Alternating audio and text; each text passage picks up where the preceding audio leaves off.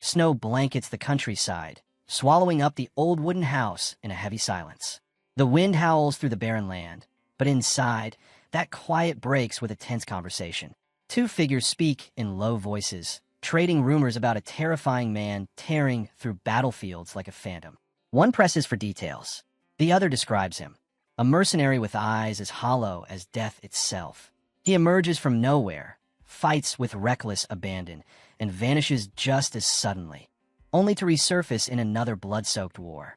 Strangely, he shows no will to live, yet never falls. The man mutters a chilling line after each clash. I've survived again, not driven by gold, nor fame. His battles seem personal, especially against the Empire. The whispers grow darker still. His true identity once belonged to royalty, a fallen prince of a lost kingdom. Far away, through endless snow, that mercenary stumbles on, seeking only death as soldiers watch from afar. His torment is plain. The phantom on the battlefield is none other than Yuri Bryal, the third prince of Bryal, the man who destroyed his family's crown and his own name with his hands. But 10 years earlier, the world looked very different. Inside the bustling Double X casino, laughter and cheers filled the night. At just 18, Yuri Bryal shone with youthful confidence, tossing dice with a grin and declaring that luck favored him tonight. Beside him, Hernando, the royal mage, watched in disbelief. Yuri won every hand, every round, as if fate bent to him. Teasingly, Hernando reminded him that despite his winning streak, Yuri was always broke. Yuri laughed it off, claiming it was nothing but blind luck, then urged his friends to keep playing. With excitement rising, Yuri demanded the stakes be doubled. Certain fortune would never betray him. But Hernando pulled him back, reminding him they had somewhere important to be. Just as they prepared to leave, a group of men blocked their path, shouting accusations of fraud. They claimed Yuri had been cheating, stealing their money through deceit. Yuri's smile vanished. His anger flared as he glared at them, demanding if they even knew who they were speaking to or the weight of their accusation. The men sneered at Yuri's bold declaration, scoffing at his claim of nobility. If he truly was a prince, they said, then they would show him no mercy. Their words cut deeper when they mocked his family, calling the royals arrogant and drunk on their own pride. Yuri's fury boiled over. With a sudden crash, he overturned the table, scattering chips and shattering glasses. Gasps filled the casino as the crowd recoiled in fear. The men froze, staring at him in disbelief. Slowly, Yuri stepped forward, crunching broken glass beneath his boots. His voice carried sharp and merciless, spitting venom as he called them nothing more than filth from the gutters. Then, with a fearless glare, he revealed himself without hesitation. My name is Yuri Bryal, third prince of Bryal. The weight of his words silenced the room.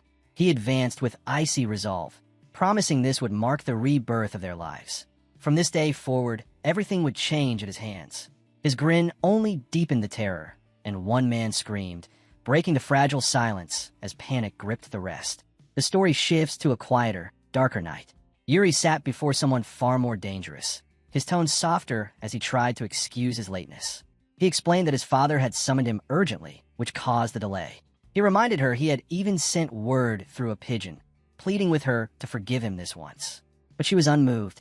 The young woman was none other than Yekaterina Ivarna-Granzian, princess of the Empire. She coldly rejected his apology, demanding if he truly believed he was the only one burdened with duties. She confessed the risk she had taken to slip away unnoticed, only to wait for him. Yuri tried to calm her, insisting he understood, but asked her to show some leniency. Desperate to win her forgiveness, he let slip something he never should have said, that with his father's reign nearing its end, he needed to tread carefully. He caught himself too late, realizing the weight of what he had revealed. Yekaterina's lips curled into a chilling smile. So I'm just other people to you? Her words cut sharper than any blade. Yuri quickly backtracked, fumbling to explain he hadn't meant it that way. But she had already made up her mind. With cold finality, she pulled the necklace he had once gifted her from around her neck and let it fall to the ground. Why give me this at all? She asked bitterly. If you can't even trust me? Yekaterina's hand loosened, and the necklace dropped to the ground with a dull clink. Her voice cut cold and sharp as she told him to give it to another woman, one he actually trusted. Without another glance, she turned away, leaving only her last words behind. Don't contact me. Not until I decide to reach out first. Yuri called after her, begging her to wait, but she never slowed, never looked back. Her figure disappeared into the night, leaving him alone. Slowly, he bent down, picking up the necklace from the floor. Staring at it, he whispered to himself, asking what he should do now.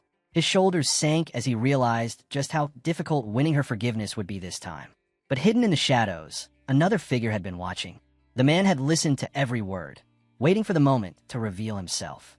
A sinister laugh escaped his lips, the sound of someone who had just found the opportunity he was waiting for. Danger had been set in motion.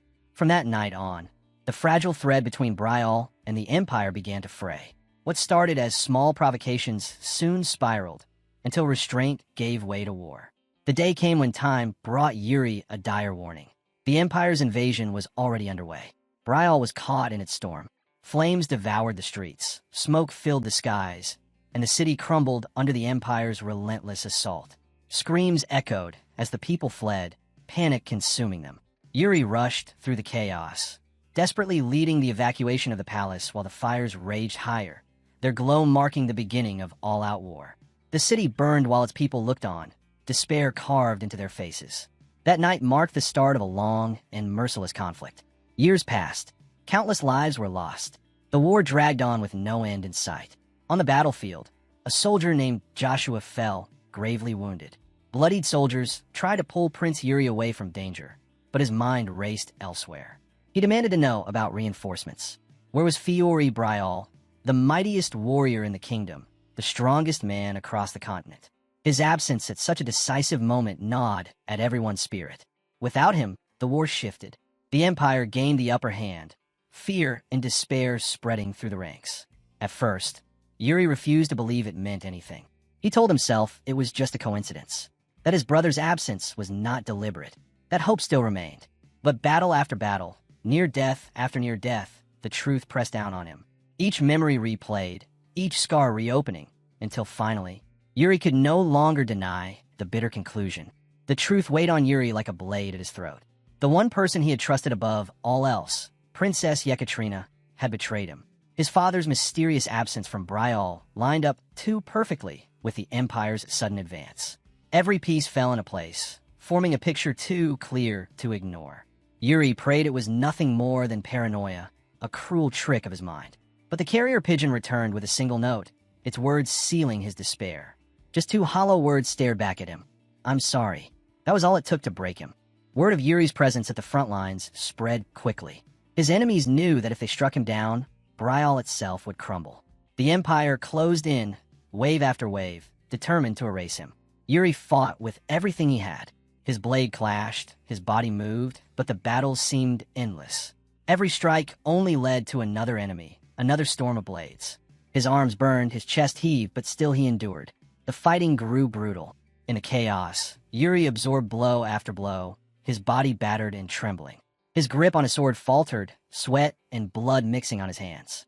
And yet, he forced himself to stand, cutting down one soldier with a final desperate strike. But his strength was fading. The Imperials had surrounded him completely, their numbers pressing in from all sides. Their eyes were locked on him, cold and resolute. He had nowhere left to run. Yuri's chest tightened, his vision blurred. Tears welled, not from weakness, but from the crushing despair of inevitability. He was trapped, facing the end. A sudden impact shook his body as another strike tore into him, sending him crashing to the ground. Pain flooded through him, sharp and unrelenting. Blood stained the earth around him. He realized in that instant there was no escape. This was where he would die. But just as the final blow neared, a soldier threw himself in front of Yuri, shielding him with his own body. The clash of steel rang out, followed by the sickening sound of a fatal wound. Yuri froze. His eyes widened in disbelief as he saw the young man fall at his feet, blood pouring from his body. "Loran," he whispered, his voice breaking. Loran, his loyal companion, looked up at him through fading eyes. With his last breath, he begged Yuri to live, to survive no matter what. The words cut deeper than any blade. Yuri's scream tore through the battlefield, echoing his grief as Lawrence's life slipped away before him. The clash on the battlefield grew harsher still. Soldiers around Yuri fought with everything they had, forming a desperate wall between him and the enemy. Their voices rang out through the chaos, urging him to flee. "Your Highness, go. If you fall here, Brial's future falls with you." Yuri hesitated, torn by guilt and rage, but the shouts only grew louder. Forced to obey, He turned and ran, the echo of their dying resistance ringing in his ears. Behind him, Imperial soldiers roared, demanding he be stopped at all costs. Later, the hunt pressed on. Imperial troops scoured the area with ruthless precision, searching every corner. "He can't be far," they growled, ordering a full sweep of the surroundings. Inside an abandoned house, Yuri crouched low, hidden between dusty crates. Through cracks in the wood, he watched their shadows pass, their footsteps drawing closer. He knew time was short. If he wanted to live, he had to break through the net and escape. But as he sat in the silence, his thoughts drifted to his father. If the king had not returned by now, then the Empire had likely already claimed him. The realization tightened Yuri's chest. Before he could finish that thought, an icy shiver shot through him. Someone was near. The door burst open. A towering Imperial soldier stepped inside, his presence filling the space with dread. Yuri's heart sank. His body felt heavy with despair, crushed by the weight of inevitability. "If I die here, Brial dies with me." His knees buckled, dropping him to the floor. Thoughts spiraled, of the knights who had already laid down their lives for him, of the friends who had fallen one by one. Tears blurred his vision as he begged silently for deliverance, for some miracle to spare him. But when he finally opened his mouth, all that slipped out was a broken whisper, an apology. The soldier advanced, but then another figure appeared before Yuri, standing firm. His voice was sharp and unwavering. "Enough. Words won't save us now. The Empire will pay for everything it's done.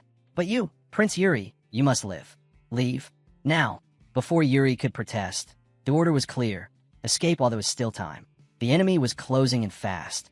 Stumbling to his feet, Yuri burst into the night, running through the forest with every ounce of strength left in his body. Branches clawed at him, his lungs burned, yet he kept moving, gasping for air as if survival itself were slipping through his fingers. But the man's command echoed in his mind with every desperate step.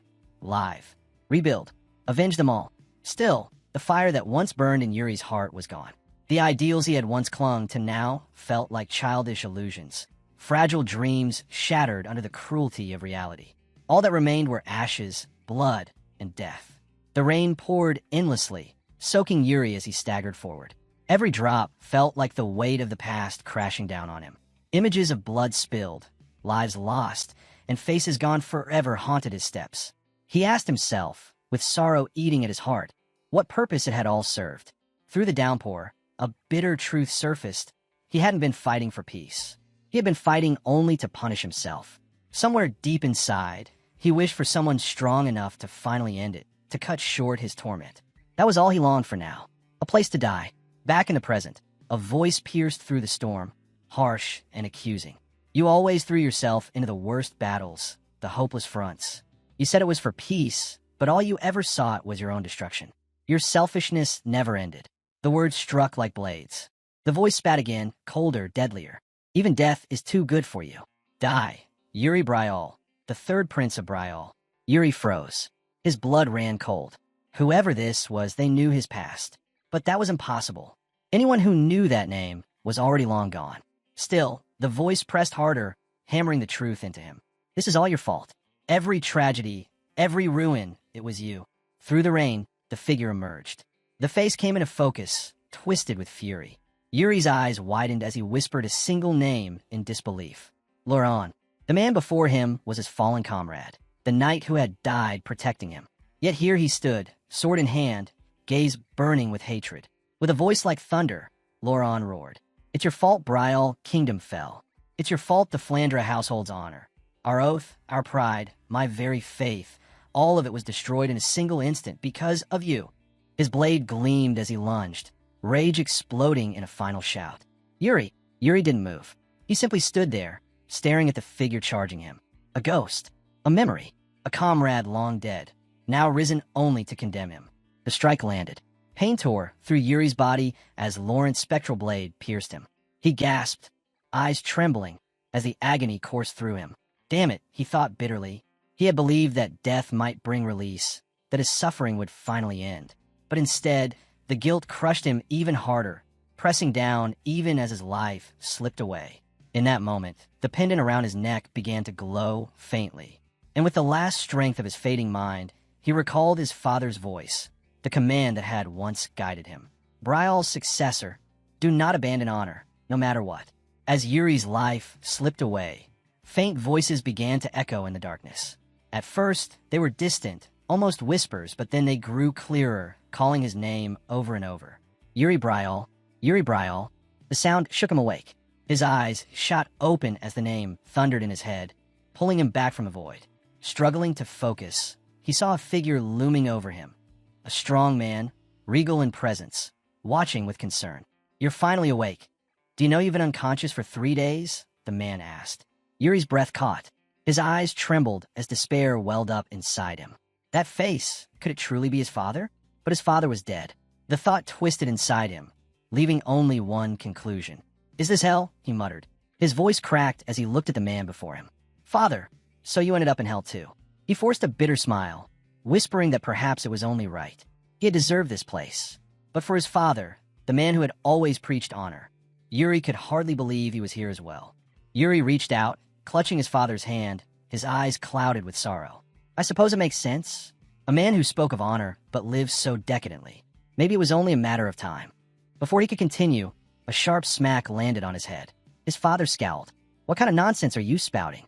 Tears stung Yuri's eyes as he looked back at him. You still haven't fixed that habit of hitting me, even in hell? Father, it's not too late. Repent. But as the words left his lips, something unusual stirred. A gentle breeze swept in, rustling leaves that drifted past the window. Yuri froze, staring in disbelief. His gaze darted outside, where sunlight spilled across the palace courtyard. Maids moved gracefully about, their steps calm, their laughter light. Everything looked normal, too normal. He saw no flames, no chains, no demons, no punishment.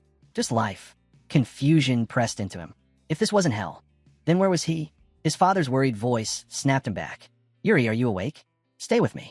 Others stood nearby, their faces just as anxious, calling his name. His vision blurred again, darkness creeping back at the edges. Their voices echoed faintly as his body gave way once more.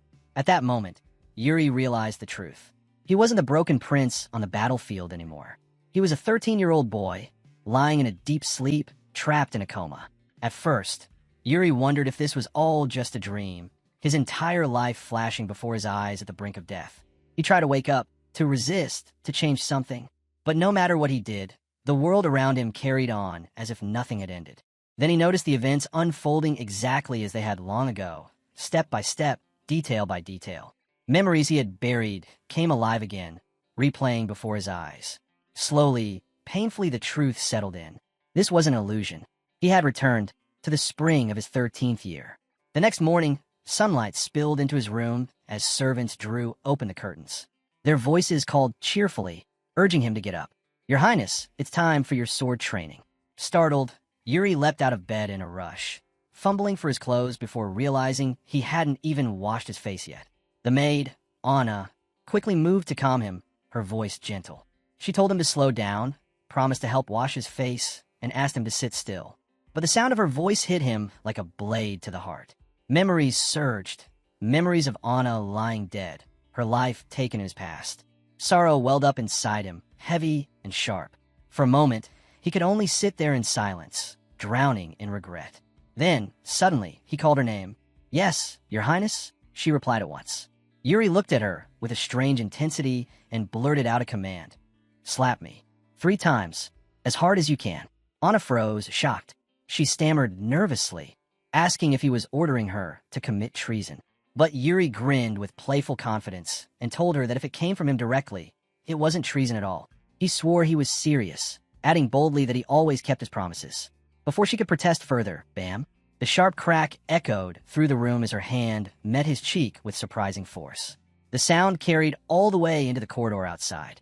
The palace day unfolded as usual, the morning air bright and calm, the atmosphere serene. In the training yard, Yuri still felt the sting of her blows, the ache on his cheek pulsing with every movement. He couldn't help but marvel at the strength she had, a detail he had never remembered so vividly before. As a few soldiers passed by, he waited for someone to ask, to show even a flicker of concern. But not one of them stopped, not one acknowledged the mark on his face. When training began, his instructor Bernard stepped in to spar. Yuri expected some reaction, some question. But Bernard, too, remained indifferent, his eyes cold, his silence unbroken. No instruction, no guidance. Only the clash of blades as their session dragged on. Yuri fought back frustration, realizing that Bernard no longer corrected his stance, no longer offered the lessons he once had. At some point, his teaching had vanished, replaced only with his hollow, wordless sparring. As Yuri clashed with Bernard in the yard, a memory surfaced, one he had long buried. He remembered the day Bernard stood before his father, reporting on his training. Bernard had admitted that Yuri was born with great talent, talent that could have been the kingdom's greatest blessing, but he wasted it. If only he had been more diligent, he could have risen to the very top. That moment struck Yuri like lightning. That's right, it was after that conversation. In his past life, he had overheard Bernard and his father speaking. Instead of using those words as motivation, he had rebelled. He grew lazy, more defiant than ever. Eventually, Bernard gave up on trying to guide him. From then on, there were no lessons, only silent sparring. And it had all been his fault. Snapping back to the present, Yuri's grip tightened on his wooden sword. He couldn't let things repeat themselves. "Bernard," he called out suddenly. The instructor looked over, eyebrow raised. Yuri straightened his stance, voice firm and steady. "From now on, I want to be trained properly. No leniency, no holding back. Yuri Bryall, will take this seriously from this moment forward." For a brief second, Bernard looked surprised. But then his expression hardened. "I don't know what brought on this change," he said. "But if that's what you want, then training will be serious. No excuses." He lifted his wooden sword, his tone resolute. "It begins now." Without warning, Bernard charged. His strikes came fast and fierce, each blow carrying the weight of years of discipline. Wait. At least go a little easier," Yuri shouted, stumbling under the barrage. But Bernard didn't slow. Not for an instant.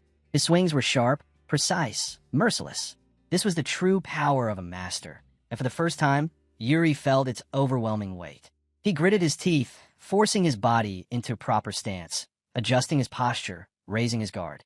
Blow after blow rained down, shaking his arms, rattling his bones. And yet he endured. A spread through him, even as he struggled. So this was the real training he had missed in his past life. This was the level of strength Bernard had always held back. By the time the session ended, Yuri's legs gave out. He collapsed on the ground, his chest heaving, sweat pouring down his face. Every muscle screamed in pain, but inside, he felt something different, satisfaction. At last, he understood the meaning of serious training. He finally had a chance to grow stronger. Flat on his back, he raised his hand toward the sky, his lips curling into a faint, tired smile. "If I keep this up, my skills will improve. My hard work will bear fruit." Despite his exhaustion, he felt the faint spark of hope for the first time in years. Bernard stood silently in the training yard, his wooden sword resting at his side. He studied Yuri closely, astonished at the sudden change in the boy.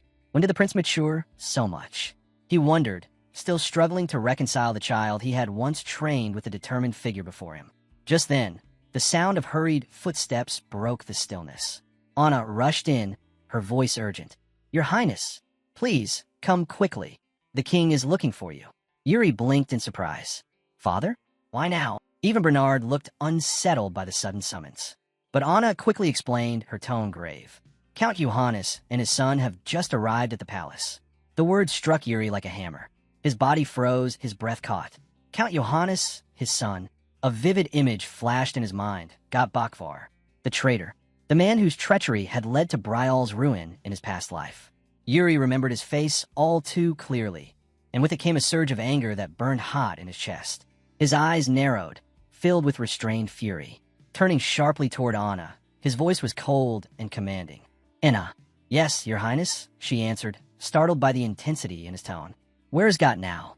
Yuri demanded, his words sharp, edged with anger. Later that evening, the royal family assembled for a banquet with Count Johannes and his son. The atmosphere was formal, but Yuri's presence was different, his expression hard, his posture unyielding as he sat across from the guests. Whispers stirred quietly around the table. Many noted the change in him. Count Johannes, in particular, eyed the prince with intrigue. "Young Prince Yuri," he said warmly, "you've grown stronger, I see. Quite the transformation." The king chuckled at the remark. Perhaps he ate something special to fuel such improvement, he teased. Laughing along, the count playfully asked if he could have some of that special thing for his own son. The king, still lighthearted, praised God's intelligence in return. Count Johannes smiled humbly. admitting his son still had much to learn. As the pleasantries passed, Got Bakvar turned his gaze toward the second prince, admiration playing on his face. His eyes glowed with open fascination. But the moment he glanced Yuri's way, he froze. Yuri's sharp glare cut into him like a blade, piercing and unrelenting. Startled, Got faltered, caught off guard by the intensity of the third prince's stare. Noticing this, the second prince leaned closer to Yuri, his voice curious and teasing. "Did something happen between you and Got?" Yuri's reply came calm, but heavy with conviction. "He stabbed me in the back once. That is something I can never forgive." The second prince blinked in surprise at such a direct answer. Then, with a wry grin, he chuckled. "So forgiving, so lovable. I can hardly believe you're truly angry with him." Yuri said nothing. He kept his silence, but inside his fury boiled hotter. Watching Got sit there, smiling with arrogance and pride, just as he had in the past, made Yuri's blood burn. Disgust welled in Yuri's chest as he watched Got sit with that same smug air, that hollow confidence he remembered so vividly from their former life. The false pride, the arrogance, it all made his blood boil. His piercing stare didn't go unnoticed. Got shifted in his seat, irritation flashing across his face. Though he couldn't understand the reason behind Yuri's eyes, his growing anger was plain. The tension thickened, hanging heavy between them. Not this time, Yuri thought coldly. I won't allow him to act so arrogantly. Not in this life. He knew what Got would one day become. The betrayer who had sold out Bryal for his own gain. Perhaps his path of treachery had begun here, in these early days of envy and resentment. That alone was reason enough to act. Yuri leaned forward, his voice sharp with mockery. "Tell me, Got, are you really as skilled with the sword as the rumors claim?" The young man hesitated, his confidence faltering. I know a little," he replied cautiously. "Why do you ask such a strange question?" Yuri's tone cut like steel. "Because this kingdom has no use for knights with such narrow thinking." Got stiffened, his voice rising defensively. "But I'm not even a knight yet." "Not yet," Yuri countered firmly. "But one day you're expected to serve this kingdom." Got nodded reluctantly, forced to agree. "Yes, that's true."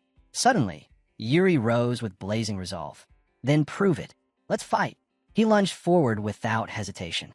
The challenge was thrown, the duel begun. Got shouted in panic, his voice a mixture of anger and confusion. "Coward! You dare attack me without warning?" But Yuri pressed on mercilessly.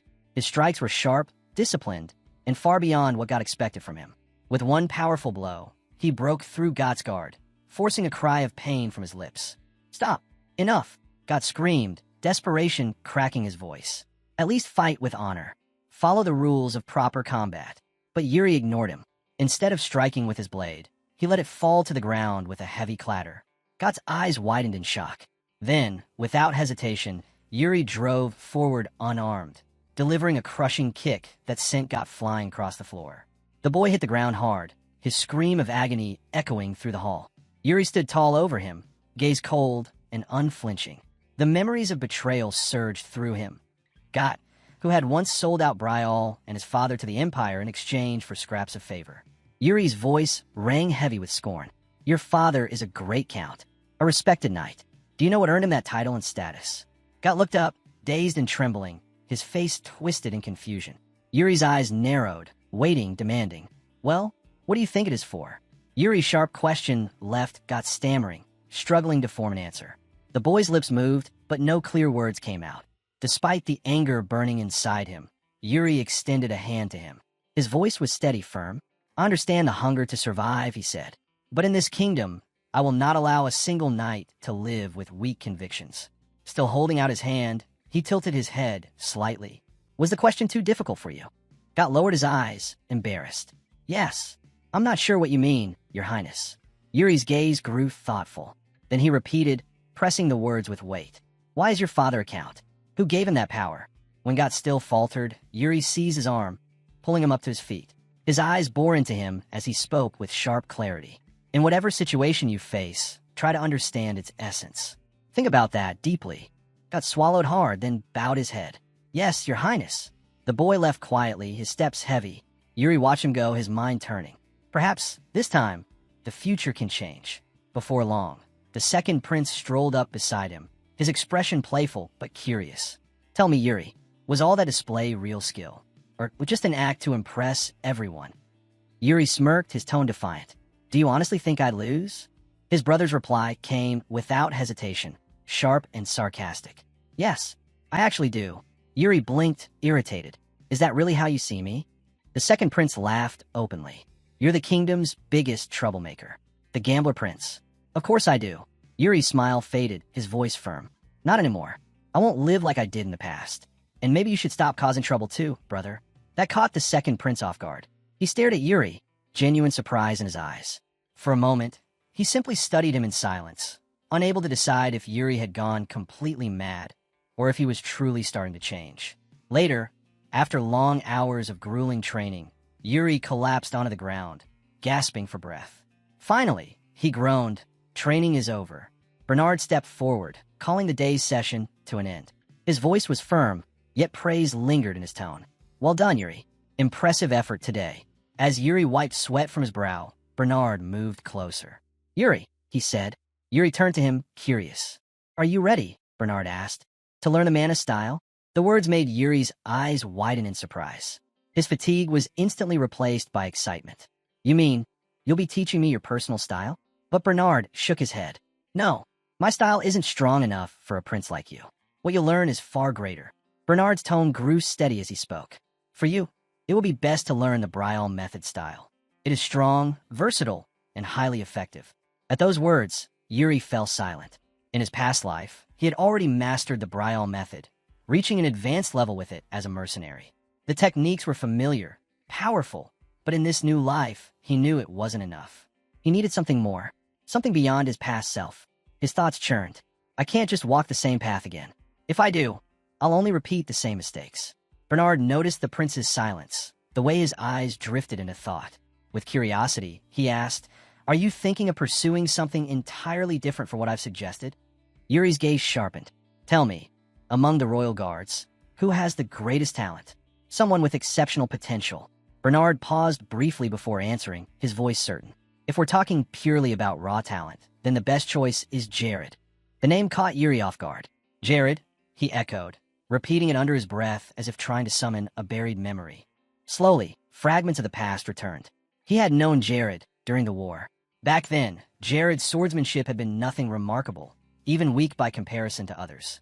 And yet, Jared had survived countless battles despite his mediocrity. How? Images flickered in Yuri's mind. The battlefield aflame, the stench of blood in the air, Jared kneeling in despair. He remembered the man's broken voice, berating himself. "If only I had trained harder. If only I had honed my talent. I could have done more." The regret was written all over him. Jared had possessed incredible potential, but he had squandered it, never investing in the gift he was born with. And Yuri remembered the bitter truth of that moment. They had both been powerless. With nothing but dull, half-trained skills, neither of them could turn the tide of war. Snapping back to the present, Yuri clenched his fists with resolve. "Not this time. Not again. I won't let it happen." His mind was set. Tonight, he would seek Jared out. He would not allow him to waste away in laziness and apathy. This time, he would drag him back onto the right path. Later, under the dim glow of the courtyard torches, Yuri found him. Jared stood in the training yard, holding his sword loosely. His eyes were dull, his stance lazy, every movement carrying the weight of boredom. He swung half-heartedly, not with passion, but as if burdened by a chore he cared nothing for. Yuri watched silently, determination hardening in his chest. This will change. Starting now, from a distance, Yuri's lips curled into a confident smile. The time had come. He would pull Jared out of his slumbering apathy and reignite the fire buried within him. The sky glowed faintly with the last light of sunset, casting long shadows across the palace grounds. The air was calm, serene, but Yuri's steps were firm as he strode toward the training yard. At the sound of movement, Rosso turned, surprised to see the prince arrive at such an unusual hour. His eyes widened as Yuri entered with a calm smile, lifting a hand in a friendly wave. "Your Highness," Rosso asked, startled. Yuri's voice carried an easy confidence. "I came to see how things are going in the training yard." Relieved, Rosso returned a smile. "We do our best, though of course we're nothing compared to you, Prince Yuri." Yuri chuckled softly, then turned his gaze toward the men. The soldiers were training with unusual energy, each strike and movement filled with determination. Not bad, he thought, impressed. They look more motivated than I remember. Then his eyes sharpened. "Where's Jared?" Rosso pointed toward the far edge of the yard. smiling. The new recruit is over there. Yuri followed the gesture, and there he was. Jared moved with sluggish indifference, his sword strokes empty, his stance careless. Bernard's words rang true. Training is meant to push one past their limits. But this is nothing. Yuri's chest tightened with disappointment. Jared's once sharp potential had dulled, left to rust from neglect. "Bring me a wooden sword," Yuri said suddenly. Rosso blinked, surprised. "Who do you intend to spar with, Your Highness?" Yuri's smirk was sharp, laced with sarcasm. He pointed directly at Jared. "That slacker." A stir rippled through the yard. Soldiers dropped what they were doing, eyes fixed on the unexpected match. Whispers spread quickly, excitement buzzing. Some began to cheer for Jared, the new recruit, encouraging him to give it his all. In the center of the yard, Yuri stood tall, facing Jared with unwavering confidence. His voice rang out clearly. "I've heard you're extremely talented. Show me what kind of knight you really are." He tilted his head with a playful smile. "Don't disappoint me." Jared hesitated, his hands tightening around his sword. Nervousness flickered in his eyes. Finally, he swallowed and nodded. "Why, yes, Your Highness. I'll do it." Before the tension could settle, Yuri moved.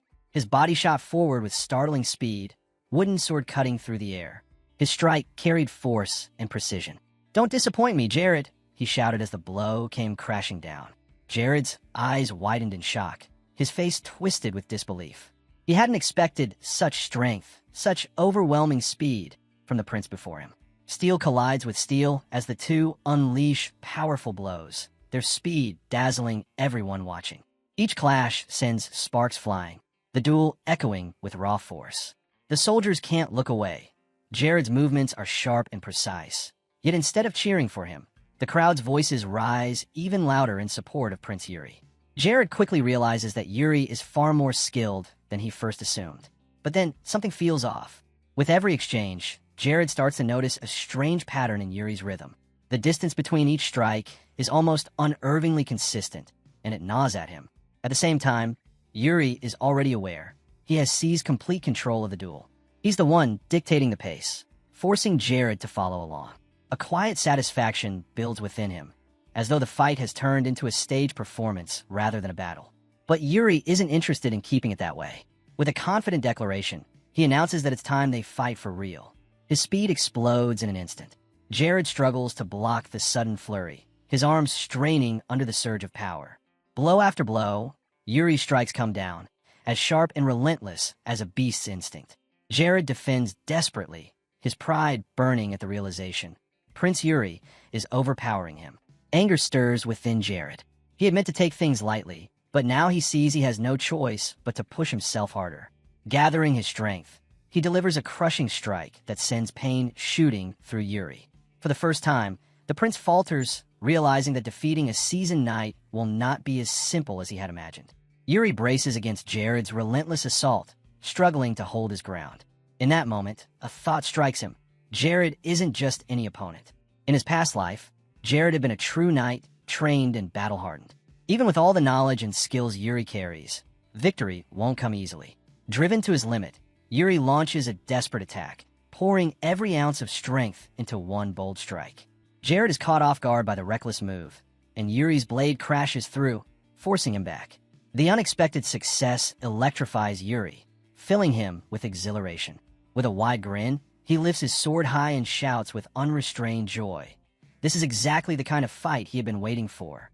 The soldiers around the yard can hardly believe their eyes. Prince Yuri has actually landed a strike on Jared. Their voices rise in awe, praising the young prince with admiration. Yuri tilts his head slightly and asks if Jared has been holding back on purpose. Jared meets him with a hard, unyielding look and replies firmly that he has not been going easy at all. Still, unease creeps in his chest. He had been pressing the attack earlier, but now, somehow, he feels as if he is the one being driven into a corner. Yuri lunges again, unleashing a heavy strike that narrowly misses its mark. A flicker of frustration passes, but Yuri simply smiles, remarking that the blow was close enough to count. Jared stands in the yard's center, his irritation mounting as exhaustion weighs on him. The soldiers shout in confusion, questioning his strange behavior, wondering aloud if he has lost his senses. Then, in a shocking turn, Jared reveals a weapon cloaked in energy, a man blade. Gasps ripple through the crowd, horror etched on every face. The soldiers cry out in alarm, urging him to stop, reminding him that he is crossing blades with the third prince. Without hesitation, Yuri charges forward once more, his determination undeniable. His words ring out for all to hear. This duel will not be stopped. Steel crashes against steel as they resume, their strikes carrying immense power. Each collision sends a shiver through everyone watching, the tension thick in the air. Jared can feel it clearly now. Prince Yuri is not like him. The prince is pushing himself past every limit, fighting with reckless abandon and unstoppable will. Fear and awe twist inside Jared as he witnesses Yuri drive himself beyond his natural capacity, each swing fueled by sheer determination. The entire yard watches, stunned by the third prince's astonishing resolve. Jared struggles to withstand Yuri's relentless assault, barely managing to parry each strike. The two draw dangerously close, their blades locking as sparks burst into the air. Yuri pushes himself past exhaustion without hesitation, teetering on the edge of collapse, yet still pressing forward with unstoppable force. The clash halts for a brief moment, leaving them face to face. Silence spreads across the training yard, every soldier holding their breath. Both men can see it in each other's eyes, an unshakable resolve, a refusal to give in. Jared feels something stirring within him. His blood surges, his heart pounds with a rush of adrenaline unlike anything he has ever known.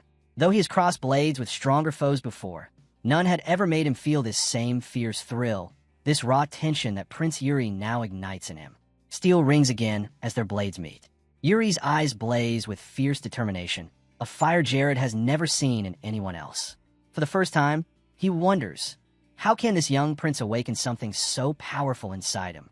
Yuri doesn't slow. His attacks grow sharper, faster, more aggressive, still brimming with energy and resolve. He forces Jared backward with another crushing blow. Jared realizes the truth. He cannot afford to hold back any longer.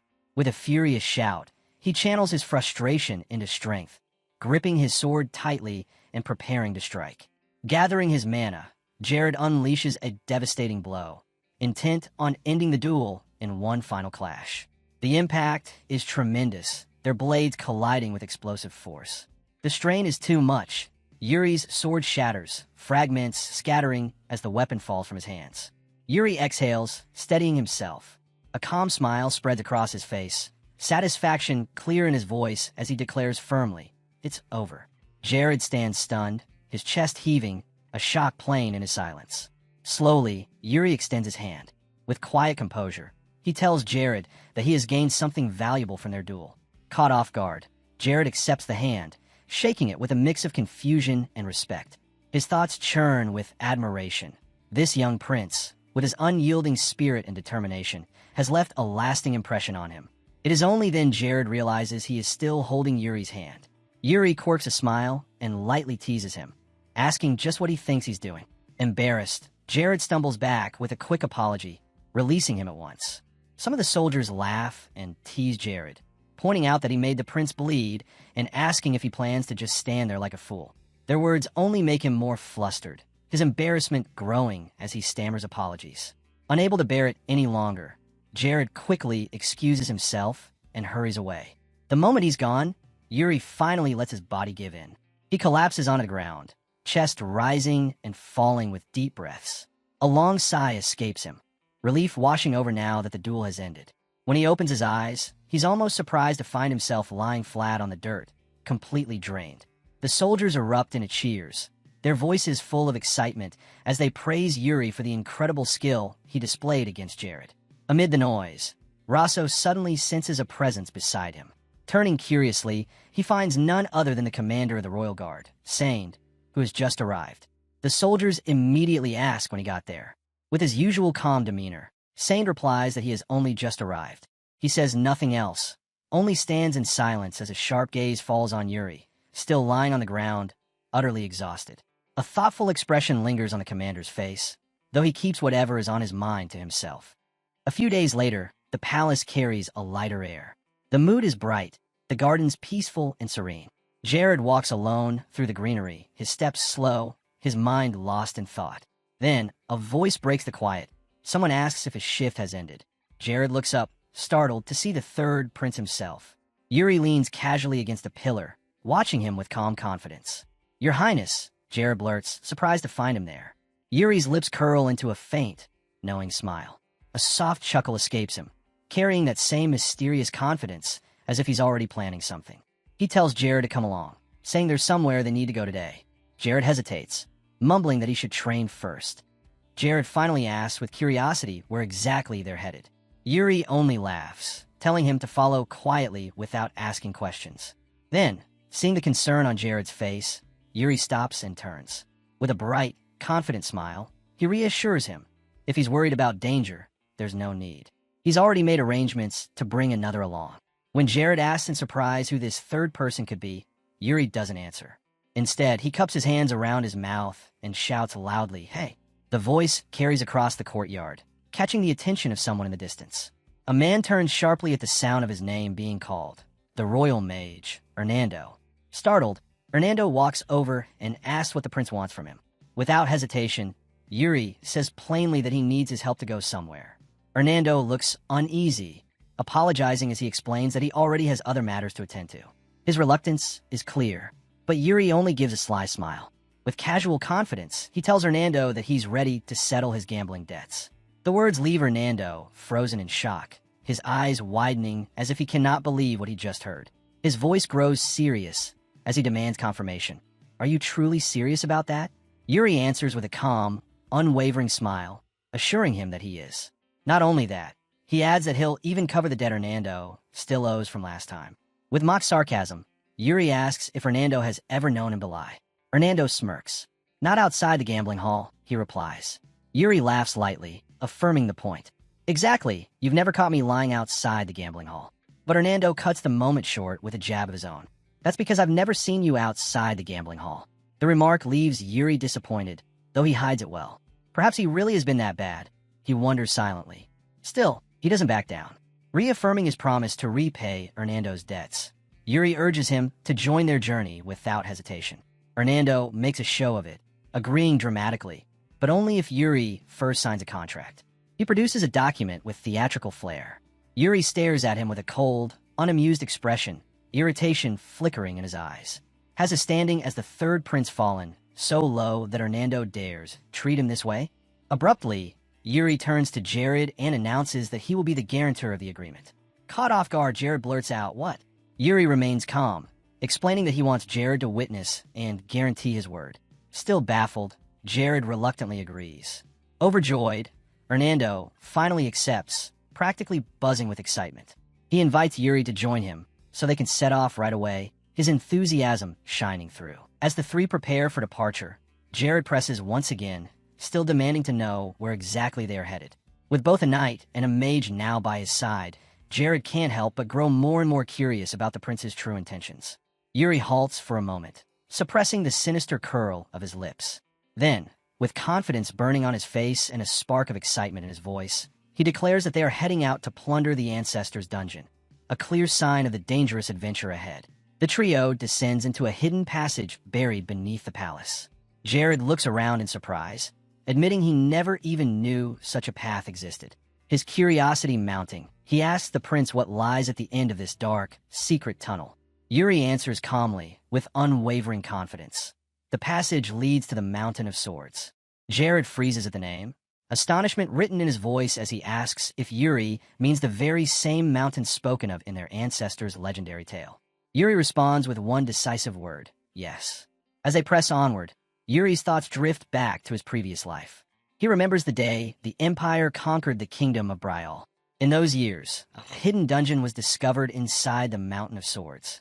Within it lay the archaeological remains of the first ancestor of the Brial family, treasures and relics of unimaginable worth. What had once been only a secret escape, route became the path to priceless swords and artifacts, which the Empire then seized and used for their own gain. The memory is bitter, but Yuri steels himself. In this life, he will not turn back. He will not flee. This time, he will stride forward with all the strength and resolve he possesses. He swears to claim his ancestors' legacy with his own hands and restore it to his kingdom. At last, the three emerge from the tunnel into a dense forest bathed in breathtaking natural beauty. Yuri steps out first, cautiously scanning the surroundings, with Jared and Hernando close behind. Hernando looks around and mutters that this path should lead straight to the Mountain of Swords. Narrowing his eyes, he then questions how Yuri managed to obtain the key to such a secret passage, since it is supposed to be a rare artifact. Yuri silently recalls the memory. How, in his past life, he discovered the key hidden in a corner of the study, yet failed to understand its use until it was too late. That mistake had cost him dearly, but this time he knows better. His voice cuts sharply as he tells Hernando it's none of his concern. They continue forward. Suddenly, Hernando lets out a startled cry. Ah! As sharp leaves slice into his skin. Yuri turns back briefly, advising him to be more careful. The plants in this forest have razor-like edges, he explains, and Hernando should stay close to avoid further harm. Yuri resumes his cautious lead while Hernando lingers behind, watching him quietly. Then Hernando turns his gaze toward Jared and calls out, "Sir Jared." Jared, curious, responds. Lowering his voice, Hernando leans toward Jared and quietly asks if the prince has taken anything strange recently, clearly baffled by Yuri's recent behavior. Before Jared can answer, Yuri's sharp voice cuts through the air, calling out for them both to hurry. Hernando smirks faintly, remarking that no matter how much the prince changes, his temper remains exactly the same. But suddenly, Yuri halts in his tracks and orders them both to stop. His eyes narrow. Danger is close. Up ahead, a pack of massive direwolves prowls the path. Dozens of glowing eyes move in the shadows, their hulking shapes slipping silently between the trees. Yuri warns his companions that wolves always travel in packs, which makes it impossible to know their true numbers. Hernando looks at him in surprise, blurting out a question. How does the prince even know that? Calmly, Yuri replies that he read it in a book. The answer stuns Hernando. He repeats the words with disbelief. Because you read a book? Yuri doesn't even bother to acknowledge him this time. Instead, he commands them to move quickly and quietly while the wolves remain unaware of their presence. Hernando obeys reluctantly, muttering under his breath, unsure if this plan is wise. Then, crack, his foot snaps a branch beneath him. He freezes, laughing nervously to mask his mistake. In an instant, a massive wolf leaps from behind, its fangs bared as it lunges straight for Hernando. Jared reacts instantly, shouting out, "Sir Hernando!" His blade flashes with mana as he intercepts the beast mid-air. With one decisive strike, he slams the wolf into the ground, its body collapsing with a heavy thud. Yuri's eyes gleam with approval. He praises Jared's swift reaction, noting how skillfully he used mana techniques to pierce through the wolf's dense fur. But his tone hardens. This is far from over. As if to prove his point, more glowing eyes ignite within the dark forest. The air grows heavy with menace. Yuri warns them that their clash has drawn out the alpha, the leader of the pack. The massive wolf steps forward, towering over the rest, and raises its head high. A chilling, thunderous howl splits the night, summoning every wolf to its side. In moments, the trio is surrounded. A sea of snarling fangs and glowing eyes closes in from every direction. Jared steps forward, sword drawn, its blade burning with a blue aura of mana. He orders Yuri and Hernando to stay directly behind him. The wolves advance with savage growls, ready to tear them apart. Two charge head-on, springing with terrifying speed. But Jared holds firm. With controlled power, he meets their assault, his blade flaring with magical energy as he blocks both in one sweeping strike. The force of the blow hurls the wolves back, their snarls cut short as they crash into the ground. Hernando watches Jared fight with keen interest, then remarks with admiration that his skill is exactly what one would expect from a Royal Garderball. Yuri nods in agreement, acknowledging Jared's competence. But he quickly adds that while Jared's abilities are impressive, they alone aren't enough to overcome this threat completely. By now, Jared's movements are beginning to slow. His muscles strain, his breathing grows heavier, fatigue is setting in. Yuri turns his gaze toward Hernando and calls his name. Yes. Hernando responds instantly. Yuri reminds him of the trust the king has placed in his abilities, declaring that now is the time to prove that trust true. With a confident grin, Hernando steps forward. Power surges from him as he promises to unleash his full combat magic to deal with the wolves. Jared looks at him in shock, his voice uncertain as he demands to know what Hernando means by such words. Before he can finish, a sudden eruption of fire explodes from Hernando's staff. Flames roar outward in a devastating blast, engulfing the wolves that had been pressing Jared. The combined force of the fire and Jared's mana-infused sword strike throws the beast back with overwhelming power. Jared barely manages to leap aside, avoiding the flames' scorching aftermath. The blaze intensifies, triggering a second explosion that tears through the battlefield, scattering the pack completely. The sudden inferno clears their path, granting the three companions a narrow escape from danger. As the sun dips low on the horizon, they finally reach their destination. Yuri speaks first, admitting with surprise that he hadn't expected to face anything beyond wolves along the way. Jared agrees, noting that the battles delayed them, but expresses relief that they've at last arrived. They stand at the peak of Sword Mountain. Yuri declares firmly that this is indeed the summit they've been striving toward. But Jared frowns, voicing doubt. There are no ruins, no markings, nothing to indicate the presence of the legendary site. Despite the absence of any signs, Yuri insists he is certain. He begins searching the ground, repeating with conviction that something must be here. His determination wavers slightly as he looks around, confusion mixing with impatience. Then, among the rocks, a glimmer catches his eye. A faint shimmer of light. Yuri's voice rises with excitement. He's found it. He rushes to the sparkling object, calling out for Jared to help him pull it free. Jared turns to Hernando for assistance, but the mage recoils with a frown. With an almost offended expression, he insists that for a mage, harming one's hands is considered a serious disgrace. Undeterred, Yuri focuses on the strange shape half buried in the earth. Reaching down, he grips it tightly and uncovers a peculiar sword, its hilt adorned with a radiant red gem, glowing faintly as though alive. Yuri pulls the sword free with ease, lifting it before him. Its radiant gleam surprises him, brighter and sharper than he expected. Hernando's eyes widen as he mutters in astonishment that the blade looks almost new, far too pristine for something buried for so long. Yuri studies it more closely and notices a single word etched into the metal: guilty. The strange inscription leaves him puzzled, silently questioning its meaning. Jared steps forward, his voice low but firm, asking if this could be the founder's long-lost legacy. Yuri shakes his head slightly, uncertain. "I don't know," he admits. Before any of them can dwell further, the ground rumbles beneath their feet. The tremors grow stronger, the earth cracking open around them. Instinctively, all three ready themselves, weapons and magic at hand. But Yuri only smiles, steady in the chaos, declaring that they are about to learn the truth. The rumbling escalates into a violent quake. The ground splits apart in jagged cracks until the earth beneath them gives way entirely. With a deafening roar, the floor collapses, swallowing them whole. The three scream as they plummet into the darkness, falling into an unknown abyss. The impact is brutal. Yuri regains consciousness first, his body sprawled on the cold floor of a strange underground cavern. He notices Jared beneath him, faint mana still shimmering faintly around his form, a barrier he had conjured to protect himself during the fall. Yuri smirks softly to himself. Not bad at all, he thinks, impressed by Jared's reflexes and quick defense. Hovering down lightly, Hernando descends using his magic, remarking with unease that this place goes far deeper than he imagined. Yuri turns a cold gaze toward him, scolding in a flat tone that instead of protecting himself, he should have been thinking of helping the others. Hernando lets out an awkward laugh, scratching his head. "It was an urgent situation," he mutters, clearly embarrassed. Then his expression suddenly shifts. His eyes widen in shock as he stares into the darkness beyond them. His voice trembles as he cries out, warning Yuri of something ahead. Yuri narrows his eyes, dismissing him with irritation. Changing the subject won't work. But Hernando shakes his head furiously. "I'm not joking. It's a ghost." Yuri turns sharply, and his breath catches. From the shadows, a figure emerges.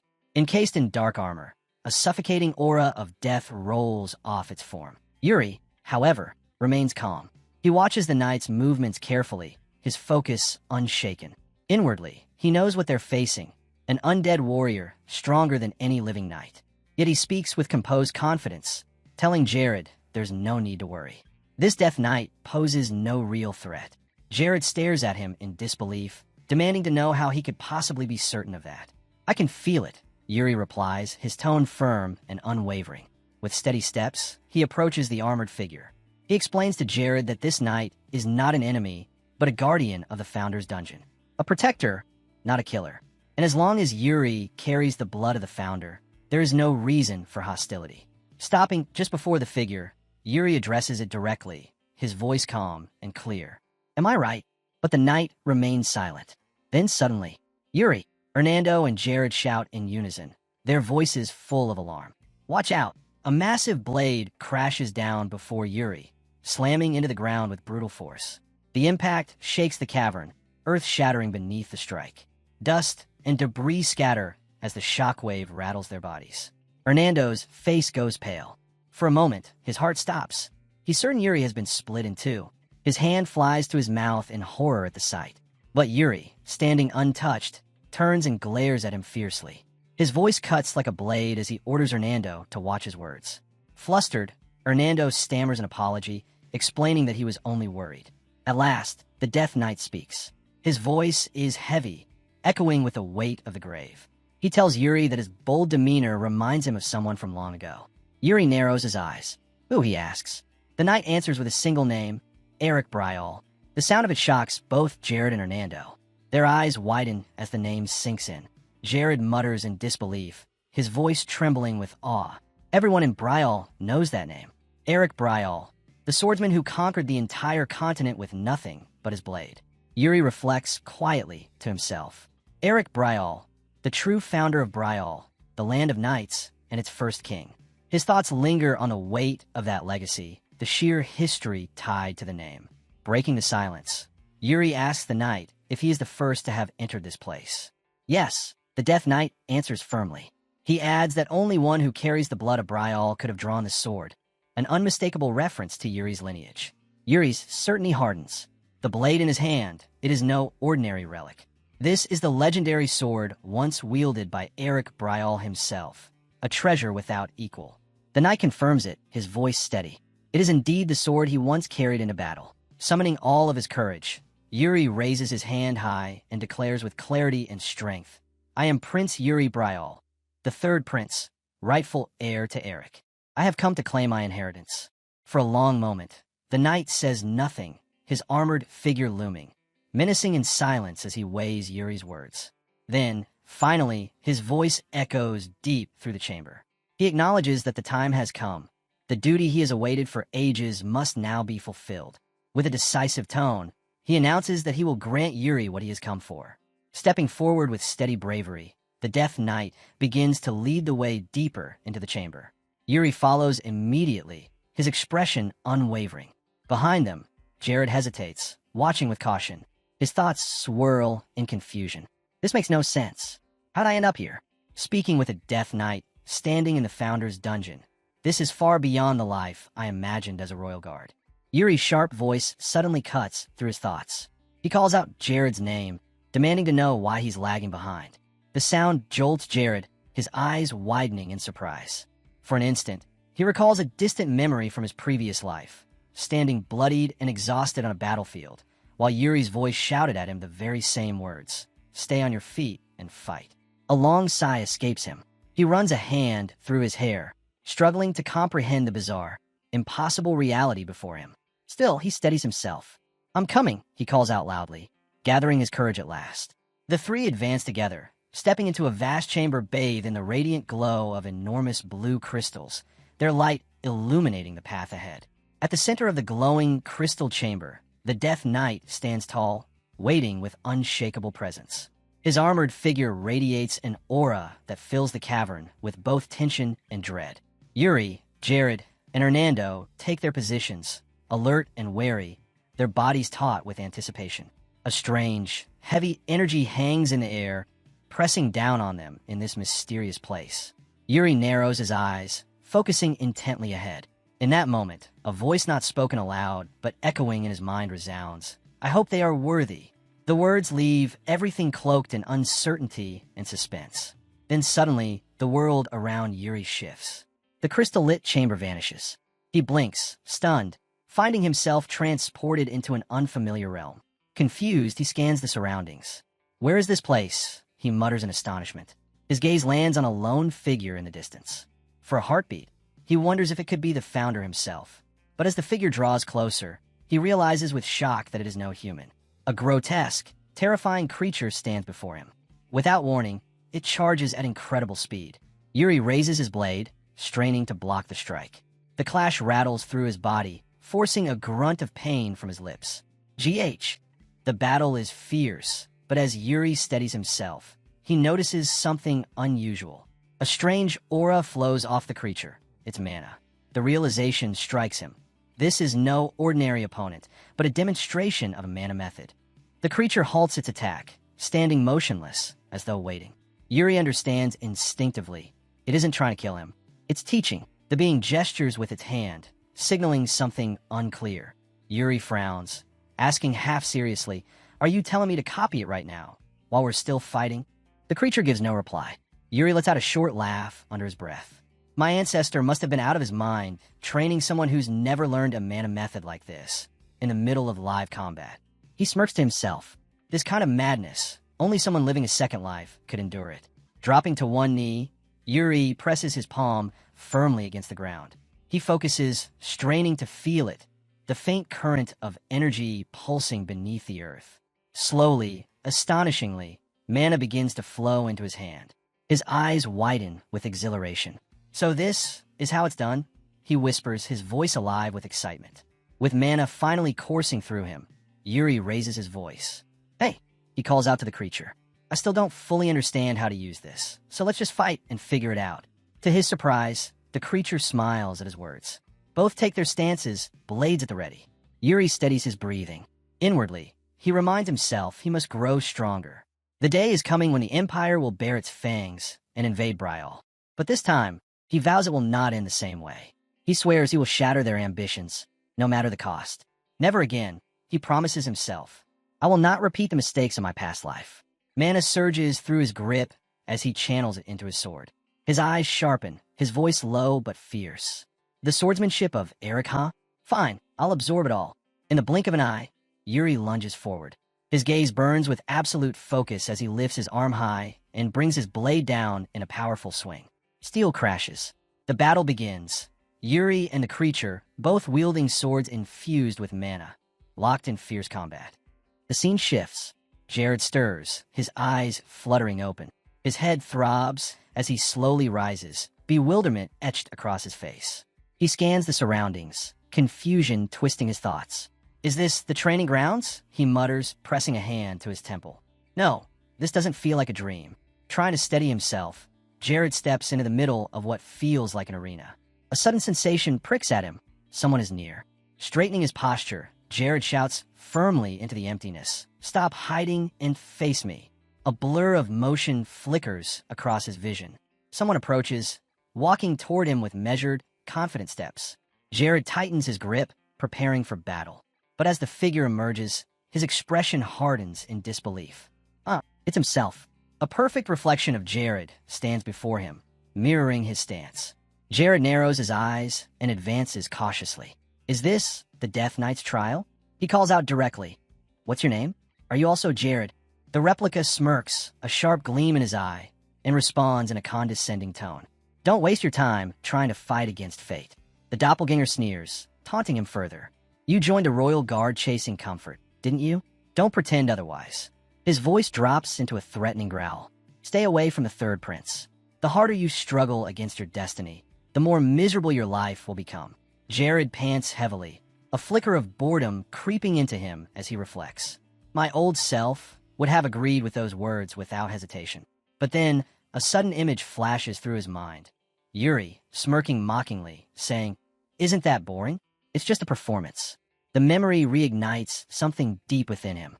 Jared straightens, his lips curling into a confident smile filled with defiance. He tells his opponent that it's clear he doesn't understand, probably because he's nothing more than a fake copy. His voice hardens as he continues. "Once a sword is swung, it cannot be taken back.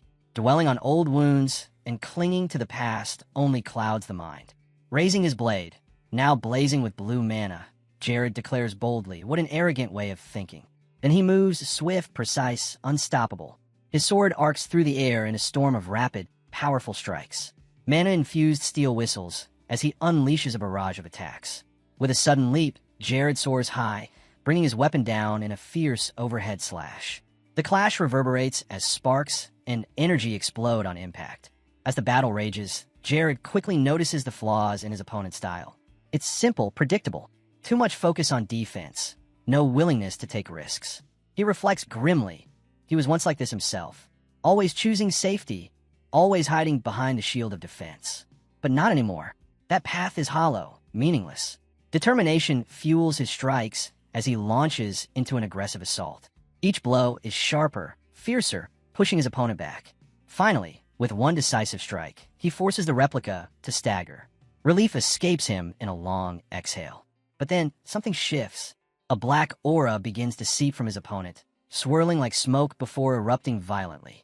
The figure's form twists and expands until a massive, nightmarish entity emerges, cloaked in terrifying darkness. Jared's eyes widen. Is this his true identity? The monstrous sight threatens to shake his resolve, but he steadies himself. Appearances mean nothing. What matters is will. And as his grip tightens, Jared reminds himself, Prince Yuri must be facing his own battle right now. With fierce determination, he begs silently, "Please, overcome this, Your Highness." He raises his sword, gathering every ounce of strength for a devastating strike.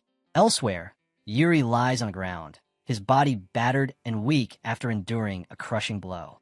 Exhaustion presses down on him, every limb heavy, his breath ragged. The creature looms above, sword raised high. Its shadow swallows Yuri as it prepares to deliver a merciless finishing strike. The blade plunges downward, a lethal blow aimed at the motionless prince who can no longer move. At the very last moment, Yuri tightens his grip on his sword despite his battered body and the unbearable pain. He pours every ounce of strength and mana he has left into one final strike. The counterattack explodes with overwhelming force, hurling the Death Knight backward.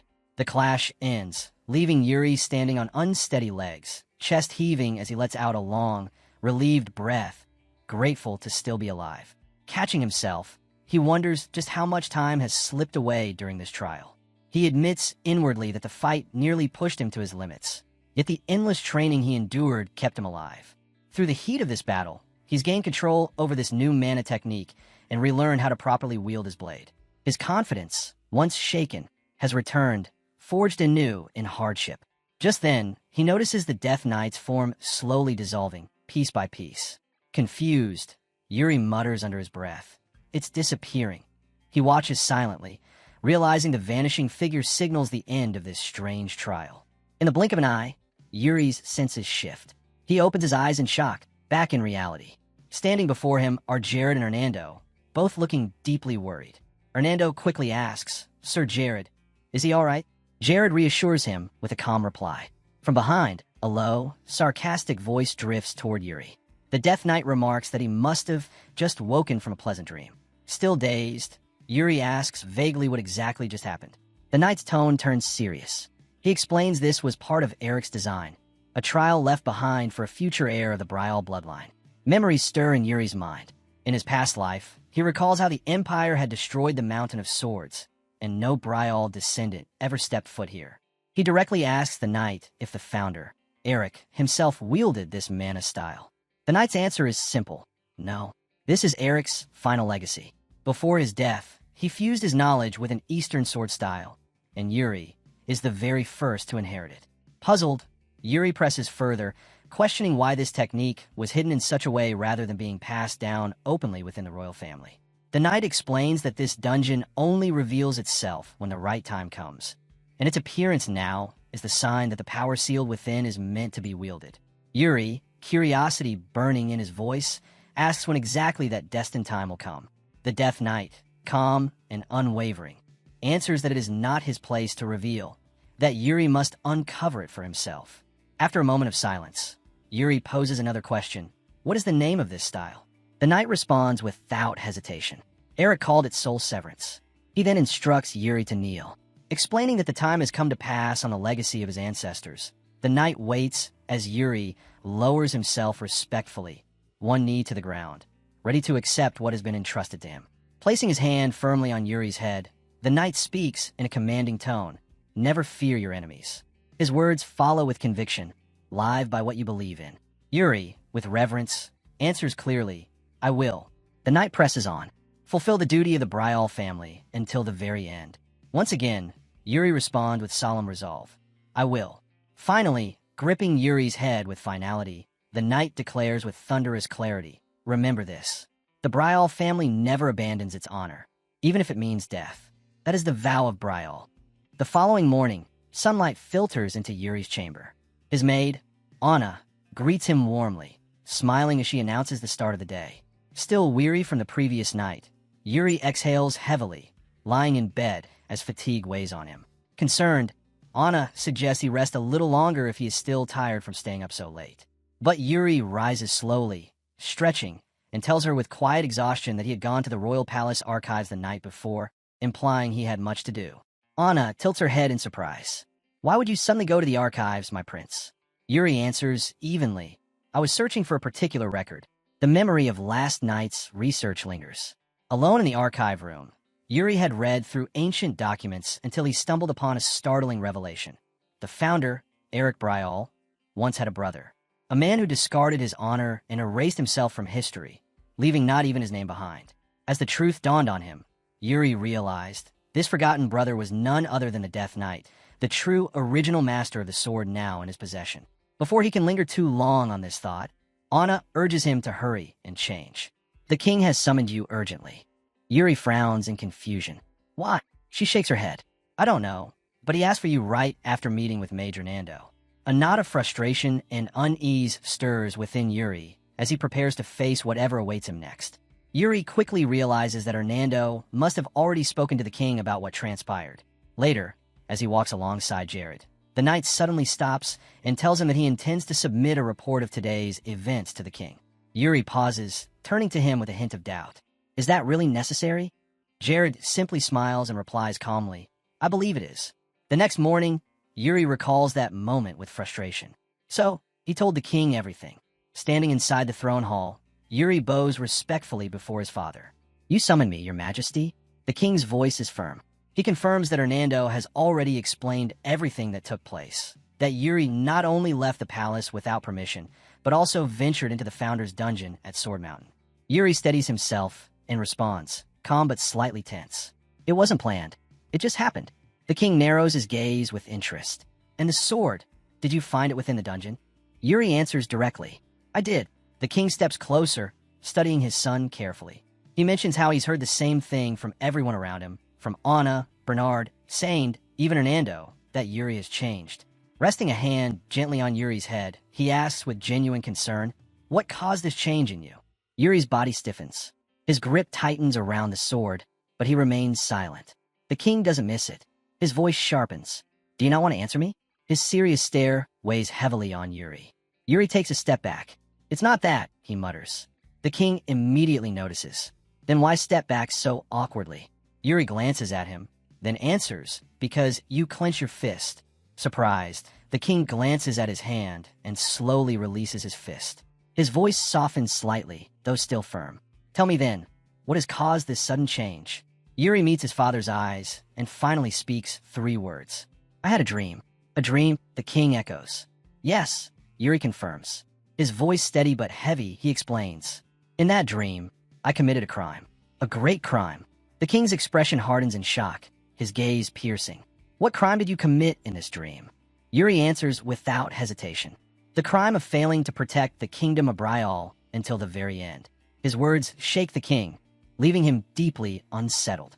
Yuri continues, his tone calm but tense. He describes how, in that dream, the kingdom of Bryall was engulfed in a massive war, one that devoured countless lives. No matter how hard he tried to alter the outcome, he failed every time. In the dream, after the kingdom's collapse, Yuri is forced to flee. Stripped of all honor and dignity, he eventually meets a tragic end. With sorrow in his voice, he explains to his father that when he awoke, the blue pendant, his mother's gift, was gone. The memory of it is vivid, and its disappearance weighs heavily on him, filling him with unease. He tells the king he believes the dream may have been a warning from his mother about what lies ahead. The king's concern deepens. "Then tell me, what causes the kingdom's downfall in your dream?" he asks firmly. Yuri begins to answer but falters, hesitating. It feels too soon to mention the empire, especially since he is already taking steps to change the future. If things go differently this time, perhaps the empire won't invade. After a pause, he finally replies with uncertainty. "I don't know for sure, only that it was some unknown army." The king remains silent, his expression grave as though lost in his own thoughts. At last, he says quietly that he cannot tell if what Yuri saw was nothing more than a nightmare or truly a warning from his late mother, Lily. But one thing brings him relief. that Yuri seems to be doing better. Am I really better? Yuri questions himself in silence. The weight of his past still lingers. The bloody memories, the failures, the guilt. He knows he is only pushing forward in an attempt to atone. Breaking his thoughts, the king suddenly speaks. There is something else we must do. Bring your sword. The order sparks Yuri's curiosity. King Fear Bryal, renowned across the continent as a man of unparalleled strength, his feats legendary. It is said he showed power even as a child, walking before others his age. A pioneer in many fields, a warrior without equal, he earned his reputation through countless battles. Now, he stands as the strongest among the top 10 warriors of the continent, known to all as its greatest swordsman. Yuri finds himself in a place he has never entered before, his father's personal training hall. "This is my first time here, father," he says aloud, observing the grounds. The king looks at him steadily. "I have always believed none of my sons carry true talent with the sword." Yuri answers calmly, with newfound confidence. "I believe I am very gifted." The king's lips curl into a faint, mocking smile as he repeats the word. "Gifted." Drawing his massive blade, he pointed directly at Yuri, his tone sharp. "Then tell me, how do you define a swordsman's talent? Is it strength, speed, reflexes, or wisdom, perhaps?" Without waiting for a response, he answers his own question with a firm voice that cuts through the air. "No." His declaration crushes the image Yuri had built up in his mind, leaving no room for illusions. Yuri stands frozen, his mind reeling in shock at his father's words.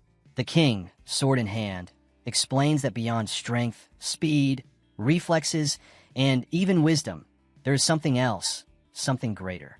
A force that drives a person beyond their limits. His voice carries a weight that fills the training hall. It is stronger than fear, stronger than duty. Yuri stiffens as he feels his father's aura shift. It grows heavier, sharper, so intense it shakes him to his core.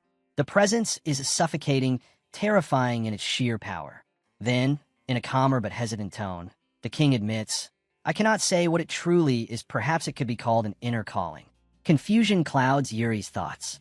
He grips his sword tightly, his voice uncertain. A calling? Is it something like destiny? The king pauses, eyes narrowing. Perhaps it is. Perhaps it isn't. His answer remains deliberately unclear. Yuri lowers his gaze, his thoughts drifting. In his past life, fate had denied him the path of a swordsman. He had never carried the blade as his destiny. But now, standing here again, he wonders, could this life be different? Could fate have given him another chance? His father's voice breaks through his thoughts, sharp and demanding. "What do you believe? Do you think you're meant to carry the sword? Can you hear the calling that binds you to the blade?" The king's aura presses harder, his tone intensifying.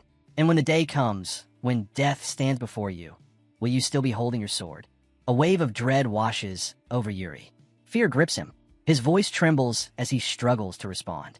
I don't feel any." The words collapse in his throat. Anxiety overtakes him, his chest tightening as the oppressive aura crushes him. He stumbles back, panic setting in.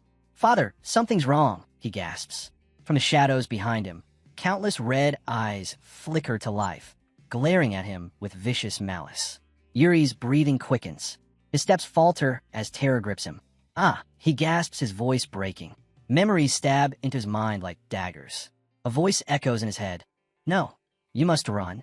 Run, prince." The scenes grow darker, bloodier. Screams echo all around him. People cry out for help, their voices desperate, begging him to save them. The kingdom burns before his eyes. Fire consuming towers, walls, and streets. The battlefield is painted red as soldiers fall one by one, their cries swallowed by chaos. The flames rise higher, swallowing everything in their path. War, death, destruction.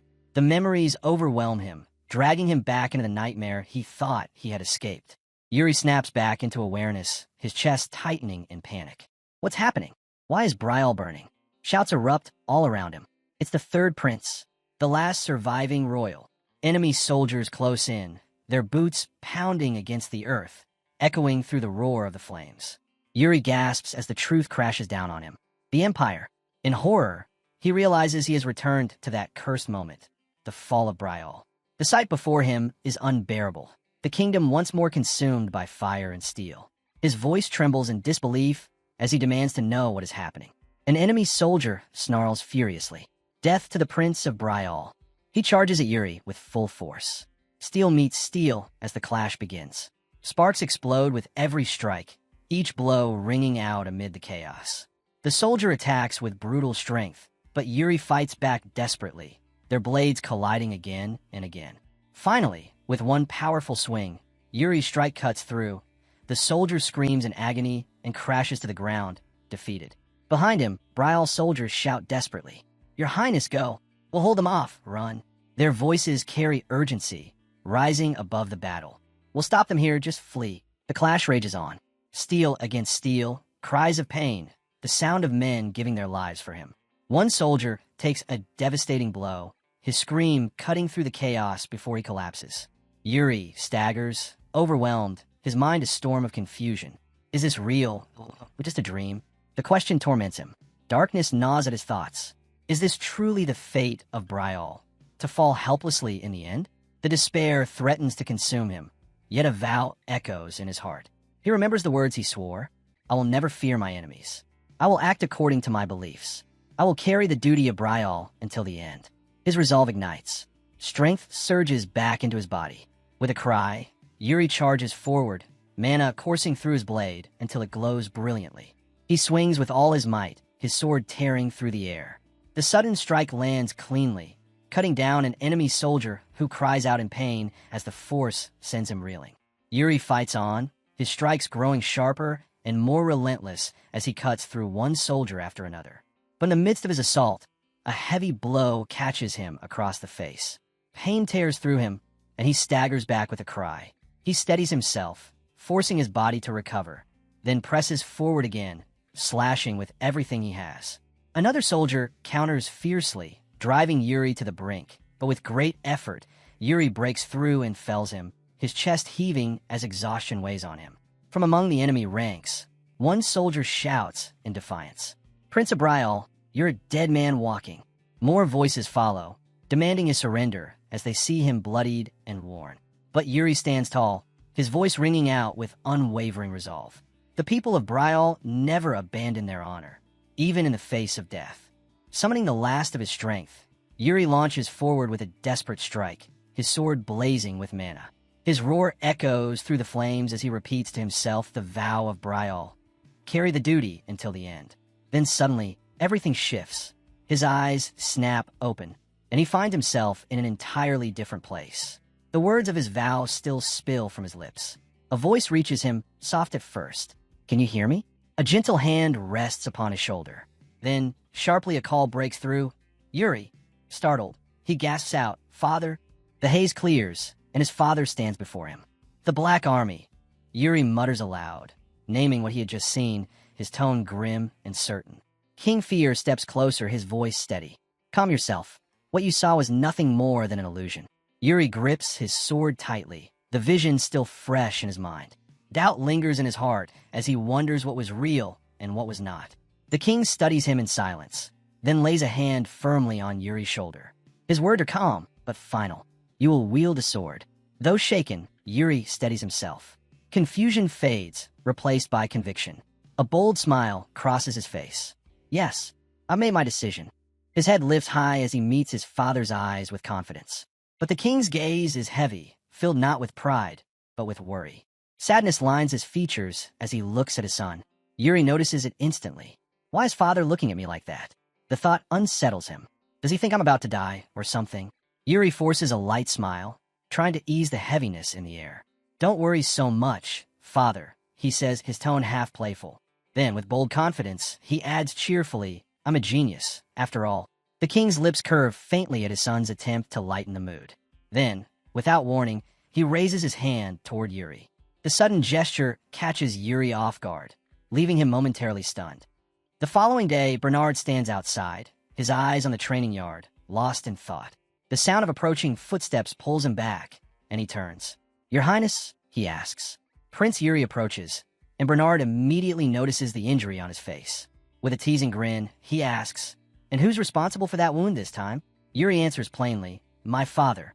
Bernard chuckles. His Majesty must have been harsher than usual, but that doesn't mean I'll be going easy on today's training. Yuri lets out a clear sigh. I know that very well. As they speak, Yuri reflects silently, realizing Bernard's presence in Brial is tied directly to his father. After a pause, he asks openly, "Is your staying in Bryall conditional on a duel with my father?" Bernard answers honestly, yes. Yuri presses further. "Then, would you stay if I asked you to, even without a duel with him?" The question takes Bernard by surprise. He stares at Yuri, astonishment plain in his eyes. After a moment, a smile spreads across his face. "No." The bluntness stings Yuri, though he hides his irritation. Bernard, noticing, continues calmly. "It almost sounds like you want me to stay."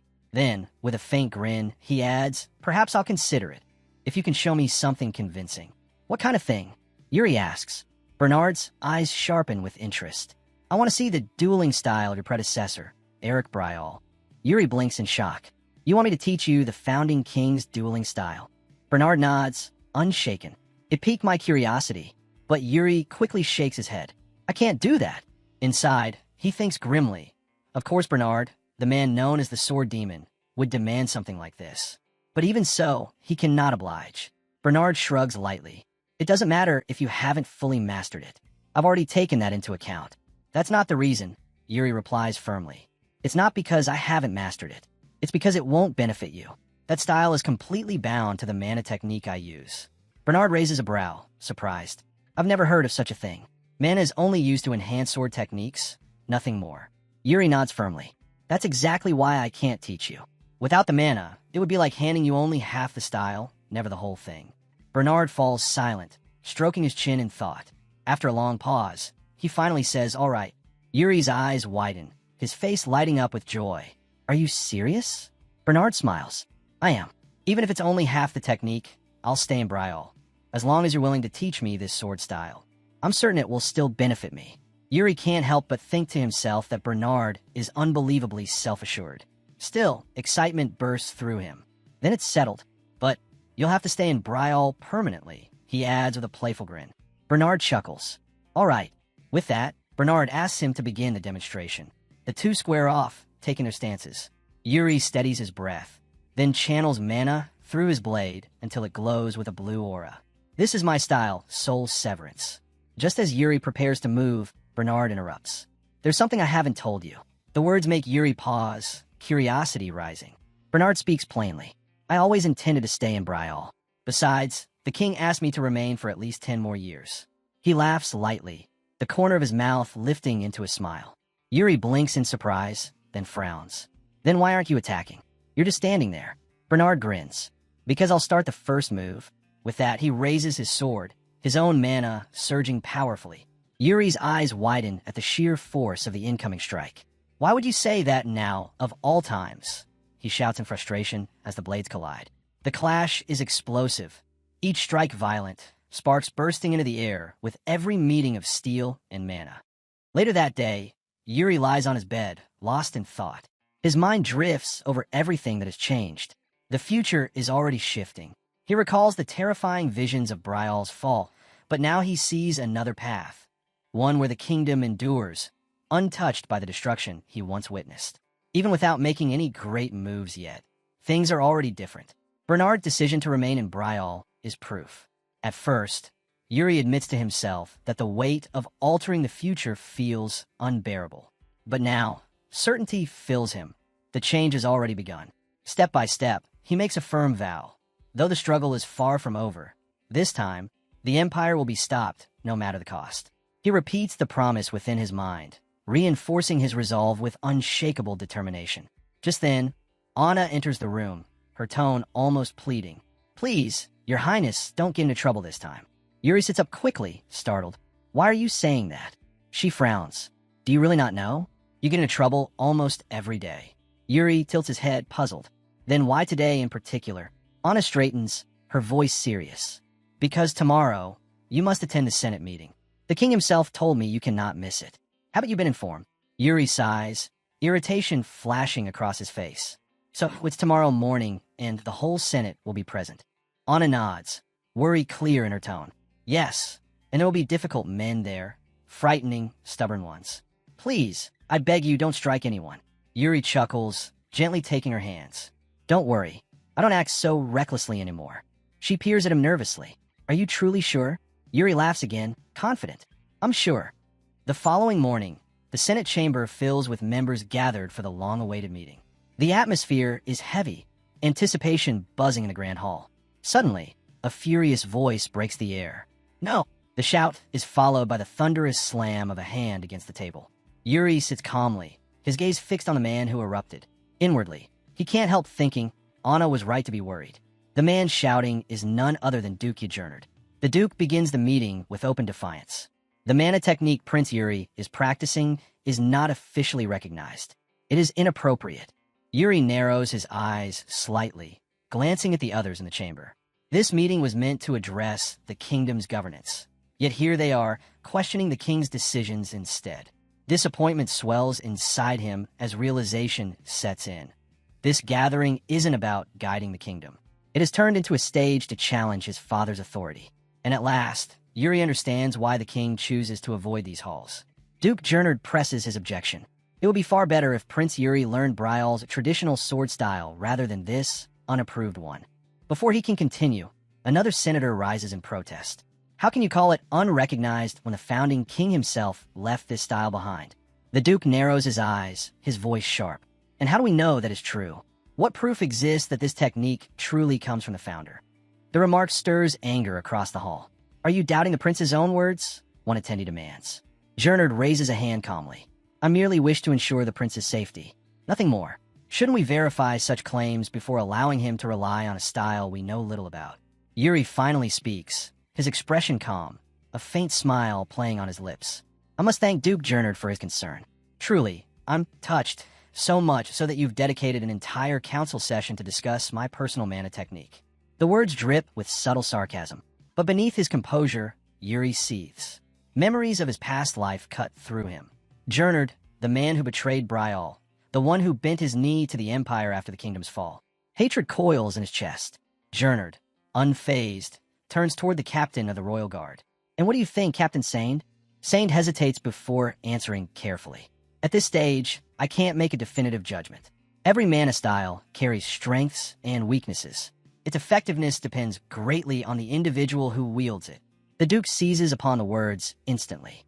Exactly. The royal guard captain confirms it. The technique is uncertain, dangerous. For the good of the prince, it should be discarded entirely. Another attendee interjects firmly. That is not what Captain Sane meant. He was only pointing out its varied aspects. But Yjernerd dismisses the defense with a wave of his hand. It amounts to the same thing. A risk is a risk, and I will not stand idly by while the prince's safety is jeopardized. Yuri's frustration builds. This is spiraling out of control. One by one, members of the Senate begin to nod in agreement with Yjernerd's view. The tide shifts rapidly, pressing against him.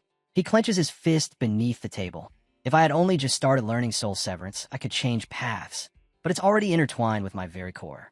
Switching is impossible now. Yet how could he explain that to them? Revealing too much was out of the question. Anxiety gnaws at him as he searches desperately for an answer. Then, a voice rises from among the council. No, I find Prince Yuri's words convincing. The chamber falls momentarily silent. All eyes shift in surprise as a man calmly raises his hand. May I speak, he asks. The chamber quiets as he introduces himself. I'm the Free Baron, Calcio Irantia. His tone shifts, half serious, half mocking. Tell me, have any of you here ever fought an orc before? A tense silence spreads through the hall. The nobles glance at one another, but not a single voice answers. Duke Yjernerd narrows his gaze at the newcomer. And who are you to speak here? What is your official position? Baron Irantia smiles easily. I've already said it. I am but a free baron. Yjernerd's face twists with fury. Then why are you even here? This meeting is reserved for men of standing, not for wandering nobodies. The baron shrugs casually. I didn't want to be here either. Then with a sly grin, he adds, but what could I do about it? His words ripple through the room as he reveals the truth. It was Count Sitter who asked me to attend. The revelation stuns Yuri. Count Sitter? His mind races. The border lord who guards Bryal's edges. A man known for devoting his entire life to the battlefield. A true soldier, respected for his strength and discipline, yet equally famous for never appearing at noble gatherings. For him to suddenly involve himself by sending a representative shocks everyone present. Murmurs rise. One senator wonders aloud. Why would the Count send someone now? He owes us no explanation, but this is unusual. Baron Irantia clears his throat, his voice steady. After sitting here a while, I understand perfectly why he sent me. Watching the high nobles bicker like this makes it obvious. He sweeps his gaze across the room. On the battlefield, the type of mana style hardly matters. Brial style, Empire's lion style, it makes no difference. What matters is the soldier holding blade. Then his eyes settle firmly on Yuri. What do you say, Prince? Yuri straightens, his voice ringing with confidence. There is no reason to debate this. I will follow the style of my ancestor, and I will master it, whether anyone here approves or not.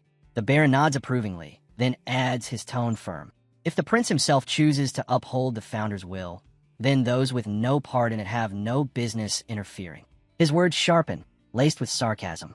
It is always the ones who have never drawn a blade who complain the loudest. Gernard slams the table, his anger breaking loose. Your words are insolent and inappropriate.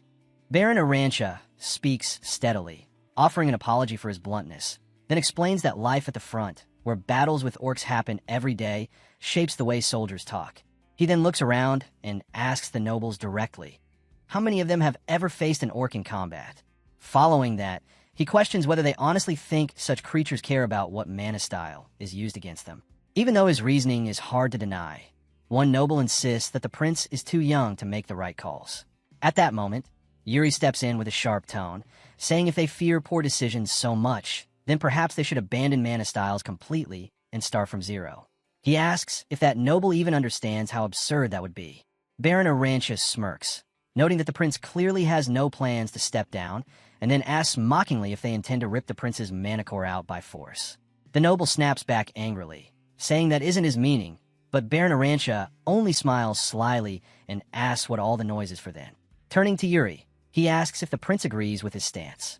Without waiting, he presses on, scolding the nobles for cornering the prince and remarking bitterly that the royal capital must have too much free time on its hands. His words spark outrage. The nobles bark that his remarks are offensive, and one even slams the table, claiming that the border has been unusually quiet despite the heavy flow of funds sent there. At that, Baron Arantia's expression shifts. His voice hardens, his gaze sharpens, and he demands if they truly believe the front is quiet.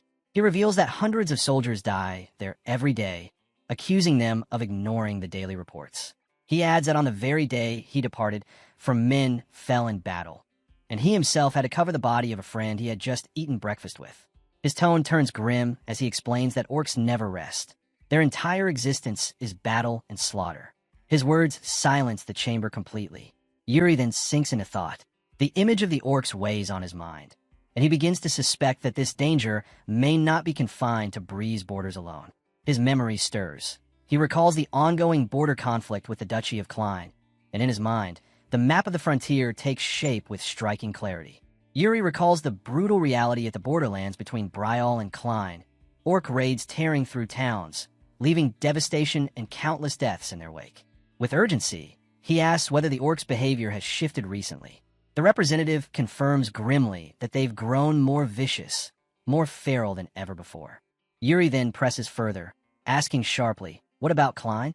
The question catches Baron Arantia off guard, leaving him momentarily stunned. Yuri doesn't stop there. He demands to know the current state of Klein's army and whether they remain stationed along that border, pointing out how suspicious the circumstances have become.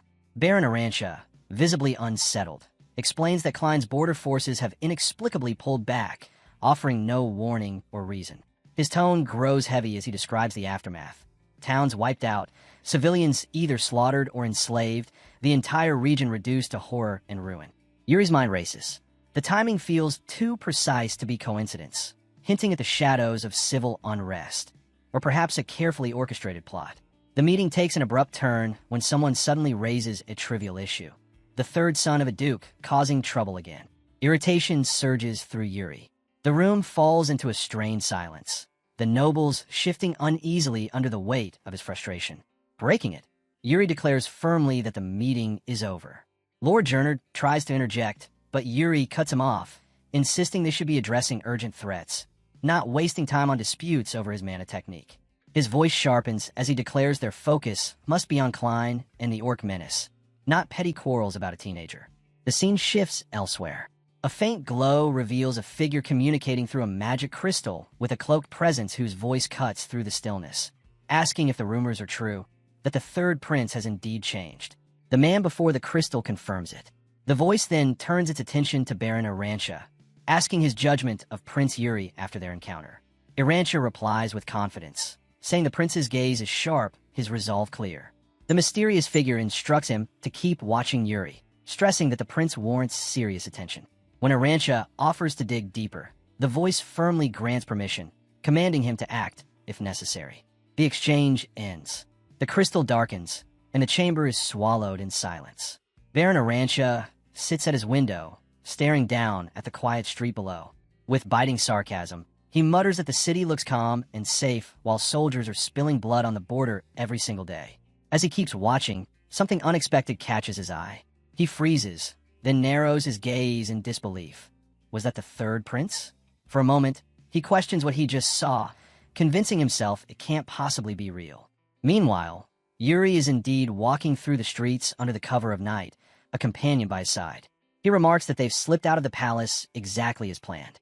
His companion chuckles, saying sneaking out is nothing new to him. He used to do it all the time, sometimes 3 times a day, back when he was a reckless teenager. Yuri exhales softly, saying he doesn't see sneaking out as anything serious. After all, his companion can leave whenever he wants. The man laughs, explaining that when he leaves on his own, it's just a normal outing. But going out alongside the prince makes it look like outright rebellion. Then he tilts his head and asks half-jokingly if Yuri intends to cause trouble. Yuri replies with a straight face that he wouldn't. And even if he were plotting something reckless, he certainly wouldn't do it in front of him. His companion sighs with mock disappointment. But then, curiosity sparking, asks where they're headed. Yuri pauses, then flashes a sly grin. Their destination, he reveals, is none other than the largest illegal casino in the capital. His companion nearly stumbles in shock, reminding him he just swore he wasn't doing anything bad. Yuri remains composed, assuring him that nothing improper is planned. He only needs his companion to guide him there. After all, the man knows the place well, given how many times he's staggered into it drunk instead of returning home. The air shifts as Yuri suddenly stops walking. His tone turns heavy with resolve as he declares that everything he's doing now is for the kingdom of Bryal. The weight in his words stuns his companion, who stares at him in disbelief before asking if he truly means it. But after a moment, a smile spreads across his companion's face, his earlier hesitation replaced with excitement. With renewed energy, he declares that he's ready to follow Prince Yuri tonight into this daring mission at the casino. And in that instant, Yuri's thoughts drift back to his past life, recalling the few individuals among Bryal's people who once unleashed chaos and upheaval across the kingdom. In his memories, Yuri recalls 3 figures who once threw Bryal into chaos. The first, a powerful moneylender who ruled over the entire criminal underworld. The second, a formidable woman who built the largest and most influential trade guild on the continent. And the third, a feared assassin, a legend of shadows, who held the streets of Bryal in terror through sheer strength and ruthless control. That assassin's reign of fear had only ended when Goryo, the underworld's moneylender and kingpin, personally brought him down. It is this very man, Goryo, who now stands before Yuri and his companion. With an easy, confident smile, he welcomes them, declaring it an honor to host such distinguished guests in his casino.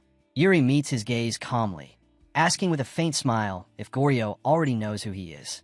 His companion blinks in confusion at the remark, but Goryo answers smoothly, confirming he does.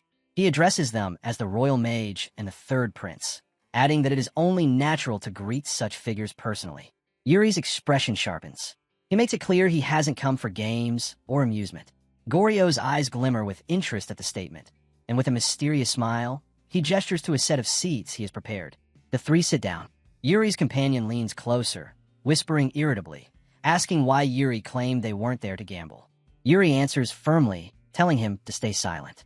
Turning back to his guest, Goryo, still intrigued, asks if Yuri has instead come to borrow money. Without hesitation, Yuri affirms it. He intends to borrow funds from Goryo, not for play, but for investment. Goryo chuckles lightly, speculating whether Yuri seeks to build a private fund. Then, with a hint of provocation, he asks if Yuri has larger ambitions behind this. But Yuri cuts him off, voice firm, saying that it is not Goryo's place to interrogate him. Goryo immediately bows his head in apology, insisting he meant no offense. Yuri waves it off, replying with calm confidence that it is fine, and then asks him to come straight to the point. With steady conviction, Yuri outlines his plan. With Goryo's money, he will purchase vast amounts of a rare spice known as Mugranja, imported from Klein. He emphasizes that demand for this spice will soon surge beyond measure. His companion stares at him in shock, blurting out in disbelief. What exactly is he talking about? Goryo leans back, his tone skeptical. Yes, Mugranja is a crucial ingredient in high-end perfumes, but he questions whether it truly holds the kind of value Yuri is claiming. Yuri doesn't waver. He repeats with absolute conviction that demand will soon outstrip supply by an overwhelming margin. His companion frowns, lost in thought. He considers the turmoil in the Duchy of Klein, the orc invasion, the instability spreading across the borders. Could Yuri really be planning to seize the spice market before anyone else realizes what's happening? Still, doubt gnaws at him, but when he looks at Yuri's calm and confident face, he senses something deeper. Yuri clearly knows far more than he's revealing. At last, Goryo breaks into a grin, his eyes shining with intrigue. He accepts the deal.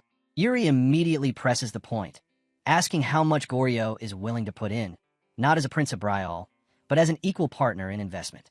After a period of negotiation, the two reach an agreement. Goryo slides the contract forward, smiling confidently, and invites Yuri to sign. Without hesitation, Yuri takes the pen and signs his name with steady resolve. Yuri smirks playfully, saying that if he had told him, the first thing his companion would have done is drag him straight to the king. With a reluctant sigh, his companion asks where they're going next. Yuri replies with clarity they are heading to the Merchant Guild, where he has a request to make. Inside, Yuri's thoughts drift back to the spice itself. Mugranja is a guaranteed gold mine. The only alchemist capable of creating a substitute had been a loyal aide of Duke Klein, but he was the very first victim of the Civil War, assassinated before anyone else. Because of that, Mugranja will remain irreplaceable for years, ensuring its value will soar to unimaginable heights. Whoever controls, it will control an entire market. As they walk, Yuri pauses before a crumbling, abandoned building. His eyes linger on it, and his thoughts turn serious. Such an important and sensitive plan couldn't be entrusted to just anyone. Suddenly, he shouts with excitement, startling his companion. The man nearly jumps out of his skin, demanding what Yuri means by choosing such a shabby, decayed place. But Yuri ignores the protests. Standing firm, he calls out a single name, Elaine Wood. His companion grows restless, urging Yuri to stop. This place, with its worn-down walls and air of failure, could not possibly be the right setting for something as serious as a merchant guild. Just then, the door creaks open. A woman steps out, her voice calm as she asks who he is, before answering herself, introducing her name, Elaine Wood. Yuri meets her gaze without hesitation.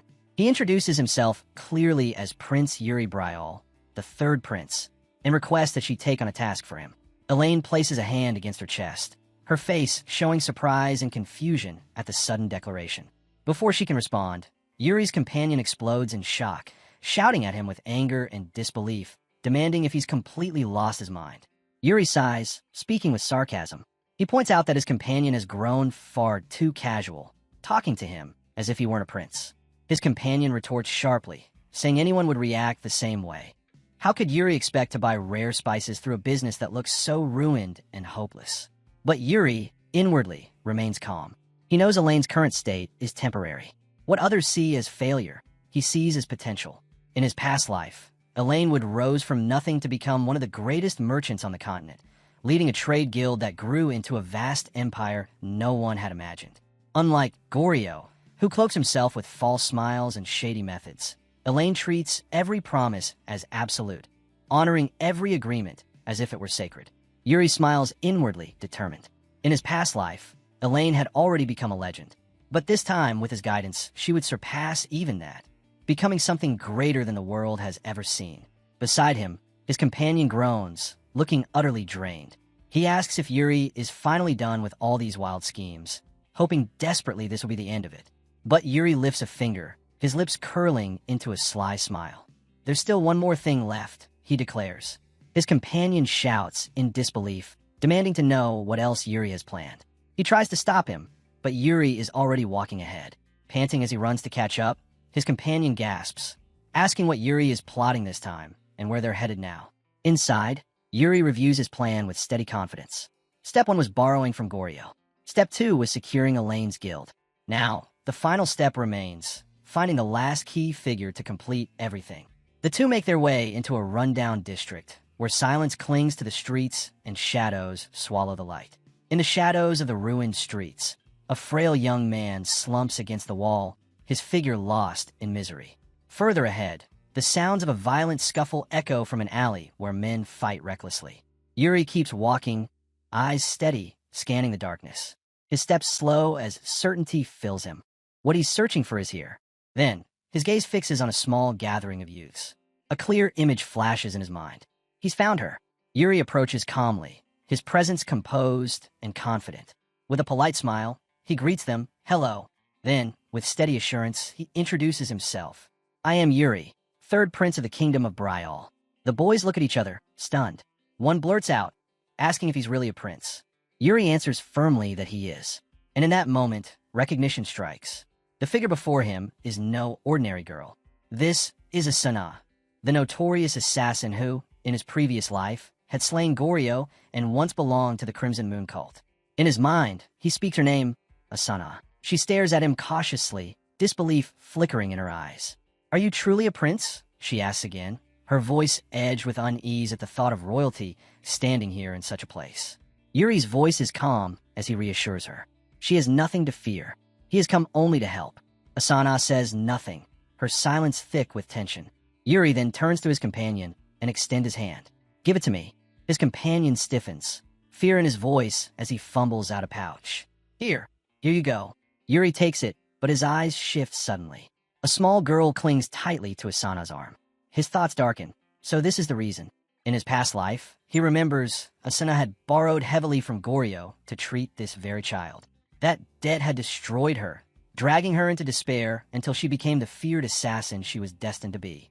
Not this time. Yuri extends the pouch toward her. "Take it. Use the money to treat her at the temple." Asana's eyes narrow. Her voice is cautious. "And what do you want in return?" Yuri's answer is simple. Only one thing. He smiles with quiet confidence. "Remember my name. I am Yuri Bryal, the third prince." Leaving those words behind, Yuri turns and departs, once more asking her to never forget that name. As they walk away from the dim alley, Yuri's companion looks at him anxiously.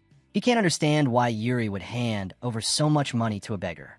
Yuri's response is calm, steady. It's an investment in the future. Inwardly, Yuri reflects on the night's accomplishments. Piece by piece, the network he needs is forming. Goryo, Elaine Wood, and Asana. Each of them will play a role in what's to come. But his work isn't finished yet. There is still one more person he must speak with. Turning to his companion, Yuri asks plainly what he had seen inside the Founder King's tomb. With a sarcastic grin, his companion answers, "I saw myself as a gambler." Yuri blinks in disbelief.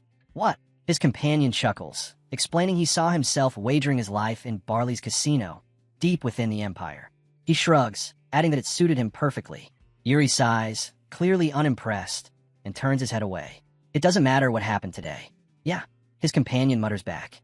Then Yuri stops him, speaking with quiet seriousness. He tells him to keep everything that happened tonight a secret, not to tell anyone. The next morning arrives. Inside the palace, Hernando, the royal mage and Yuri's companion, stands before the king. The king calls his name, his voice direct and solemn. He says he's heard Hernando accompanied Prince Yuri yesterday, and asks what exactly took place. Hernando bows his head slightly, then explains. Prince Yuri had persuaded him to leave the palace together. Their first stop was a casino, the largest in the capital.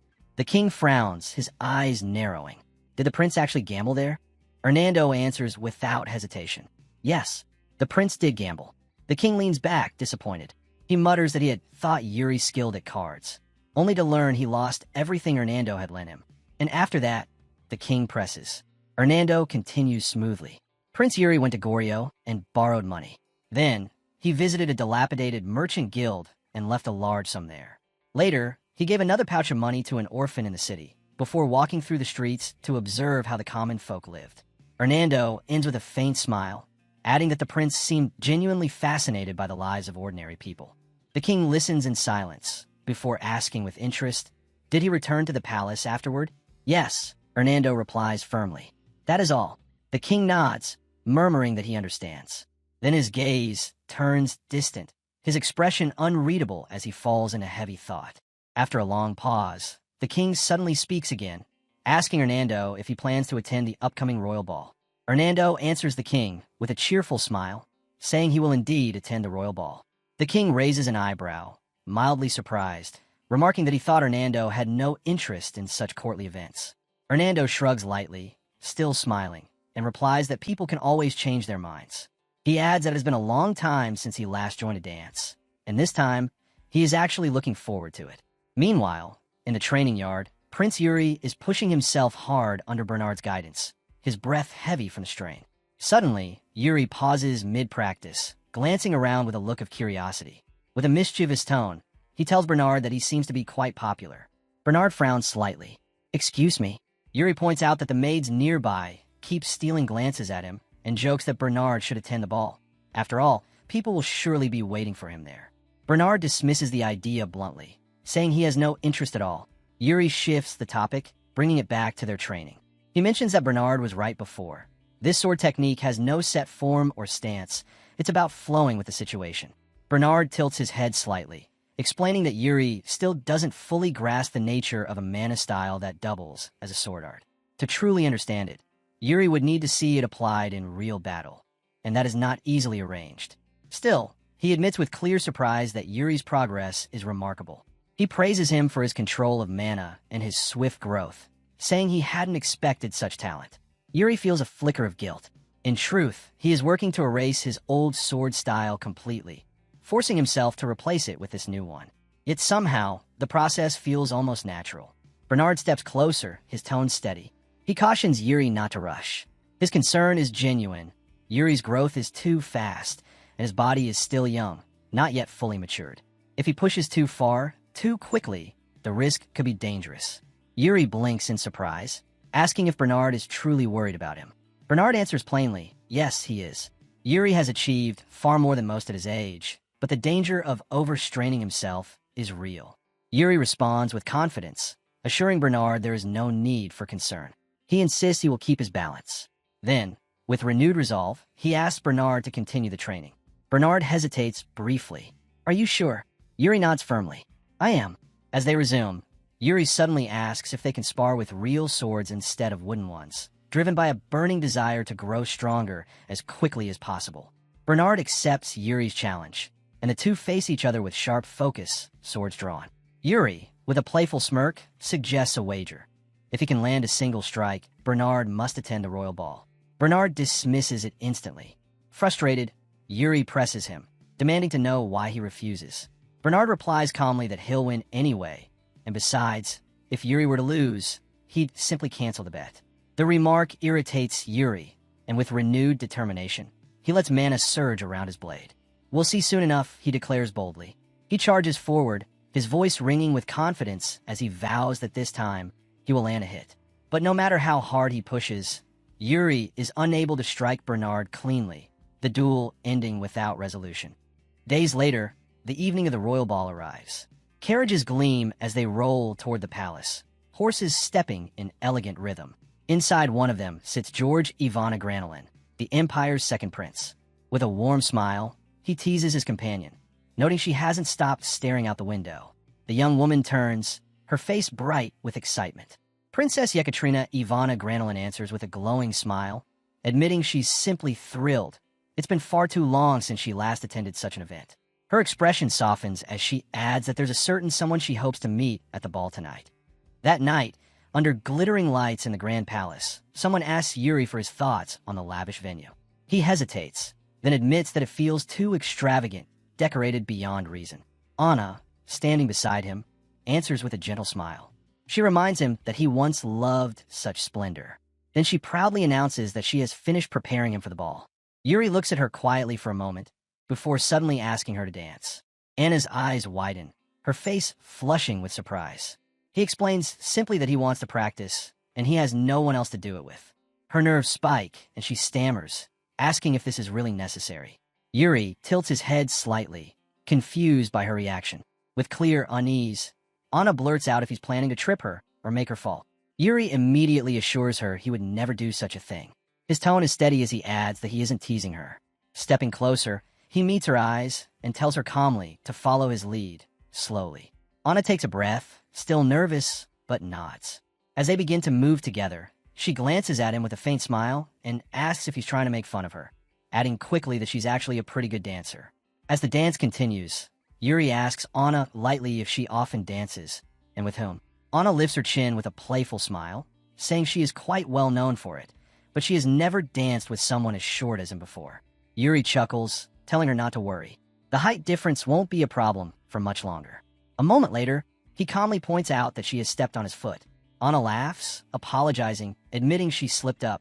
It happens again and again, each time followed by her flustered apology. Yet the two of them find themselves enjoying the moment all the same. The night of the grand ball arrives. Inside the vast and glittering hall, nobles move gracefully across the marble floor as music fills the air. The king sits in solemn majesty upon his throne, sipping from his cup as he observes the grand celebration. Among the crowd, Yuri stands quietly, watching. His eyes scan the gathering, sharp and wary. His attention locks onto Count Sitter, who has unexpectedly appeared in person this time. Unease stirs in Yuri. Why come himself, when previously he had sent Baron Arantia in his stead? Turning, Yuri notices his elder brother and comments in a calm tone about the glasses he's been wearing more often. Has your eyesight worsened? He asks. His brother shakes his head, assuring him it isn't serious enough to be a concern. Suddenly, the trumpets sound, silencing the hall.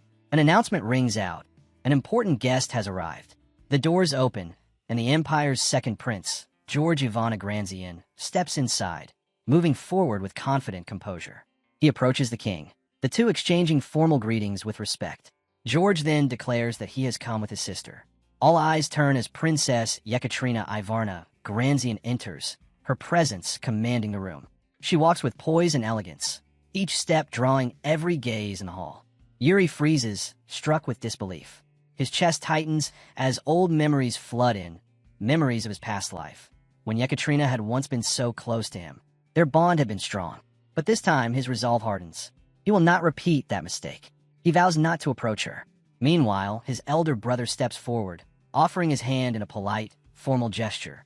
Yekaterina responds with a gentle smile, her eyes resting on him calmly as she waits to see what he will say or do.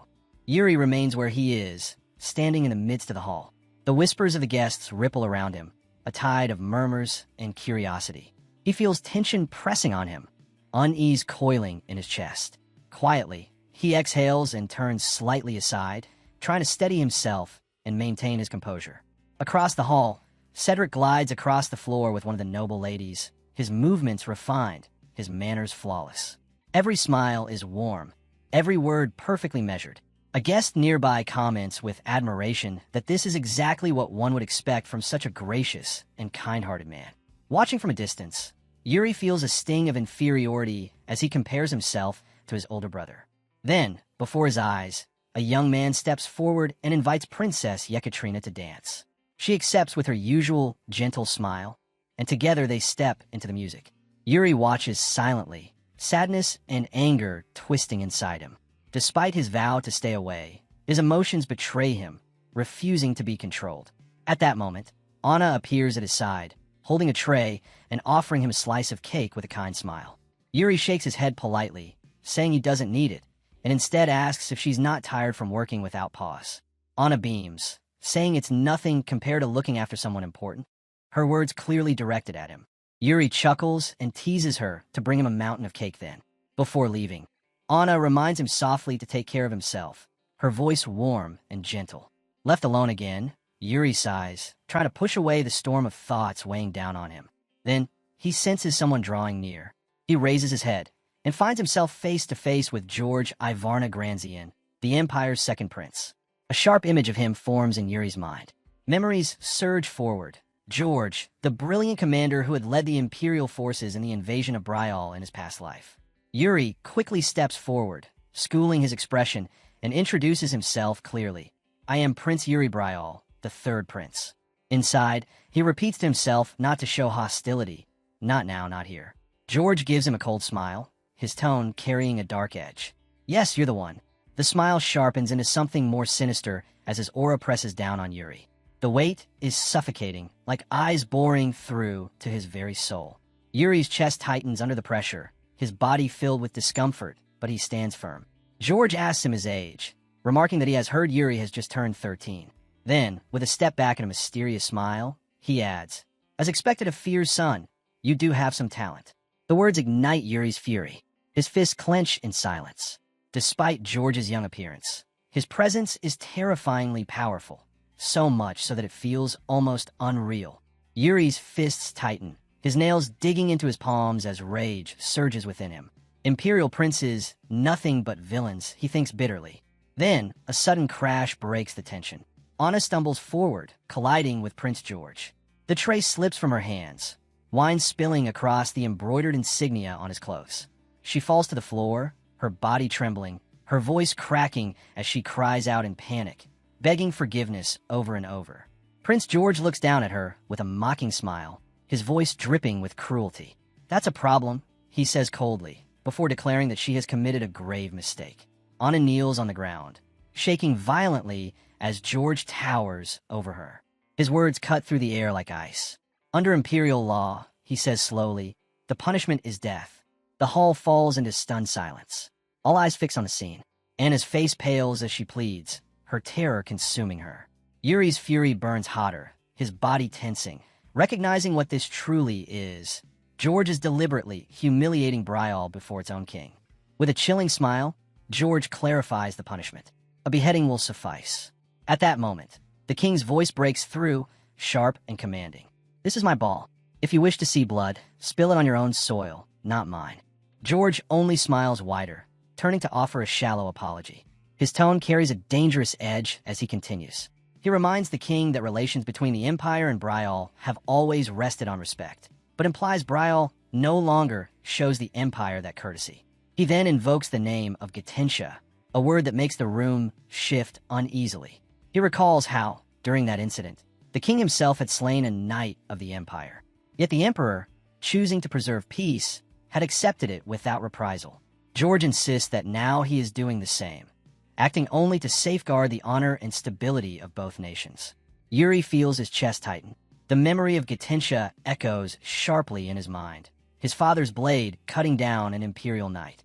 He looks toward his father now, who presses a weary hand to his forehead. The king's fatigue is clear. He doesn't wish to drag this out. He simply wants the matter closed. But George is already moving, hand at his sword, assuring the audience that Anna's execution will be swift and clean. Yuri's thoughts whirl. If he steps in, it will mean challenging the Empire directly. It will risk everything. Yet his heart is steadfast. Brial does not abandon its honor. He recalls the vow carried by his family through generations, to uphold Brial's pride at any cost. His resolve hardens like steel. Even now, that vow must stand. Yuri suddenly shouts for Prince George to stop, declaring Anna as his personal maid. He makes it clear, with unwavering confidence, that any mistakes she makes fall under his responsibility. The king pauses, realizing he had completely overlooked that fact. Yuri then raises his voice so all can hear, reminding them that he too is a prince, and urges everyone to reconsider the decision to execute Anna. Deep inside, he admits to himself that in his past life he was nothing more than a criminal, and this current life is nothing but punishment for his past sins. Still, with firm resolve, Yuri challenges Prince George to replace Anna's execution with a trial by combat. Prince George chuckles lightly at Yuri's unusual demand before asking for his name. Yuri responds firmly, "It is indeed Yuri." George politely asks if he may address him by name, to which Yuri agrees. George then turns to the king, acknowledging that the third prince has made a fair proposal, and states his intention to accept it. Looking at the king, he asks if this arrangement is acceptable. After a heavy silence, the king gives his answer with one word: yes. His sigh that follows carries the weight of the decision. With a confident smile, George explains that he will not fight personally, as his own status demands otherwise. Instead, he will choose the youngest knight in the royal guard to face Yuri, since Yuri himself is still so young. Yuri thanks him respectfully. George simply replies that they will meet again, then takes his leave, leaving Yuri to prepare. Yuri turns back to Anna, who is still trembling on the ground. In a calm voice, he calls out to her, offering his hand and urging her to stand. The simple gesture leaves her stunned, and she responds nervously. Yuri places a reassuring hand on her back, telling her to go rest. But Anna looks at him, her eyes filled with sorrow, asking how she could possibly rest when he has landed in this situation because of her. Yuri only gives a quiet smile, telling her not to worry about him. Once Anna leaves, Yuri walks away with steady, composed steps. But then his eyes catch sight of Princess Yekaterina, seated alone in the distance. For a moment, he freezes, whispering her name silently in his mind. Yet, almost instantly, he dismisses the thought, calling it unnecessary, and continues on his way. Yuri continues his steady walk toward the ballroom's exit. In the corner, Hernando watches silently, sipping his wine with quiet interest. Later, Yuri makes his way through an empty palace corridor, his thoughts running deep. Suddenly, Cedric appears before him, blocking his path. Yuri tries to ignore him, walking as though he hadn't noticed, but Cedric's calm voice cuts through the silence. He asks what Yuri is thinking about. The question makes Yuri stop in his tracks, a faint tension flickering across him as he slowly turns toward his brother. With slight unease, Yuri explains that he cannot allow Prince George to kill Anna. Cedric's lips curve into a gentle smile, and in a soft tone, he says, "You really are." His words trail off as he steps closer, reaching out to lightly pat Yuri's head. With warmth in his eyes, he finishes the thought, "You're kind." That small gesture eases Yuri's heart. A quiet sense of peace washes over him, and for the first time in a long while, he feels something close to comfort. Smiling faintly to himself, Yuri thinks about how rare it is for him to feel this way. Cedric then asks calmly if Yuri needs help with what lies ahead. Yuri recalls George's words about the duel, that it cannot be avoided, and that he must fight for the honor of Bryall. With a steady tone, Yuri answers that he understands exactly what is at stake, and he will handle it on his own. He makes it clear, this is his responsibility, and he intends to see it through himself. Cedric's smile deepens, his voice unwavering as he assures Yuri of his complete faith in him. He tells Yuri to rest and not worry about the remainder of the event, promising to take care of it himself. Yuri gives a quiet word of thanks before stepping aside. Watching his brother leave, he reflects on the kind of king Cedric could have been if Bull had not fallen in his past life. Yuri steels himself with a vow. He will do everything in his power to see Cedric's kingdom rise in this new life. No matter the cost, no matter who he must face, he will fight to make that vision a reality. The next morning arrives. Yuri stands ready in the dueling hall, facing the knight chosen by Prince George. The air is heavy with anticipation, the audience waiting silently for the clash to begin. Among them, a council noble whispers in astonishment at the sight of the third prince stepping into an actual duel, turning to the captain of the royal guard to ask what he thinks of it. The imperial knight steps forward, calmly preparing for the duel. Whispers spread through the hall. His mana is exceptionally steady, his swordsmanship refined far beyond his years, even though he has yet to earn the official title of knight. Observers take note of his composure and his sharp focus, praising his natural talent. A noble murmurs with concern, wondering aloud if Prince Yuri will truly be all right facing such an opponent. Another notices someone nearby, smiling, and questions why. Without answering, the smiling figure gestures toward the arena. When the noble looks, his eyes widen. At the very center of the dueling grounds stands Yuri, unervingly calm. His posture is relaxed, his face untroubled, not a hint of nervousness showing. This unexpected display stuns the crowd. The smiling onlooker finally speaks, saying with quiet certainty that there is no need to worry about Prince Yuri. His confidence alone makes that much clear. Far away from the arena, another story unfolds. The title of Grand Magus, a rank almost no one in the Tower of Magic ever reaches, belongs only to those who have attained origin magic, a force beyond compare. Among the many branches of sorcery, one stands apart: Fate Revelation Magic, a power that grants glimpses of the world's destiny. In all history, only one man has ever reached that pinnacle, Hernando. At this very moment, Hernando sits inside a casino, staring in disbelief. For the first time since mastering origin magic, he has suffered a crushing loss. His mind races. Could it truly be a coincidence? No. He quickly rejects the thought. Something about it feels far from ordinary.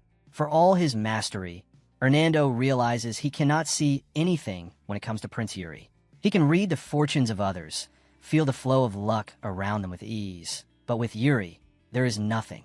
Instead, only disturbing visions plague him. A black-haired, black-eyed youth bearing Bryall's royal crest, unmistakably Yuri. In those glimpses, the boy fights relentlessly, his body drenched in blood, gripping his sword with unyielding resolve until he finally collapses to the ground. From that moment onward, Hernando understands. The events unfolding are no mere coincidences.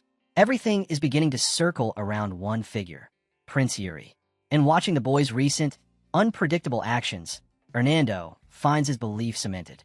Fate revelation magic is no myth. It is real, and Prince Yuri stands at the heart of it. Hernando's thoughts finally reach a shocking conclusion.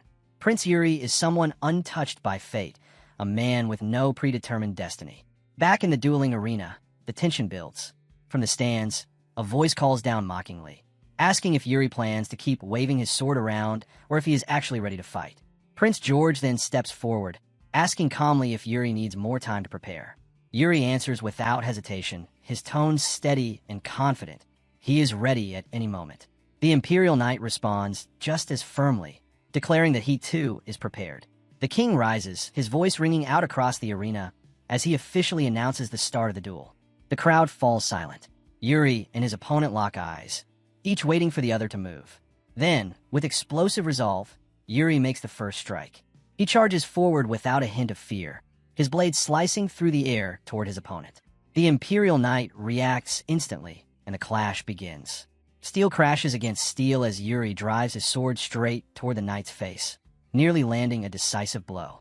At the very last moment, the knight evades, though not without consequence. A shallow cut marks his cheek. Shock flashes in his eyes. But Yuri does not relent. Gripping his weapon tightly, he presses on with a relentless flurry of strikes. The knight meets him blow for blow, neither leaving an opening, their swords ringing across the hall. Finally, the Imperial Knight unleashes a powerful slash, forcing Yuri to retreat several steps and widen the gap between them. For a moment, it seems Yuri has been pushed back. The knight straightens, his expression now serious, shifting into a new stance, one that signals he has only just begun to fight in earnest. As the duel rages, the king quietly turns to Hernando. The mage looks slightly startled before leaning closer, asking what the king requires. The king's tone is solemn as he asks what Hernando thinks of the duel's outcome. Hernando begins to reply, but pauses, his gaze fixed on the furious clash below, sparks flying wildly as blades collide faster and faster. After a moment of silence, he gives a faint, enigmatic smile and admits that he cannot predict the result. The king reminds him of his earlier words, how he claimed heavenly omens had guided him to Brial. Hernando nods silently in acknowledgement. Around them, soldiers watch the battle with strained faces, though the commander remains unreadable. The king then asks Hernando if the time has come for him to leave. Hernando answers plainly, no. Relieved, the king remarks that he is glad to hear Hernando intends to stay. With a wry smile, Hernando responds that the king already honors a mere mage like him far too much, and he is humbled by such regard. The king replies with a gentle warning that too much modesty can invite misfortune, before asking him directly if his words mean nothing disastrous lies ahead. Instead of giving the king a direct answer, Hernando smiles faintly and poses his own question. Who do you think is stronger between the two? At that exact moment, the Imperial Knight unleashes a devastating strike. Mana floods into his blade, enveloping it in a violent glow as he charges forward with raw force. His eyes flare with a dangerous light, his determination to claim victory burning bright. The king answers Hernando's question with calm certainty. Prince Yuri's opponent is the stronger one. Hernando's expression turns serious, his reply quiet but steady. He admits that he, too, sees it the same way. His thoughts drift back to when he first arrived in Brial. Back then, he was certain the heavenly omens had led him here.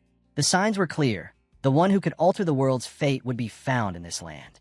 Yet he also remembered one crucial detail. The sword had not yet been drawn. Because of that, he convinced himself he had no reason to stay. Turning toward the king, Hernando explains that he truly believed his time in Brial had ended. Down below, the Imperial Knight lunges with tremendous speed, his blade aimed to finish Yuri, who appears motionless, his strength seemingly spent. But Hernando's words continue, cutting through the tension. I truly believe my time in Brial had ended, but it seems it's not quite time yet.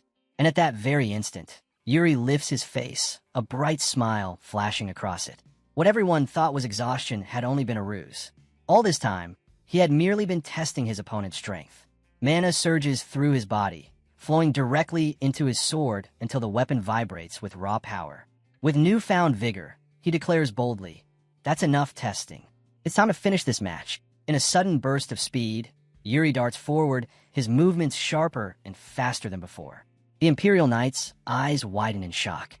"He's faster!" he exclaims, caught completely off guard. Yuri's swing comes down with terrifying precision, his blade stopping just inches from the knight's neck. The air crackles with the sheer amount of mana radiating from his sword, an unmistakable sign of lethal power. In that moment, the knight feels his body freeze. Terror floods him as he realizes he cannot move, cannot counter, cannot escape. The thought strikes him like a blade to the heart. "I'm going to die." From the stands, Prince George and Princess Yekaterina watch in alarm, their expressions filled with worry and disbelief. The king, however, remains composed, his gaze sharp and unyielding as he silently observes the scene with unwavering focus.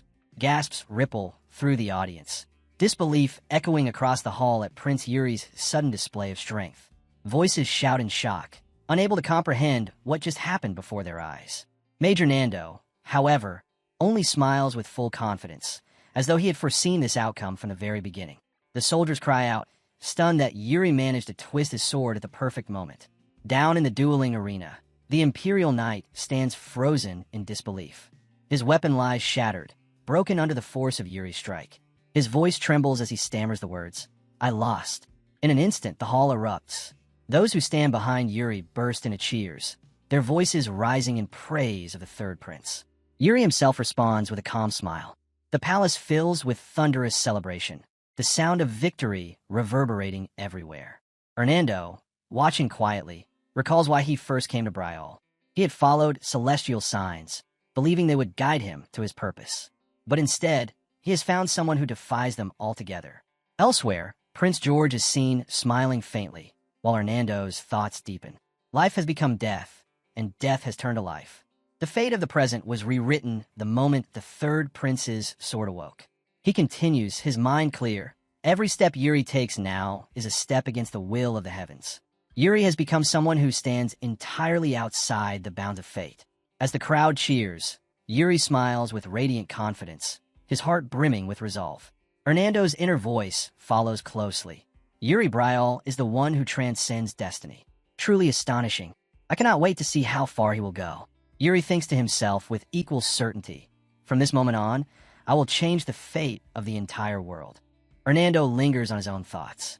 He came here chasing fate, only to encounter the one who challenges it outright. The realization fills him with a powerful thrill. He can only wonder, how far will Yuri rise as he surpasses the fate of this world? 5 years later, the camera drifts over Brial's palace, bathed in calm light, its beauty clear and serene. Inside, a new maid hurries nervously through the halls, her thoughts racing. She tries to reassure herself that everything should be going smoothly, yet wonders how she has managed to lose her way in a palace she has already been shown. Suddenly, a voice calls out behind her. Startled, she spins around. A young man stands before her, his hair black, his expression serious. He looks at her intently and asks if she is new here. The maid quickly notes to herself that the young man's black hair marks him as a member of Brial's royal family. His questioning continues in a firm tone, demanding to know what she is doing wandering the halls at such an hour. She tries to answer, but nerves tangle her words. Desperately, she tells herself to stay calm and respond just as the senior staff trained her to. Before she can gather herself, however, the young man repeats the question with greater sternness, only flustering her further. Her thoughts race. If someone looks weary, that is the king. If someone smiles kindly, that is the crown prince. But this one is neither. The maid lowers her eyes, noting the sharpness in his gaze, intimidating enough to unsettle her completely. His voice grows harsher as he asks if she is ignoring him on purpose. In that moment, she is certain this must be the third prince. Stammering, she insists she simply has somewhere she needs to go. His frustration deepens. He demands to know if the staff have been given secret orders to avoid him and declares bitterly that he will use this opportunity to teach them a lesson. Before the tension can rise further, a calm voice interrupts. "Brother." The young man freezes as another figure approaches. The newcomer's tone is steady, asking what he is doing this time. The maid recalls the whispers of a man known for his composed and confident demeanor. As the figure draws near, she notices the sword at his side, confirmation of who he must be. The newcomer speaks again, this time addressing the stern young man directly, asking if he is troubling the maid once more. It is none other than the third prince, Yuri. Not long after, Yuri is seen strolling casually through the palace gardens, eating as he walks with an air of complete ease. Gesturing lightly toward himself, he repeats the earlier words in a playful, self-mocking tone. "Are you bothering the maid again?" The young man snaps back curtly, "No." In a shy gesture, the maid offers Yuri a small gift to thank him. Yuri accepts, tasting it calmly and thinking to himself how delicious it is. As he wipes his hands with deliberate care, his thoughts shift inward. He reflects on the concept of the unarmed state, a state where even while holding a sword, the burden on his hand grows lighter through the channeling of mana. After a moment of quiet consideration, Yuri concludes firmly within himself that he has truly attained this advanced level. Yuri reflects quietly. 5 full years have already passed since the day he returned to the past. The memory is sharp in his mind, the moment he opened his eyes after being struck down by Lorne's blade. Now, standing in the garden, he knows the calm years he has enjoyed are nearing their end. His gaze shifts toward the palace. He murmurs to himself with certainty. Inside, without doubt, they're speaking about him right now. A short while later, Yuri finds himself outside the council chamber. From within, a furious voice rings out, railing in frustration, demanding to know if his words are simply being ignored. The voice continues to rant, insisting the others refuse to listen. The guard standing tensely beside Yuri bows slightly and advises him politely. Those inside cannot hear, he explains, because they are too engrossed in the meeting. He suggests Yuri knock once more, but Yuri ignores the advice. Instead, he pushes the doors wide open with force. The guard gasps in shock, stumbling forward and begging him to wait. Yuri strides into the room with a mocking smile, speaking smoothly as if nothing were amiss. He apologizes for the intrusion, saying he had knocked already, but since no one responded, he had to knock louder the second time. One of the nobles stares in disbelief, wondering aloud how such an entrance could be considered knocking at all. Without hesitation, Yuri walks straight to the king and states calmly that he wishes to take part in the discussion. The king, composed as ever, agrees and tells the meeting to proceed. The debate resumes. A noble rises and argues that they have no reserve troops to spare for the allied forces. Another slams back in outrage, accusing him of disregarding the Empire's urgent request. The first noble replies coolly that others may answer the call instead, provoking the second into greater fury. He accuses his peer of sheer irresponsibility, the room's atmosphere boiling with anger. Watching it unfold, Yuri remembers. This is the very meeting, this very argument, that spiraled into catastrophe in his past life. He recalls the Empire's plea, urging the allied nations to deploy their armies against the Orc invasion. And he remembers, with bitter clarity, how the allied forces failed. The Orcs broke through, bringing devastation with their relentless attacks, their brutality crushing the borders of the nations that had sent aid. And yet, one nation alone remained untouched, the Empire. The truth sharpens in Yuri's mind. None of it was chance. The Empire had orchestrated it from the very start. Because of this, Brial had paid dearly, losing countless knights, its strongest and most loyal, sent to die under the banner of the allied forces. Among the many knights lost in his past life was Lien Flandre. The memory hardens Yuri's resolve. He will never allow such tragedy to repeat. Inside the council chamber, another noble rises in protest, insisting they will send no troops at all. The room erupts once again, voices clashing in heated argument. Amid the noise, Yuri steps forward. His voice is calm, steady, yet carries undeniable weight. He declares that if no one else will act, then he will go himself. With unwavering confidence, he announces his intention to personally join the allied forces and calls upon the others to prove their sincerity and loyalty as subjects of Brial. Standing tall before the gathered nobles, he makes it clear their duty is to uphold the honor of their kingdom and ensure it is never disgraced. The king listens silently, his eyes fixed on Yuri. He reflects deeply, recognizing at last the true intention behind Yuri's words. In the training yard, Yuri sharpens his swordsmanship with full concentration when a familiar voice calls out from a distance. Looking up, he sees his brother Cedric rushing toward him, breathless and anxious. "Are you really going to the allied forces?" Cedric demands. Yuri answers without hesitation. Yes, he is. Cedric, unsettled, reminds him that as a prince, he has no obligation to go personally. He urges Yuri to think rationally, but Yuri only smiles with quiet confidence. This, he insists, is his duty as royalty. Hearing this, Cedric finally lets out a long breath, his tone softening. He admits he now understands Yuri's way of thinking. He asks only that Yuri returns safely, promising that in his absence, he will protect the palace. From nearby, an observer watches the exchange with approval, pleased by the strong bond between the brothers, though silently hoping Cedric won't stir up more trouble. Yuri, half in jest, turns to Bernard and asks if he too is worried. Bernard shakes his head calmly, replying that he is not overly concerned. As long as Yuri avoids recklessness, he is confident he will return alive. Yuri thanks him lightly for his words, but Bernard's tone grows more serious. He warns Yuri not to underestimate the orcs. They are stronger, crueler, and more dangerous than most can imagine. Among them, he explains, exists a particularly fearsome kind, the ones who bear flags on their backs. These orcs are fiercer and more powerful than the rest, making them especially deadly opponents. Yuri listens quietly before replying with a reassuring smile. He has his own ways of dealing with them. Bernard narrows his eyes slightly, asking if Yuri already has a concrete plan. Just then, a maid hurries over, calling loudly for Yuri. She announces that a guest is waiting for him, carrying something he had previously requested. Yuri turns back to Bernard with a calm nod, confirming that he does indeed have a very specific and highly specialized plan. In the guest room, Guillermo, deputy head of Elaine's trade guild, sits waiting. As Yuri enters, Guillermo rises respectfully to greet him. Yuri wastes no time and immediately asks about Elaine. Guillermo replies that she is currently traveling and that he has come in her place. He explains that, despite his repeated suggestions for her to slow down, Elaine insists on continuing her journeys. She always replies that she is simply doing what she does best. Yuri chuckles lightly, asking if that is the only reason for his visit. Guillermo smiles and shakes his head, presenting a box. He explains that he has brought what the prince requested last time. Yuri opens it, and a satisfied smile spreads across his face. He praises Guillermo, telling him he has done well.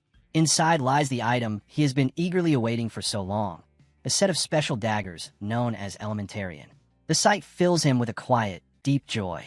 Curious, Guillermo leans in and admits the daggers look to him like mere ornaments, asking nervously if they are truly that valuable. Yuri replies with confidence. They are extremely valuable, rare artifacts, infused with magic from ancient times. Suddenly, Guillermo flinches back in terror, shouting that the dagger is moving on its own. His voice shakes with fear. Yuri remains perfectly calm, reassuring him that his life is not in danger. Stammering, Guillermo asks if Yuri is controlling the weapon with mana right now. When Yuri smirks and answers with sarcasm, saying he hasn't been just playing around these past few days, Guillermo stares in wide-eyed astonishment, overwhelmed by the prince's ability. A shift passes across Yuri's expression, subtle but noticeable. Nervously, Guillermo asks what is wrong. Yuri waves it off, telling him it is nothing of importance. Before leaving, Yuri requests that he pass along his regards to Elaine and later give him a report on the preparations for their new guild branch in the Empire. Guillermo bows politely, agreeing, and then departs. Once alone, Yuri reclines on the couch in a relaxed posture. His voice rings out clearly. You can come out now. From behind him, Asana emerges quietly. Yuri turns to her, asking calmly about Goryo. With a small, satisfied smile, she reports that she delivered the warning exactly as he instructed. She left it right beside Goryo's head while he slept, frightening him nearly to death. Yuri bursts into cheerful laughter, praising her for a job well done. He adds with amusement that Goryo never seems to stop chasing Elaine's money. A quiet pause lingers in the room until Asana speaks carefully, asking if it is true. Does he really plan to join the United Forces? Yuri answers calmly, confirming that he does. With concern, she urges him to be cautious. Yuri smiles lightly and tells her she sounds as though he were going alone. Surprised, Asana asks what he means. His reply comes with quiet confidence. She will be going with him as well. Her lips curve into a small smile as she responds gently, asking if he truly believes she can keep up with him in battle. Yuri answers with certainty. He does believe it. He trusts her. Asana's expression softens. She says she would rather go anywhere with him than return to where she once was. And with that promise, she departs, saying she will contact him again soon. A few days later, the day arrives. Flags of Bryal flutter high above the capital, signaling Yuri's return to the battlefield. Cedric calls out to him, his tone heavy with earnest care. He urges his brother to look after himself. Yuri grins brightly, reassuring him with bold confidence. He declares himself invincible and promises to raise Bryal's honor high. Cedric smiles at his words, and Yuri teases him, telling him not to study so hard that he ruins his eyesight. Cedric laughs, assuring him he won't. The brothers embrace. Cedric holds him tightly, whispering a sad farewell and promising to see him again soon.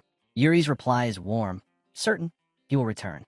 Later, in the ceremonial hall, the king stands before all and declares the formal beginning of the send-off.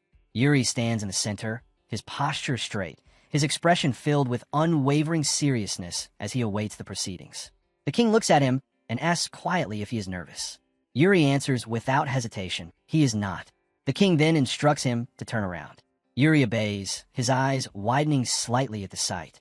Before him stretches a massive crowd of soldiers, an unending sea of armor and banners. The king's voice follows, steady and solemn. These are precious lives, he says. Lives Yuri must protect. A weight settles in Yuri's heart. He knows the truth. Many of these soldiers will never return. In his past life, countless had fallen. The memory aches within him, but he vows fiercely to himself that this time, he will not allow such tragedy to repeat. The king's voice sharpens, filled with gravity. He asks Yuri if he is truly confident he can protect them. Yuri opens his mouth to answer, but before the words can leave, the king cuts him off. His tone is firm, commanding. If you truly believe that, then you must endure this. And in that instant, the air itself shifts. Without warning, the king unleashes a crushing wave of killing intent, focused solely on Yuri.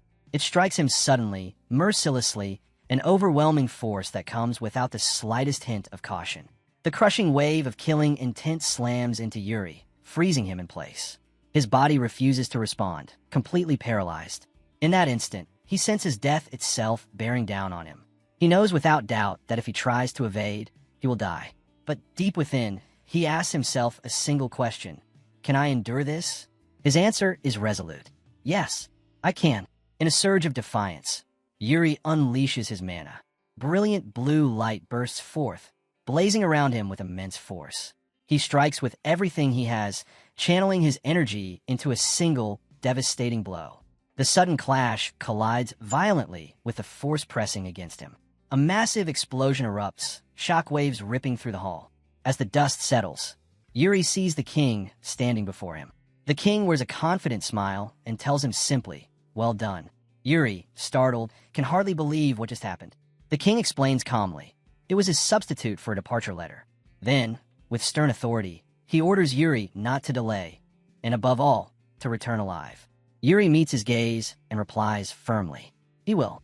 Turning to face the gathered soldiers, he raises his sword high into the air. His voice rings out with unshakable strength as he declares himself, "I am Yuri Bryal, third prince of the kingdom of Bryal." He calls upon the troops to place their trust in him. His words ignite them, their voices rising in thunderous support as Yuri rallies them to march forward with passion and resolve. Far away, in the depths of a dark and mysterious prison, strange creatures stare from behind their bars, their eyes glowing red through the shadows. Among them is an old knight, Lien Flandra. His voice echoes softly in the gloom. "We meet again after 5 years, third prince." Later, the army moves through the forest on their long campaign. During a brief rest, the soldiers sit together, eating, laughing, and shaking off the fatigue of the road.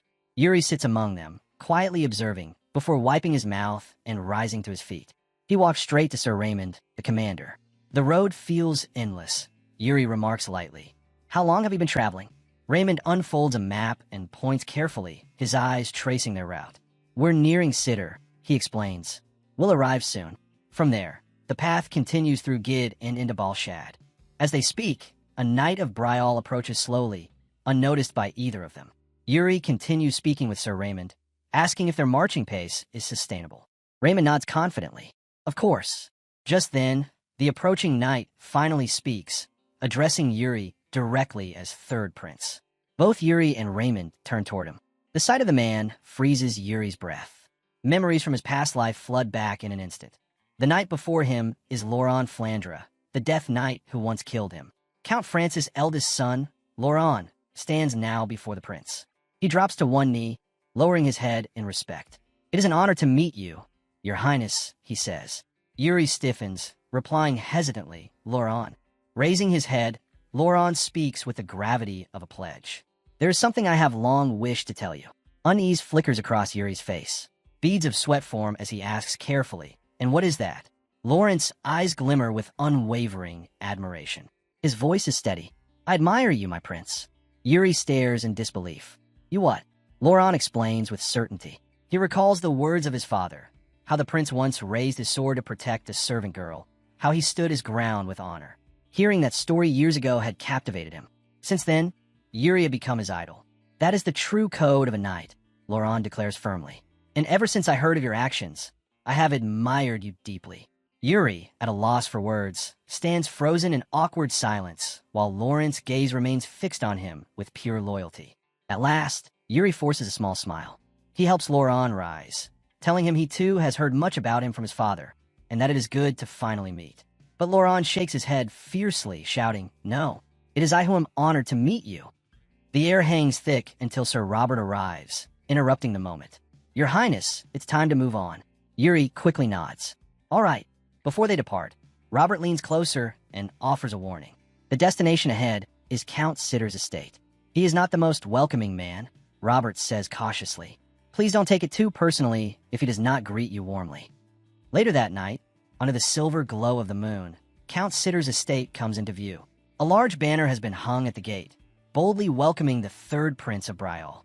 To Yuri's surprise, Count Sitter himself stands outside alongside his knights and soldiers. They await the prince's arrival with a full and formal welcome. The prince arrives with a smile, surprised at the warmth of the reception. To his greater shock, Count Sitter himself steps forward, bows deeply, and greets him with formal respect. "Welcome to my estate, Your Highness," Sitter Margaret says. Yuri returns the gesture, thanking him sincerely for the kind welcome. The Count explains that his admiration comes from the prince's decision to step onto the front lines at such a young age. Before anything else, he asks pointedly if the prince has ever fought orcs before. Still smiling as he dismounts his horse, Yuri begins to answer reflexively, "Of course." But then he remembers the truth. In this life, he has not fought them yet. Adjusting himself, he replies instead that he has studied them thoroughly. Turning toward the soldiers behind him, Yuri adds that most of his men also have yet to face orcs, which is why he believes preparation and study are vital. Count Sitter nods with visible pride. "I can see why now. Your actions are truly impressive." He greets the prince once more, then offers with a smile, "If you will allow me, I would like to present you with a gift I have prepared." Moments later, they stand before a massive iron door. A knight steps forward, unlocking the heavy lock with a key. The door creaks, opens slowly, the sound echoing in the air. The prince, Count Sitter, and the others, knights, soldiers, and even Sir Anando, wait behind him. Sitter is the first to step inside, raising a torch to light the way. He invites Yuri to follow. Together, they move through a dim corridor. After a short walk, they reach another door. When it opens, Lawrence's face pales instantly, his body stiffening with fear. Yuri's expression darkens with irritation as his eyes fall on what lies beyond. His voice is sharp as he asks, "Count Sitter, what is the meaning of this?" The Count does not flinch. Instead, he responds boldly, his torch held high. There is no need to fear. He lights the lamps around the chamber, and the truth is revealed. They're standing inside a prison, its cells crammed with captured beings, their forms shifting and restless behind the bars. The prince studies the scene carefully, taking his time to assess what's happening. Suddenly, a soldier stammers out in alarm, shouting that the creature before them is an orc. They are standing in front of a cell, holding one of the captured beasts. But Count Sitter immediately cuts him off, telling him not to call an orc, but simply a captive. He addresses everyone present, explaining that survival depends on learning everything about these monsters, their instincts, their patterns, even the smallest habits. Every detail could become a weapon in battle. Hearing this, and after Heim's explanation, Prince Yuri Briol turns toward him and asks if this was the gift he mentioned earlier. Heim answers with pride, declaring that with war against these savage creatures on the horizon, what greater gift could there be? For the first time since entering the prison, Yuri lets out a small smile. He thanks Heim's Sitter, though inwardly he thinks this man is far more deranged than he had imagined, for using such methods on orcs. Behind Yuri, one soldier looks uneasy. Noticing this, Yuri turns to him directly and asks his name. The soldier answers, introducing himself as Simon Fesh, son of Baron Bull.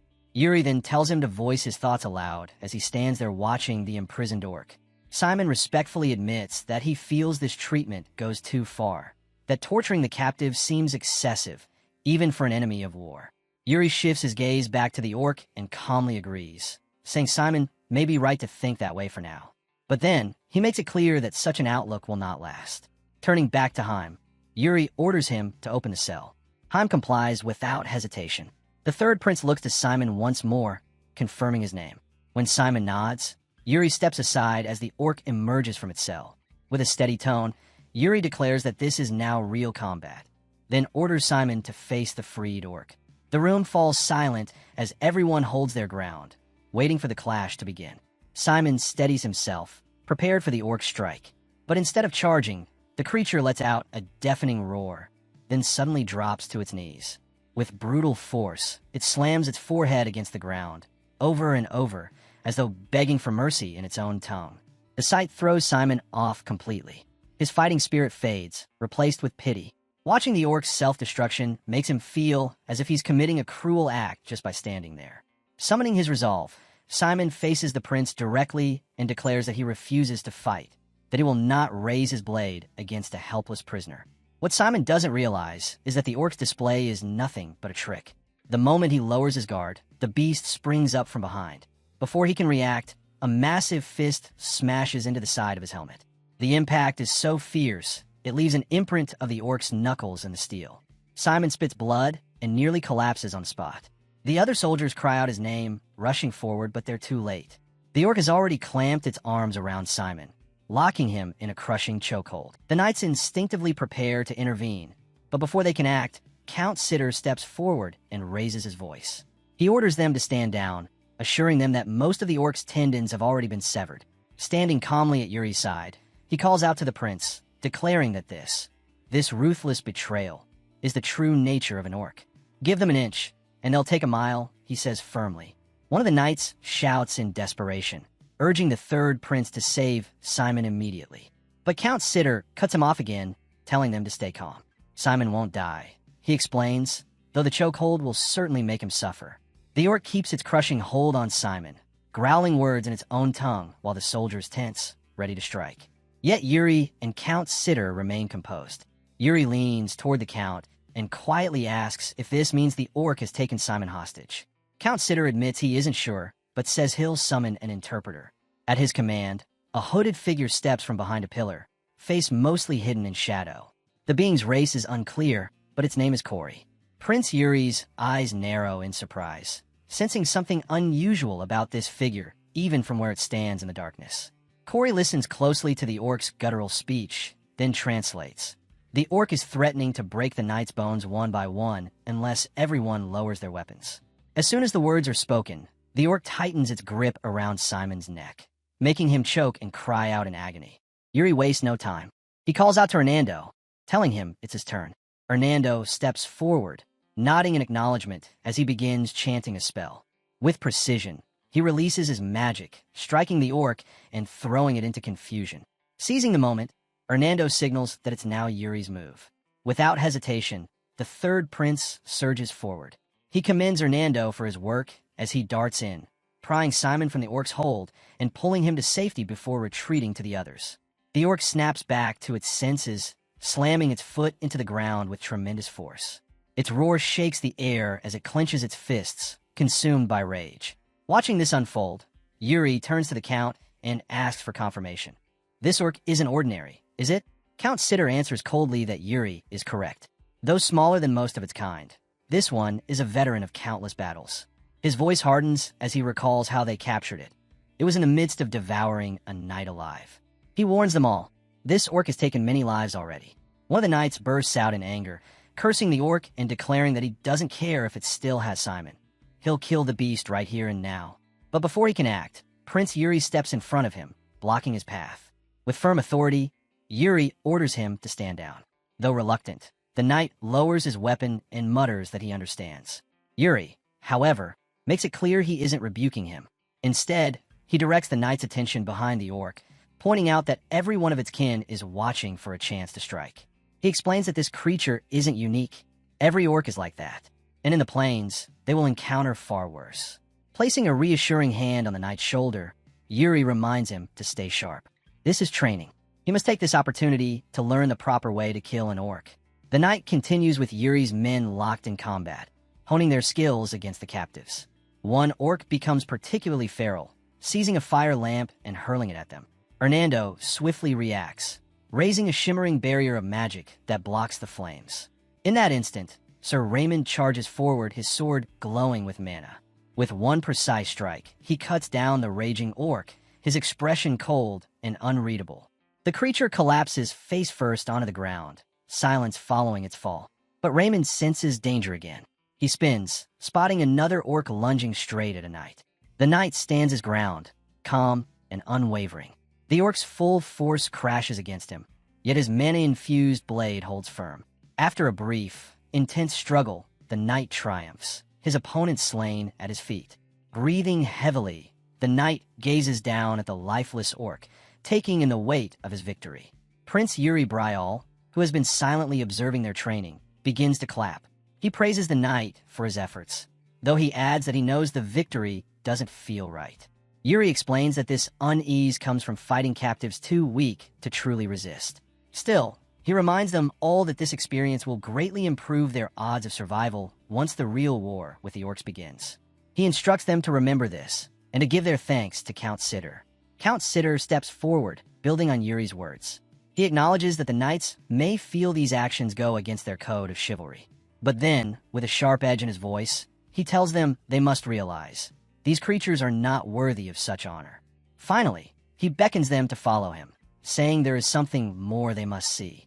As they walk deeper into the prison, Sitter speaks openly. What they had just witnessed, he says, is only a pale imitation. In the orc villages, far worse horrors take place.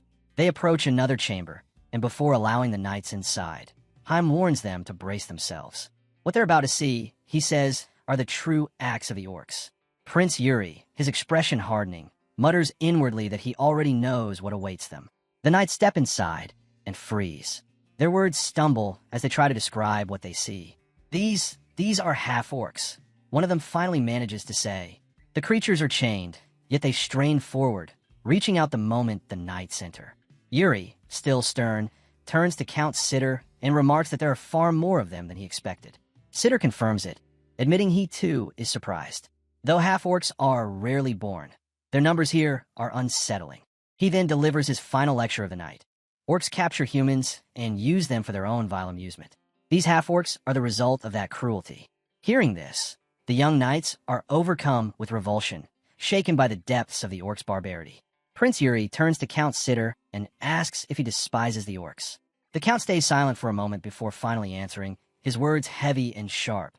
Until the day I die, yes. The venom in his tone reveals the hatred buried deep within him. After that, he falls quiet again. Yuri studies him in thought. To him, it feels as though the Count has grown numb to these atrocities, as if he has long lived with them. Yuri tightens his grip on his sword and reflects inwardly. Every man carries his own nemesis. For him, it is the Empire. For Heim, it is clearly the orcs. He recalls hearing that the Count once retrieved the body of his own son from an orc village.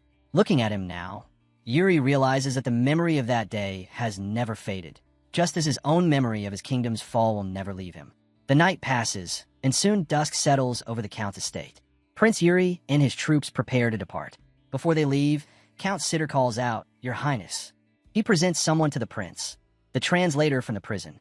Yuri looks at the hooded figure and asks if he is the same one from the cellar the night before. The figure bows his head, confirming it, and once again introduces himself as Corey. Yuri gives a faint smile, acknowledging his skill for speaking the orc tongue. But Corey, with unease clear in his voice, calls out to the prince, saying he has something important to tell him. Before he can continue, Yuri cuts him off.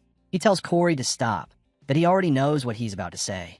Corey blinks in shock, unable to hide his surprise, and stammers, "Pardon." Yuri answers firmly, saying he understands what troubles Corey, but assures him that it's not something he needs to worry about. Instead, he hands Corey a gauntlet, calling it a token of goodwill for their future cooperation. Immediately, Corey tries to refuse, insisting he isn't worthy of such a gift. But before he can finish, Yuri suddenly calls out for Sir Raymond. The knight answers at once, stepping forward to stand before his prince. The prince smiles faintly as he turns to Sir Raymond, asking if the land ahead marks the border. Raymond confirms it, but adds that they may run into a number of bandits along the way. Still, He reassures Yuri that there's no need to worry about an ambush. Yuri shakes his head and refutes him. He tells Raymond not to think so lightly, that bandits are just as much a danger to the border as rocks blocking the path. He presses the knight, asking if he isn't correct.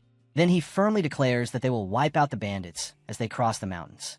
Meanwhile, deep in the forest, merchants travel with their goods.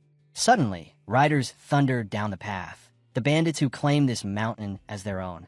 They block the merchants' way, flashing their blood-soaked blades to strike fear into them. The leader, silent and merciless, raises his stained sword high while glaring down from horseback. The next moment is nothing but slaughter, the ground painted red in a brutal massacre. By the following day, Prince Yuri's knights and soldiers march into the forest, moving with disciplined precision along the route to their destination. At one point, Yuri glances back at Cory. He knows whispers will spread once the troops learn Cory is half-orc. But he's already entrusted Cory to Hernando as a retainer and believes Hernando will manage the matter without trouble. Focused again on the march, Yuri studies the map, trying to fix their current position. He calls for Jared, who quickly responds, "Yes, sir," and rides forward. Once Jared approaches, Yuri points to the map and assigns him a task. He will now be in charge of reconnaissance. Yuri marks the location for him and orders him to go and report back. But Jared hesitates, confused. With a troubled look, he asks why he would be given such a role here of all places, since this area is known for being overrun with bandits. Jared quickly understands what the prince is planning and refuses at first. He argues that the bandits will only scatter once they're tracked, so there's no point. He asks Yuri again if he's truly certain about this. Yuri answers without hesitation. If the bandits flee, they'll simply hunt them down. He reminds Jared that these outlaws prey on merchants in the borderlands, and for that reason alone, they cannot be allowed to roam free. Then, with a sly grin, Yuri teases him, asking if he's scared, lacking confidence. He adds that such weakness isn't something he'd expect from a knight of Jared's caliber. The prince continues, saying most of the soldiers are too nervous for such a task, and he himself is still young and inexperienced. Jared, however, is different. He's a genius swordsman who thinks on a level beyond ordinary men. Yuri's words do their work, stirring Jared's pride. With determination flaring in his eyes, Jared spurs his horse forward, promising he'll return quickly. Yuri smiles as he watches him go, calling out that he'd better, and that he likes his spirit. Sir Raymond rides up beside Yuri, noting how much the prince seems to value Jared. Yuri brushes it off with a light laugh, saying cherish is too strong a word. He simply keeps Jared by his side. He glances at Raymond, studying him for a moment, then suddenly asks if he can pose an uninteresting question. Raymond grants him permission, so Yuri asks plainly, what is it that he fights for? The question catches Raymond off guard, but after a pause, he answers. He admits it's been a long time since anyone asked him that. The only answer he can give, he says, is an old one, the safety of Bull. Yuri listens closely, his eyes widening as though something within him sparks at those words. With a smile, he thinks to himself that it's not a bad answer at all. He then gives Raymond an order. Maintain the current marching pace. He himself will ride ahead to check on Jared. With that, Yuri turns his horse and dashes forward at full speed. Meanwhile, deeper in the forest at the bandits' stronghold, one of the outlaws lies bound on the ground, shouting desperately for help. But someone steps into view, the one who captured him. Is Yuri Bryal. Leaning down, the prince tells the bandit to keep quiet, warning him that making noise is no way to value his life. Yuri leans closer to the trembling bandit, repeating his question. Does he truly not know how to value his own life? Just then, Jared calls out from a distance through the scope. He reports that he has located the bandit's base. Both the prince and the captured outlaw turn their heads in surprise. Jared points straight ahead, confirming the location, and Yuri commends him for his efforts in finding it. Before moving forward, though, Yuri raises a question. He asks Jared if it doesn't seem strange that this man was patrolling alone. Bandits usually travel in pairs or more. Turning back to the captive, Yuri asks if his boss truly sent him out here by himself. The terrified bandit stammers, claiming it's true. He insists he's only a rookie and doesn't know much. But as he speaks, something faintly glowing around his neck catches Yuri's eye. Without warning, Yuri grabs at it, startling the man into panic, thinking he's about to be struck. Yuri studies the shining trinket closely, then asks him what it is. The bandit remains silent at first. Yuri presses again, asking if it belongs to him. The outlaw blurts out that it isn't his.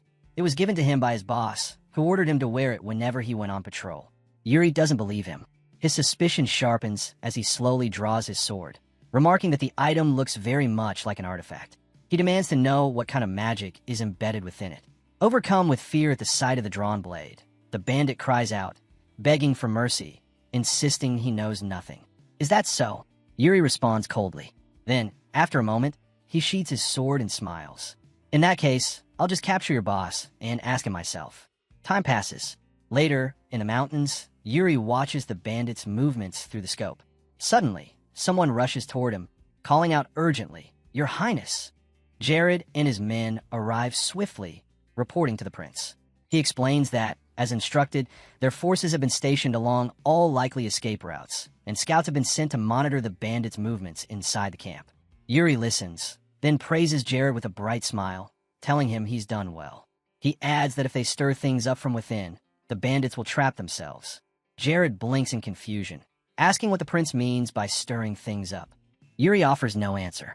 Instead, he orders everyone to move out immediately, warning that if they delay, they'll gain nothing.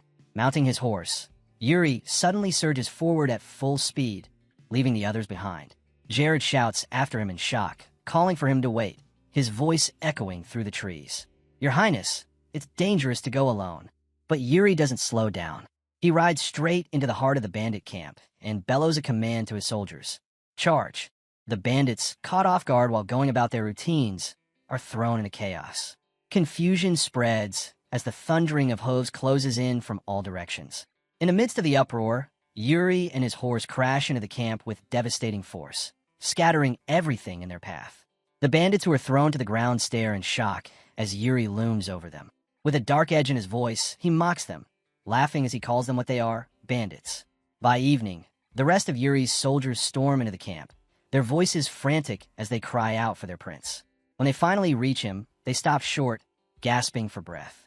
The sight before them leaves no words, bandit corpses strewn everywhere, and Yuri, calmly seated atop one of the fallen. As the soldiers arrive, Yuri greets them with a smirk, telling them they're late.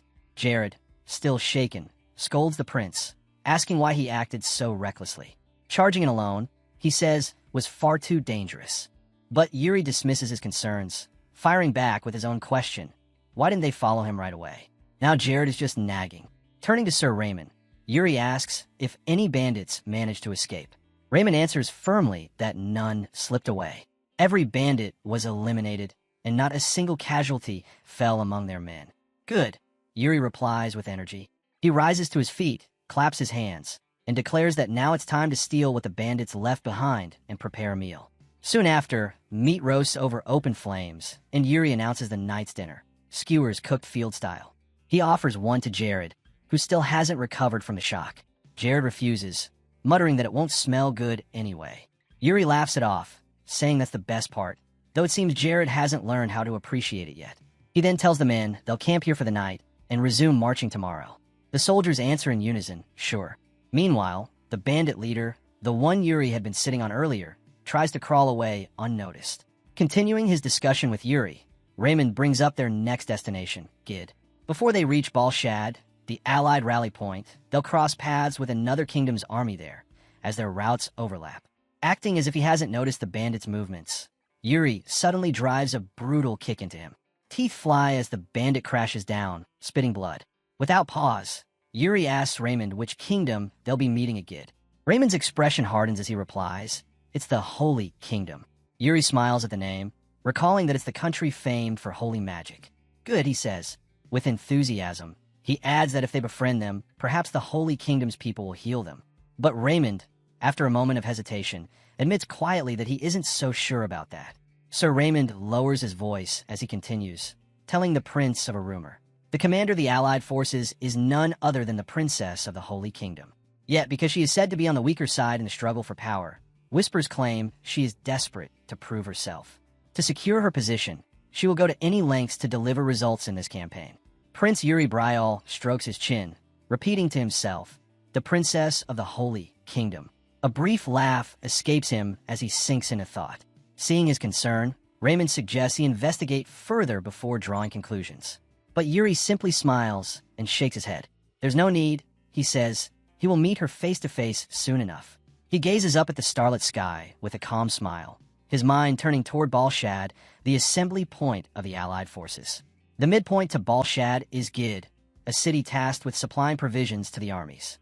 Being an independent region, however, its laws must be strictly followed. Any violation would fall under military law. Yuri remarks that they be finished if they cause trouble here. He instructs Raymond to ensure the soldiers are educated on this matter, knights included. Raymond bows slightly and replies, "Yes, Your Highness." With discipline tightened, the troops are stationed outside the city, while Yuri himself makes his way into the Lord's estate. The Lord greets him warmly, smiling as he welcomes the third Prince of Bryal. "It is a pleasure to meet you," he says with grace. Yuri responds with equal respect, thanking him sincerely for the welcome and expressing, on behalf of Bryal, his gratitude for Gid's cooperation. The Lord waves his words away modestly, assuring him there is no need for such formality. Gid, he says, will give its utmost support to the Allied forces. As they take their seats, the Lord praises him further. He recalls how His Majesty, the King of Bryal, made legendary contributions against the orcs in his younger years. And now, with his son Yuri here on the battlefield, surely the orcs must already be trembling. He ends with a soft laugh. Yuri joins him, laughing lightly in return. With confidence, he promises that he will do his best to live up to that expectation. As they sit together, a servant leans in to whisper something to the Lord. After hearing the message, the Lord turns back to Yuri and informs him that the princess of the Holy Kingdom has just arrived. He asks if Yuri would like to meet her now. Without hesitation, Yuri replies that he would be glad to. Moments later, the doors open and the princess enters. The Lord rises at once to greet her. It is the second princess of the Holy Kingdom, Princess Sibylla. She walks with regal poise, flanked by two knights at her side. Her face is stern, showing no trace of warmth as she introduces herself. The Lord bows respectfully and welcomes her again, addressing her as Your Highness and calling it an honor to meet her in such a barren land. But Sibylla's eyes immediately drift to the side, locking onto the man seated in the room. With her rigid expression, she asks coldly if he is one of the Lord's vassals. The man she speaks to, Prince Yuri Bryal, simply studies her curiously without responding right away. Before he can speak, she curtly interrupts, saying she has matters to discuss with the Lord and would like him to step out.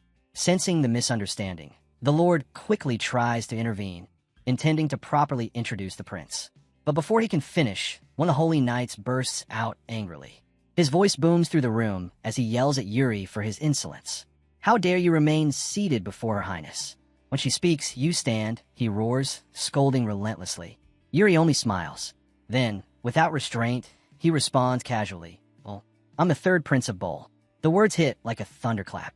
Everyone freezes, shock, embarrassment, and silence filling the room.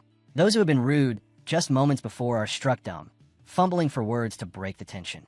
Yuri adds to his declaration with a calm but firm voice, telling them that though he may not look it, he is the one commanding Bol's troops. One knight stammers nervously, "Oh, Your Highness, I..." But Yuri cuts him off, raising his voice with a sharp grin. He declares that the fault is his alone, that he should have dressed more like them in the first place. Yuri smirks and adds that instead of dressing formally, he chose to look like some neighborhood rascal.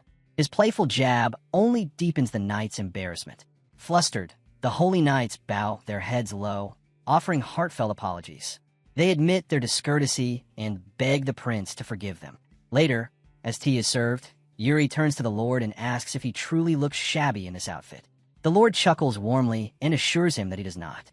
Princess Sibylla then lowers her gaze and apologizes for the earlier misunderstanding, asking him to please stop bringing it up. Yuri chuckles and teases, asking if he really should. Then, with a lighter tone, he proposes they start over with a proper introduction. He introduces himself as Yuri, third Prince of Bryal, extending his hand. Sibylla shakes it politely and responds that it's nice to meet him. Yuri then addresses her by name, Sibylla, and suddenly asks her age. Caught off guard, she hesitates before answering that she is 20. She follows with her own question, asking why he wants to know. Yuri grins and replies that he is 18. A 2-year difference, he says, is hardly a difference at all. So from his perspective, they are basically friends, and friends have no need for stiff formalities. Isn't that right? He presses. Surprised, Sibylla can only let out a startled "oh." The Lord laughs, pleased by the exchange. He remarks that it's good to build friendships before facing the brutal orcs together. He then turns to Sibylla, asking if she is all right with such familiarity.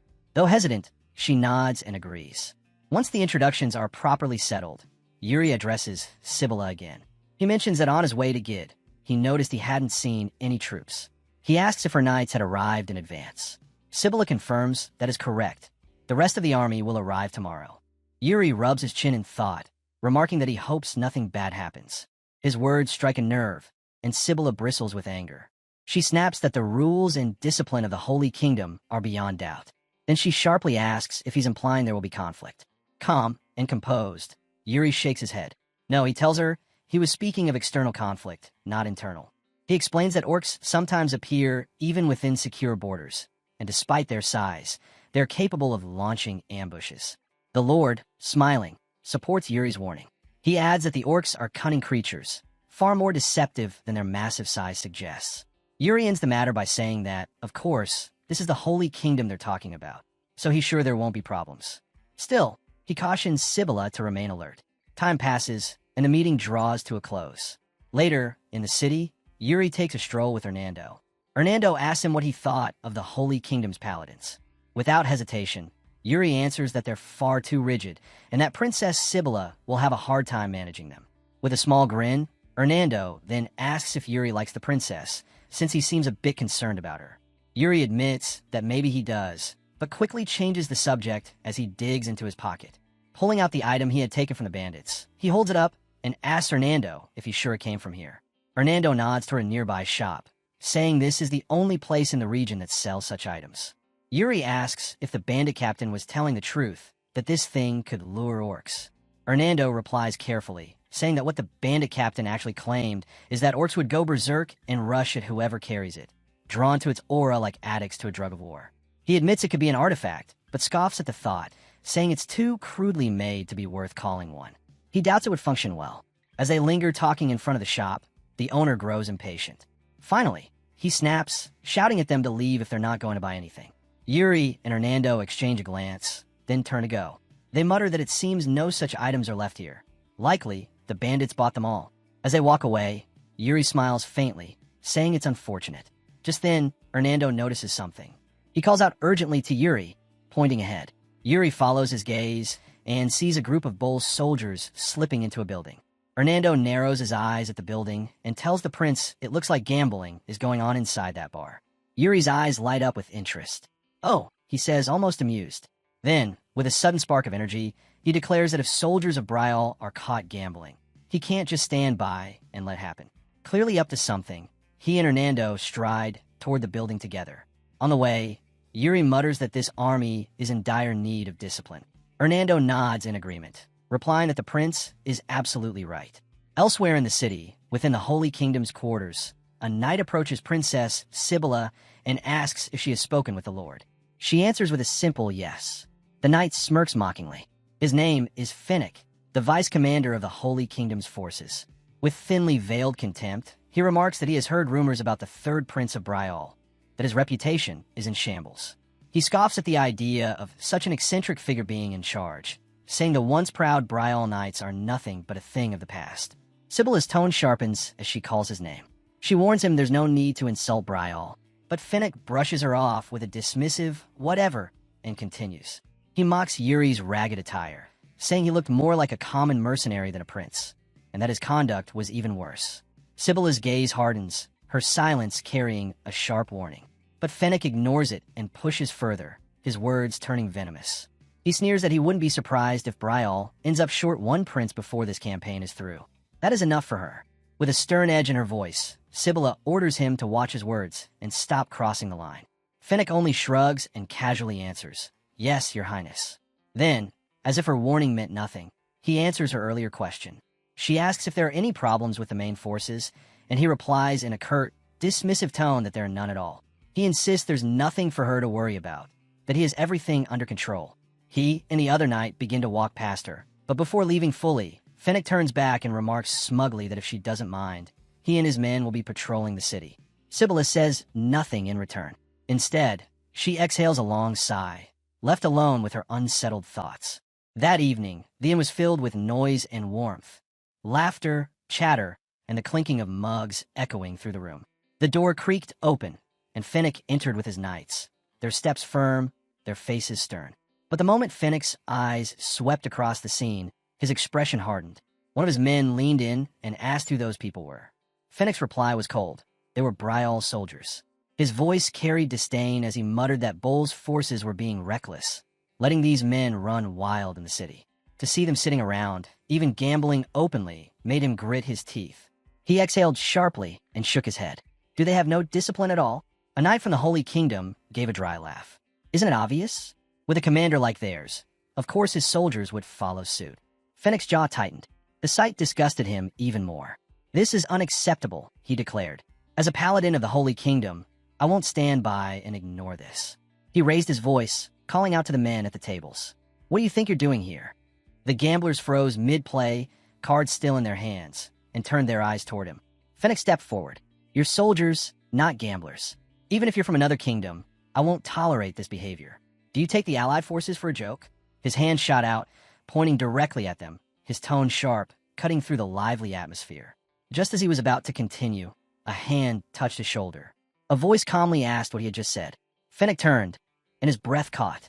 Standing behind him was none other than Yuri, the third prince of Bryal and commander of these soldiers. With a casual smile, Yuri's hand still rested on Fennec's shoulder as he asked for his name. Then, with a light pat on Fennec's shoulder, Yuri acted as though the tension meant nothing at all. But Fennec stiffened, recognition flashing in his eyes. Fury welled up in him, and in an instant he shoved Yuri's hand away. The sharp sound cut through the inn like a blade, silencing the room. His words burst out, filled with outrage. He shouted that this kind of conduct didn't just dishonor Yuri himself, but poisoned the soldiers under his command. The gamblers lowered their cards slowly, stunned, their eyes flicking between Fennec and their prince, the air heavy with anticipation. The soldiers' expressions shifted, confusion mixing with irritation, their stares sharpening. Fennec's lips curled into a thin, mocking smile. His words cut through the air like blades. What you should be holding is a sword, not a stack of cards. He leaned into the jab, his tone dripping with scorn. Looking at you now, I can't even tell if you've ever touched a real weapon. A faint laugh escaped Yuri, but it carried no warmth. The smile lingered on his lips, though his eyes had already grown cold. When he spoke, his voice was sharp with disdain. I asked for your name, nothing more. And yet you throw insults in my face. Tell me, does the Holy Kingdom no longer know rank or order? Fennec faltered, his earlier bravado wavering. His words stumbled out, awkward and broken. That's just. But he was cut short. The inn's door burst open, and a commanding voice rang out. What in the world is happening here? Every head turned. The princess of the Holy Kingdom had entered, her presence instantly seizing the room. Her gaze swept across the scene until it landed on Fennec. A frown creased her face, heavy with disappointment. Sir Fennec, didn't you say you were going on patrol at once? The strength drained from him, shoulders slumping. He lowered his head in shame, his earlier fury dissolving into silence. Her tone was resolute, leaving no room for argument. Step outside. Fennec's head jerked up, eyes burning with anger and humiliation. His teeth clenched, but he obeyed. With stiff, rigid steps, he turned toward the door, his knights following behind him.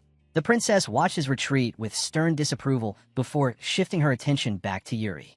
A weary sigh escaped her, touched with frustration. Please forgive him. I'll apologize on Fennec's behalf. Yuri's smile returned, smooth and deliberate. No need, he said easily, though the glint in his eyes betrayed his amusement. I can only imagine how hard it must be for you to keep every subordinate under control. For that, you need to be nothing short of a holy sovereign. Her hand instinctively brushed the hilt of her sword, her brows knitting as thoughts stirred behind her eyes. But she chose not to answer his barb. Instead, she turned to leave. At the doorway, she looked back, her gaze locking with his, a steady fire flickering within. In that case, she said quietly, each word measured, I'll repay this debt another time. Yuri's smile deepened, playful yet edged with intrigue. Another time, then, he echoed, watching her go, his eyes lingering with interest. Once the princess departed, Yuri's smile slowly faded. His expression grew dark, his thoughts turning inward. The words of Sir Raymond at the bandits' camp resurfaced in his mind. The second princess of the Holy Kingdom stands on shaky ground in the struggle for power. She clings to results because she has no choice. A shiver of clarity passed through him. So this was what Raymond had been hinting at. Still, Yuri dismissed the thought with a casual shrug, forcing his easy grin back into place. Not my concern, he muttered before striding over to his men. He dropped into their midst, laughter rising as he joined their boisterous game. The soldiers eagerly jostled to face him next, shouting over one another with drunken excitement. Yuri chuckled, pointing at the challenger who stepped forward. "I like that confidence," he said, his tone playful, his grin wide. The scene shifted.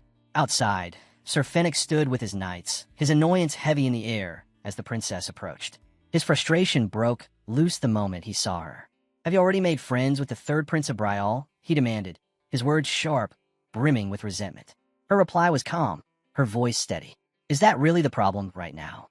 But Fennec's anger spilled over. His voice rose, each word laced with accusation. "I warned you about that prince, his lack of dignity, his arrogance." His tirade was suddenly cut short. A voice, desperate and raw, pierced the tension. "Your Highness!"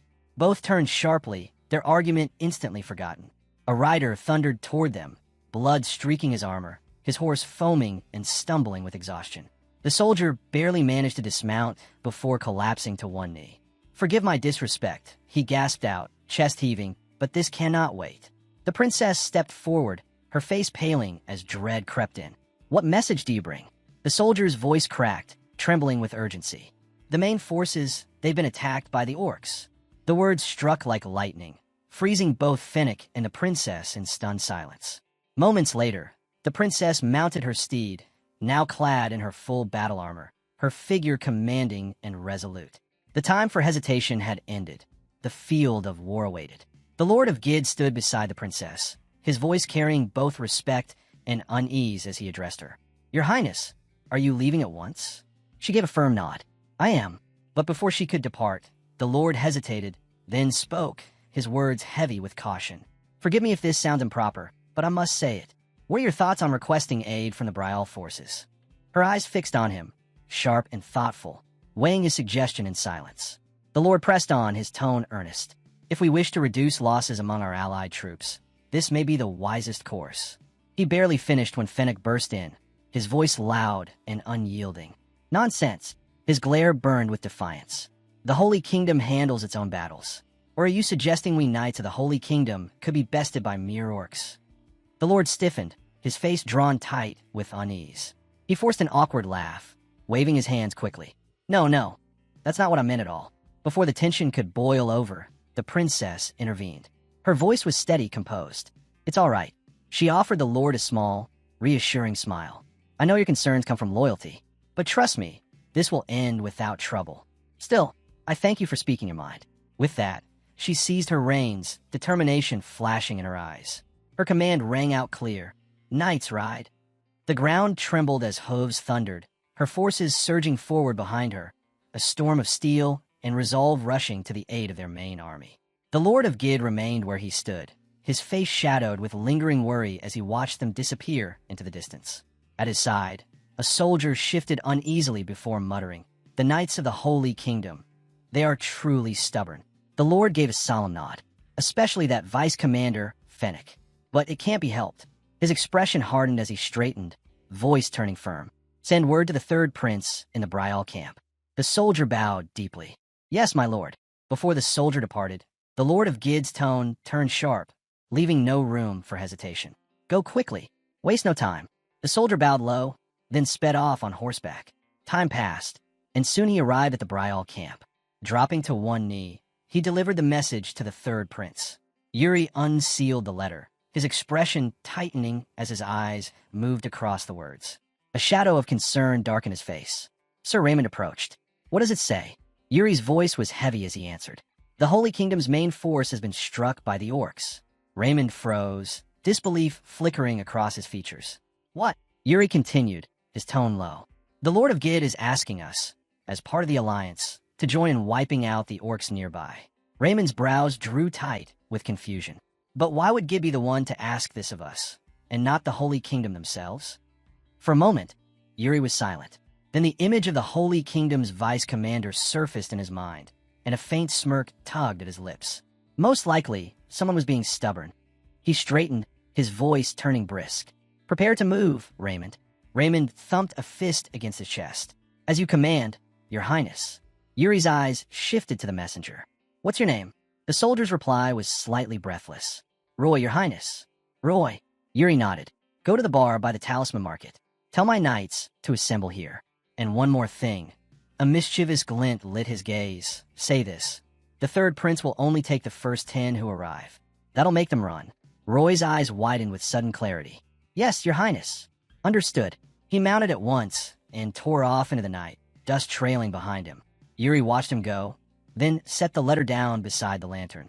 He brushed his hands together, his expression unreadable. Finally, his lips curved into a sly smile. Good. Time for a night stroll. Later that night, Yuri rode out at the head of his knights, guiding them toward the orc's location. His mood seemed light, almost playful.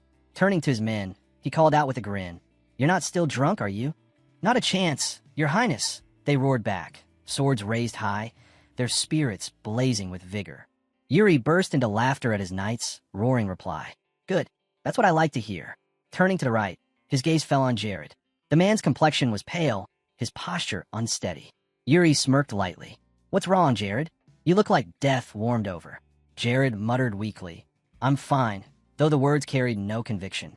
Just then, the pounding of hooves grew louder. Someone was racing up from behind, closing the distance swiftly. It's Laurent. The knight pulled up beside Yuri, his smile radiant as he called out. Your highness. Yuri greeted him with equal energy. Yes, Laurent. Laurent's eyes gleamed with open admiration. Once again, I'm amazed by you. To think you not only forgave the paladins after the insult they dealt you, but you also ride now to save them. Your highness, your vision is far greater than theirs. You're teaching us all that there's no need to sink to their level. I truly admire your insight.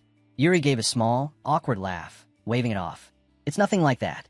Inside, though, he found himself wondering if Laurent had always been so fervent. Still, he met Laurent's earnest gaze and said, Thank you. Your loyalty means a great deal. But even as he spoke, unease lingered. Laurent seemed so different from the man Yuri remembered in his previous life. Then again, he himself had changed as well. Perhaps Laurent's transformation was tied to his own. Laurent, still burning with devotion, bowed his head slightly. Thank you for finally recognizing me, my prince. The thought clung to Yuri as they pressed forward. Suddenly, Sir Raymond's sharp voice cut through the night. Your highness, something ahead. They all looked forward, narrowing their eyes. As they closed the distance, the shapes came into focus. The paladins of the Holy Kingdom, Raymond confirmed. Before the clash to come, Yuri reined in his horse and turned to address his men. His voice rang clear and commanding. Listen well. This will be your first battle against orcs. From this moment, I will step onto the battlefield before anyone else, and I will be the last to leave it. As he spoke, a brilliant aura surged from him, a glowing blue light that spread across his entire body, radiant and untamed. Yuri's voice deepened, steady and commanding, each word resonating with unshakable resolve. I, Yuri Bryal, third prince of Bryal, command you, do not be harmed. He yanked the reins, his horse rearing high with a fierce neigh, its cry echoing in defiance. Then his voice thundered across the ranks. Charge! The knights surged forward with renewed vigor. Not far ahead, the paladins of the Holy Kingdom were already pressing onward, a line of steel and banners, riding to aid their embattled comrades who struggled against the orc assault. Lady Sibylla pushed herself harder at the front of the Holy Kingdom's vanguard, guilt gnawing at her. She had been careless. She hadn't anticipated that the main orc force would strike directly at their core army. Yuri's words resurfaced in her mind, sharp and unwelcome. Be cautious. Orcs sometimes slip past borders. Her hands tightened on the reins as she frowned, anger rising at her own negligence. The battlefield came into view, her soldiers locked in desperate combat with the orcs. They're still fighting, she shouted to her knights. We need to reach them faster. Spurring her horse, she whispered a quick prayer of thanks that their standards still stood unbroken. Then she turned to her vice commander.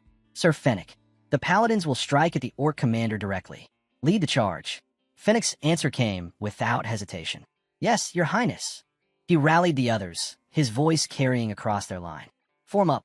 Prepare to charge. Their reply was loud and unified. Yes, sir. The paladins surged forward, weapons raised high. At the front, Sibylla clutched the cross at her neck, whispering, Lord, your servant wishes to run ahead. Push me forward. The pendant glowed faintly at first, then brighter and brighter, until the radiance engulfed her horse and her entire form. Wrapped in shimmering white light, she raised her sword high. Faster, straight, at their commander. The paladins roared, spurring their mounts after her. None of them noticed the trap waiting just ahead. A skull, tangled with twisted strands of magic, floated up from the ground as they drew near. Its eyes flared a menacing red, and a haze of dark purple spread outward. In an instant, it dropped back down, striking the earth. A vast magic circle burst open beneath them, glowing with ominous light. The charge couldn't stop. The paladins and their princess rode straight into the heart of the dark spell. The instant their horses' hooves struck the circle, the ground shattered. Both riders and mounts plunged downward, swallowed by the collapsing earth. At the very front, Sibylla cried out, her voice ringing over the chaos. "It's a trap!" Her warning was cut short as her horse bucked beneath her, sending her tumbling. The fall seemed endless, a black abyss with no bottom. Around her, the terrified screams of knights echoed as they all plummeted together. Sibylla reached upward as she fell, a desperate thought striking her. Had she chosen wrongly again? Then came the impact. She slammed against solid ground, pain jolting through her body. A harsh glare from above forced her to raise her hand, shielding her eyes from the light. And in that moment, her mind drifted back. She was a child again, the day her holy power first awakened. Voices surrounded her, praising her gift. Excellent. Their words had been so gentle, so full of expectation. She had smiled brightly, vowing to live up to their hopes. That was why she had thrown herself into swordsmanship. But then came the day she surpassed her brothers. Her blade struck true, leaving one of them kneeling in defeat. And she realized too late it had been a wrong path. From then on, her brother's fear took root. Fear that she might take his place. He had pushed her toward war, toward a destiny that wasn't hers. When the Allied forces formed, they named her commander. God's will, they said. If she fought for the divine, salvation would follow, and her soul would ascend. But as she'd received the order, as they patted her head, she had known the truth. Now, lying in this pit, battered and broken, the truth burned once more. "Don't make me laugh," she spat bitterly, forcing herself to rise, sword still clutched in her grip. "All you wanted was for me to die." Around her, the paladins groaned, bloodied and shaken, struggling to move after the brutal fall. Sibylla pushed herself upright, defiance blazing, and barked, "Stand up, get ready." As she steadied herself, something on her hand caught her eye. A slick dark smear. She glanced around. The same substance coated the others as well. Her breath caught. Oil. Her eyes widened in alarm as she tilted her gaze upward. High above, orcs stood in vast numbers, circling the pit. Each held a torch, the flames crackling hungrily, ready to be cast down. All Sibylla could see were the blazing torches held by the orcs above. Ah, the small sound escaped her lips, hollow and defeated. The orcs raised their arms, ready to hurl the flames down into the pit. Sibylla's mind reeled. First, they struck the main army, and now a fire trap. Her chest tightened as despair closed in. What am I supposed to do? How do I survive this? Her vision swam, everything turning red and dark. She squeezed her eyes shut, surrendering to her fate. What have I been fighting for all this time? Then, "Sibylla," a voice cut through the haze, strong and commanding. The severed head of an orc fell past her, thudding against the ground. The voice called again. "Open your eyes." She did. Tears blurred her vision, threatening to spill, but there he was. Prince Yuri Bryal, torch still in hand from the orc he had slain. He looked down at her with a playful grin. Was it really that hard to just ask for help? Bathed in his glowing blue aura, he smiled brightly. "Are you all right?" Around the pit, his knights struck fast, cutting down the orcs one by one. The torches fell harmlessly to the dirt as their wielders collapsed. In moments, the danger was gone. Ropes were thrown down. One by one, the battered paladins were pulled up. Last came Sibylla. Yuri himself reached down, offering his hand. She grasped it, and he pulled her up firmly to solid ground. Breathing hard, she looked at him and murmured, "Thank you. I owe you." He waved it off easily. Think nothing of it. Before another word could pass between them, a voice called out, "Prince." Both turned. It was Finnick. He stepped forward, bowed his head, and spoke with solemnity. "I, Finnick, Vice Commander of the Holy Kingdom's Knights, greet the third Prince of Bryal, and I formally apologize for my behavior at the tavern." Both Sibylla and Yuri blinked in shock at his words. Finnick went on, voice steady but humbled. "I will never forget this kindness, not until the day I die." Sibylla's eyes widened. Could this truly be Finnick apologizing? Yuri, however, only smiled, confident, unruffled, as though nothing had ever stood between them. "I accept your apology," he said. Then his tone shifted just slightly. And if the day ever comes when Bryal finds itself in need, I hope the Holy Kingdom will lend its hand as well.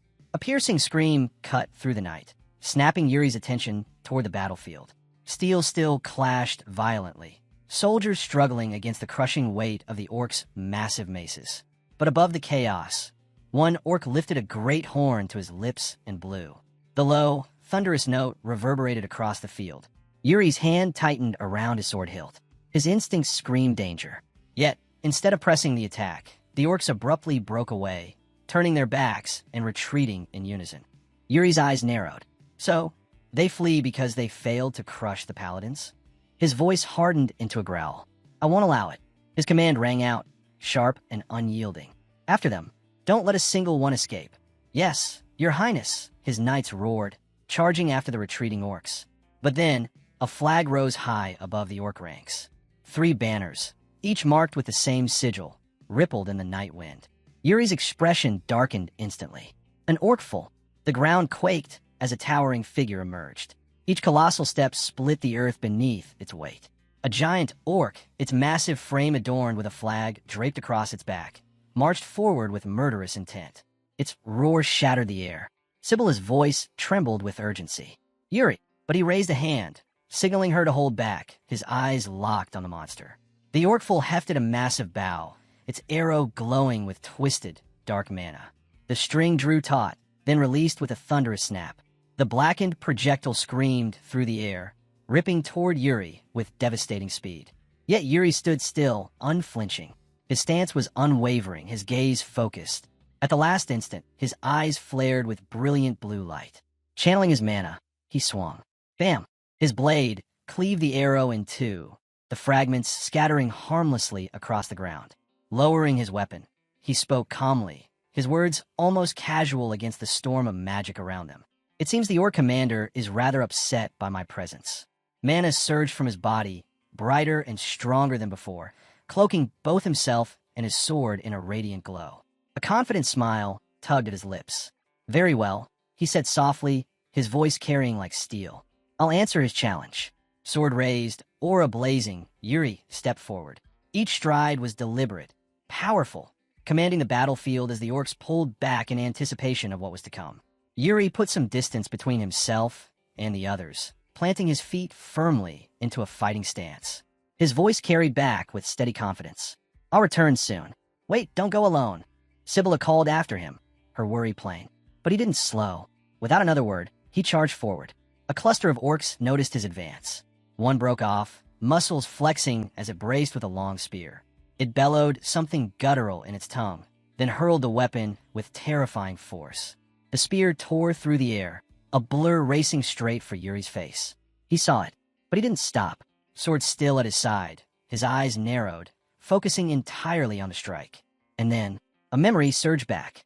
Bernard's voice echoed in his mind. On the battlefield, countless things change. Terrain, weather, timing. Most improve through training. But your highness's soul severance is different. He remembered himself frowning, confused. Different? How? Bernard's sigh had been heavy. You instantly read the situation. You see the best option and your body just acts. It becomes a sword strike. You won't need me to explain. When the time comes, you'll understand. Back in the present, Yuri shifted, body moving with effortless precision. The spear skimmed past, missing it by inches. His gaze instantly locked on another one flying in. Dropping low, he coiled like a spring. At the perfect moment, he vaulted upward, the second spear burying itself into the ground beneath him. He landed on its shaft, using it as a platform to launch himself higher. The orcs below froze in shock, wide-eyed as he descended with blinding speed. One swing, a flash of steel. They fell together. The ground trembled with more roars. Yuri turned. 3 massive orcs were barreling toward him, fury burning in their eyes. He tightened his grip on his sword, excitement flashing across his face.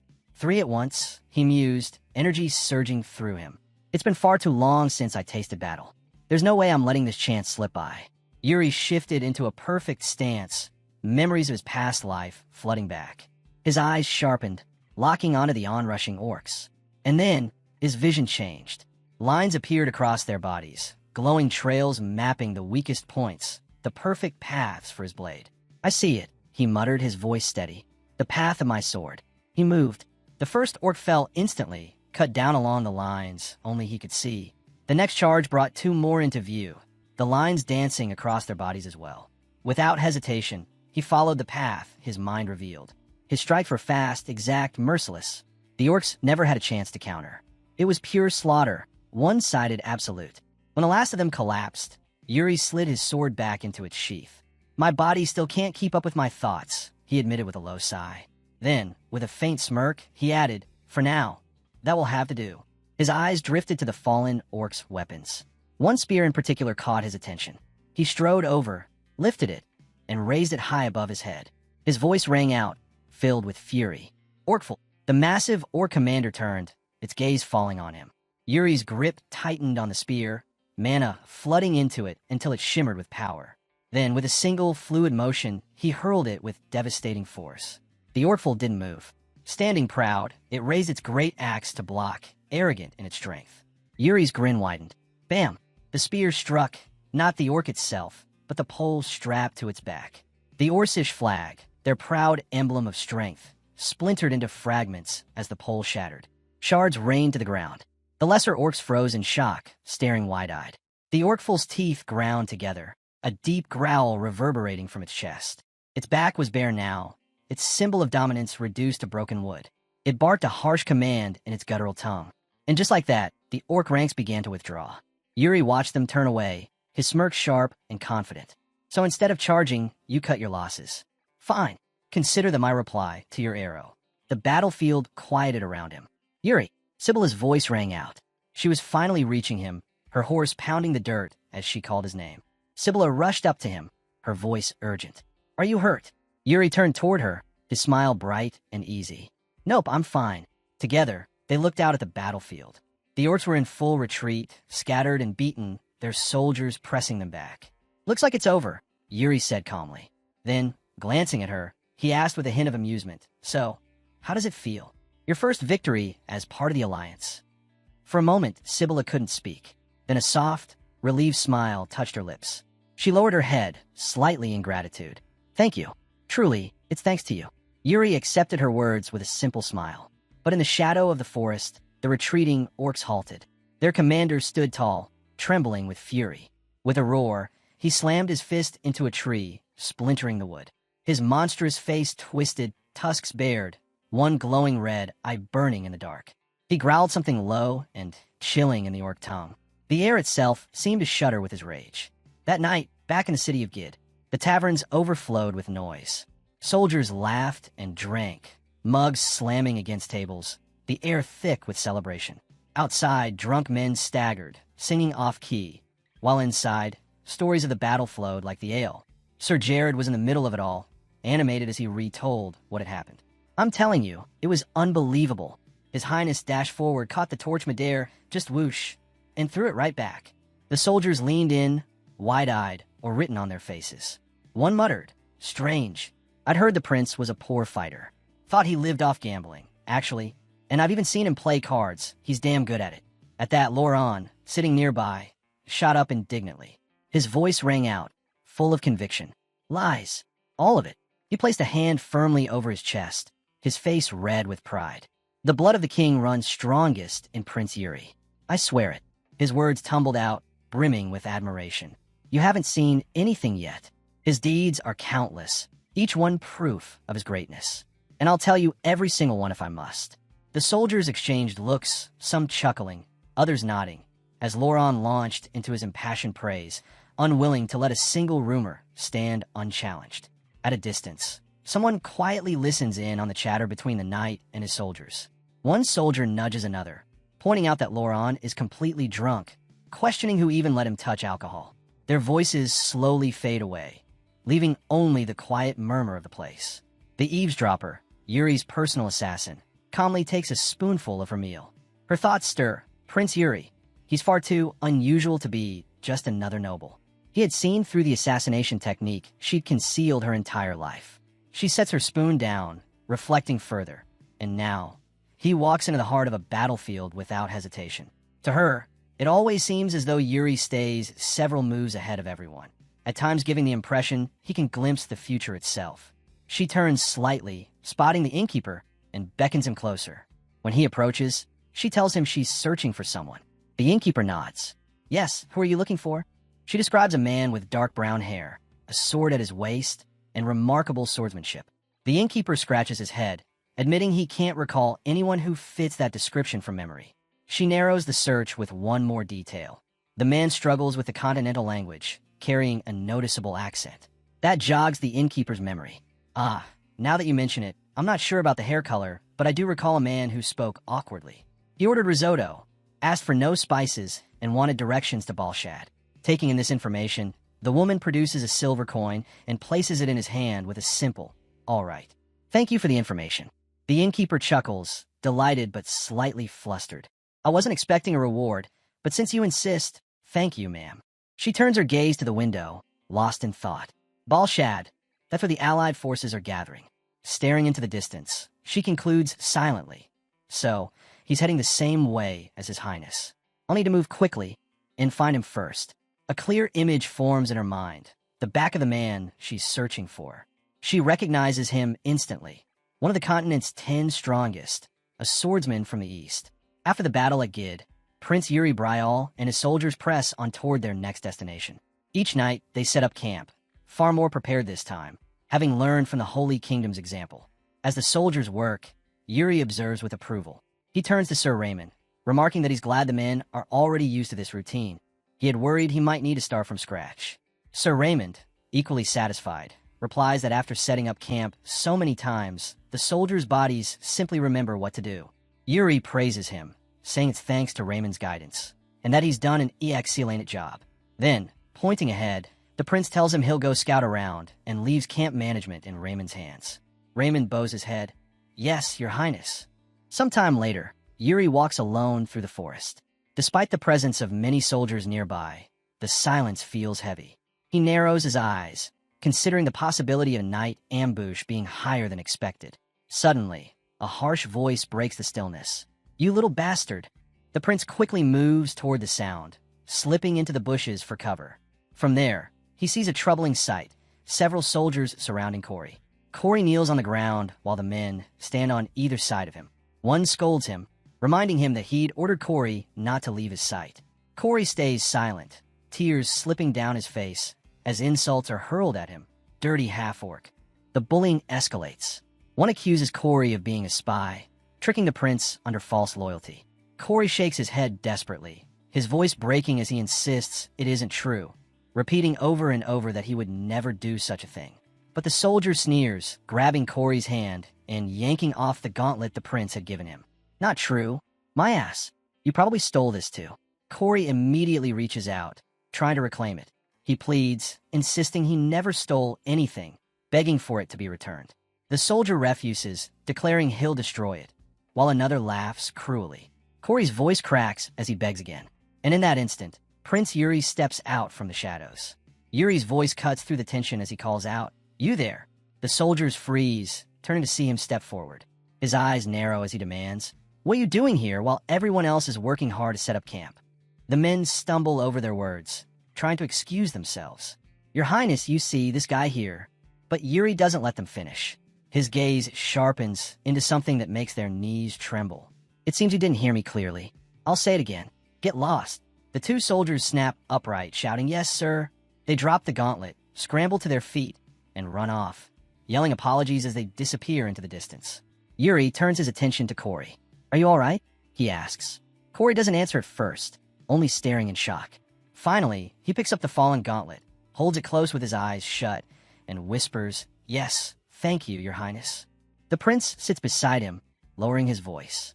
"Would you like me to punish those men?" Corey shakes his head, a faint smile breaking through. "No, it's fine." He adjusts his hood carefully, then continues. "This is natural. People love beauty and despise ugliness. If you shield me, I'll only feel safe for the moment, but it'll push me further away from my dream." Curious, Yuri asks, "And what dream is that?" Corey hesitates, then answers firmly, "I want to live among people, once I've earned their recognition." Yuri looks at him in silence, taken aback.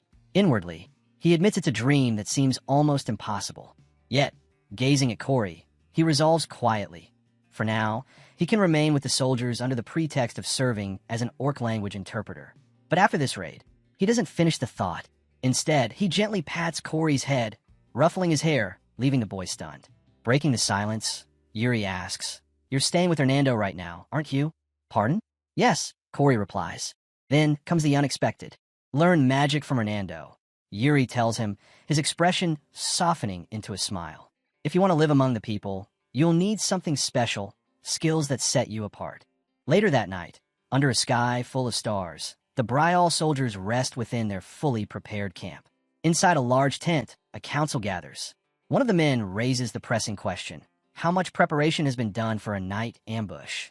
Sir Raymond answers first, explaining that every supply depot has been covered with flame-retardant cloth, and that guards have been stationed around both the palisades and the barracks. Jared, clearly unconvinced, asks if all of this is really necessary. He points out that the prince has even assigned more soldiers than usual. Yuri leans forward, pointing at a section of the map. Calmly, he reminds them that they're deep within orc territory. If something happens here, it won't be out of the ordinary. We need to stay ahead. He warns them that the orcs might use fire once again, the same way they had against the Holy Kingdom. But before anyone can respond, a soldier bursts into the tent, his voice frantic. "Your Highness, it's urgent." Breathless, he blurts out the news. The orcs are attacking. The atmosphere changes in an instant. Everyone bolts from the tent, worry tightening their expressions. Outside, the sight is grim. Flames engulf the camp as soldiers clash with orcs in the chaos. Yuri surveys the scene, his tone heavy. "This is worse than I imagined." Before anyone can react further, a large barrel radiating strange, dark energy comes hurtling through the air. It crashes down right behind Yuri, detonating in a violent explosion. He spins toward the blast, staring in disbelief at the destruction it left behind. Exhaling sharply, he mutters, "I'm at a loss for words. Are the orcs using gunpowder now?" Hernando shakes his head. "That's no gunpowder. That's sorcery." The mana is distorted. Yuri clicks his tongue, shaking his head. "Blatant sorcery, right here. Honestly, I don't even know what to say. I'm sick of this." Still, he turns to Hernando with urgency. "What's our countermeasure?" Hernando studies the distorted energy, reading the mana hidden in the flames. Finally, he concludes, "These are pre-made bombs infused with sorcery. The orcs are just tossing them. The only way forward is to take out the ones throwing them." Yuri thinks for a moment, then raises his voice firmly, calling out to his officers. "Jared, Sir Raymond, disperse and take command of your units." Yuri channels his mana, bright blue energy flowing into his blade until it shines with raw intensity. His voice cuts through the roar of the fire and the chaos around him as he issues his orders once more. "Jared, Sir Raymond, disperse and take command of your units." Then mana surges higher, not stopping at his sword. It spreads, cloaking his entire body in a radiant azure glow. His eyes narrow, his focus sharp. Raising his weapon, he declares, "In the meantime, I'm going to see the face of the one behind this little stunt." He turns to Hernando, the air trembling with power. "Which way is this sorcery coming from?" Without hesitation, Hernando thrusts his hand outward, pointing firmly. "That way." Yuri stomps the ground, the impact cracking the earth beneath his boots. "All right, I'll be back." With that, he launches forward, the explosive force of his mana propelling him like a thunderbolt. His figure tears through the night, leaving only a trail of blue light behind. When he arrives, his eyes lock on the figure waiting ahead. An orc stands unmoving, a flag planted defiantly on its back. Recognition flashes instantly. It's the same one whose flag Yuri had broken before. The pole is crudely patched together with cloth, a mark of defiance. Fury boils in his chest at the sight. He charges without pause, his anger driving his every step. But the orc does not move.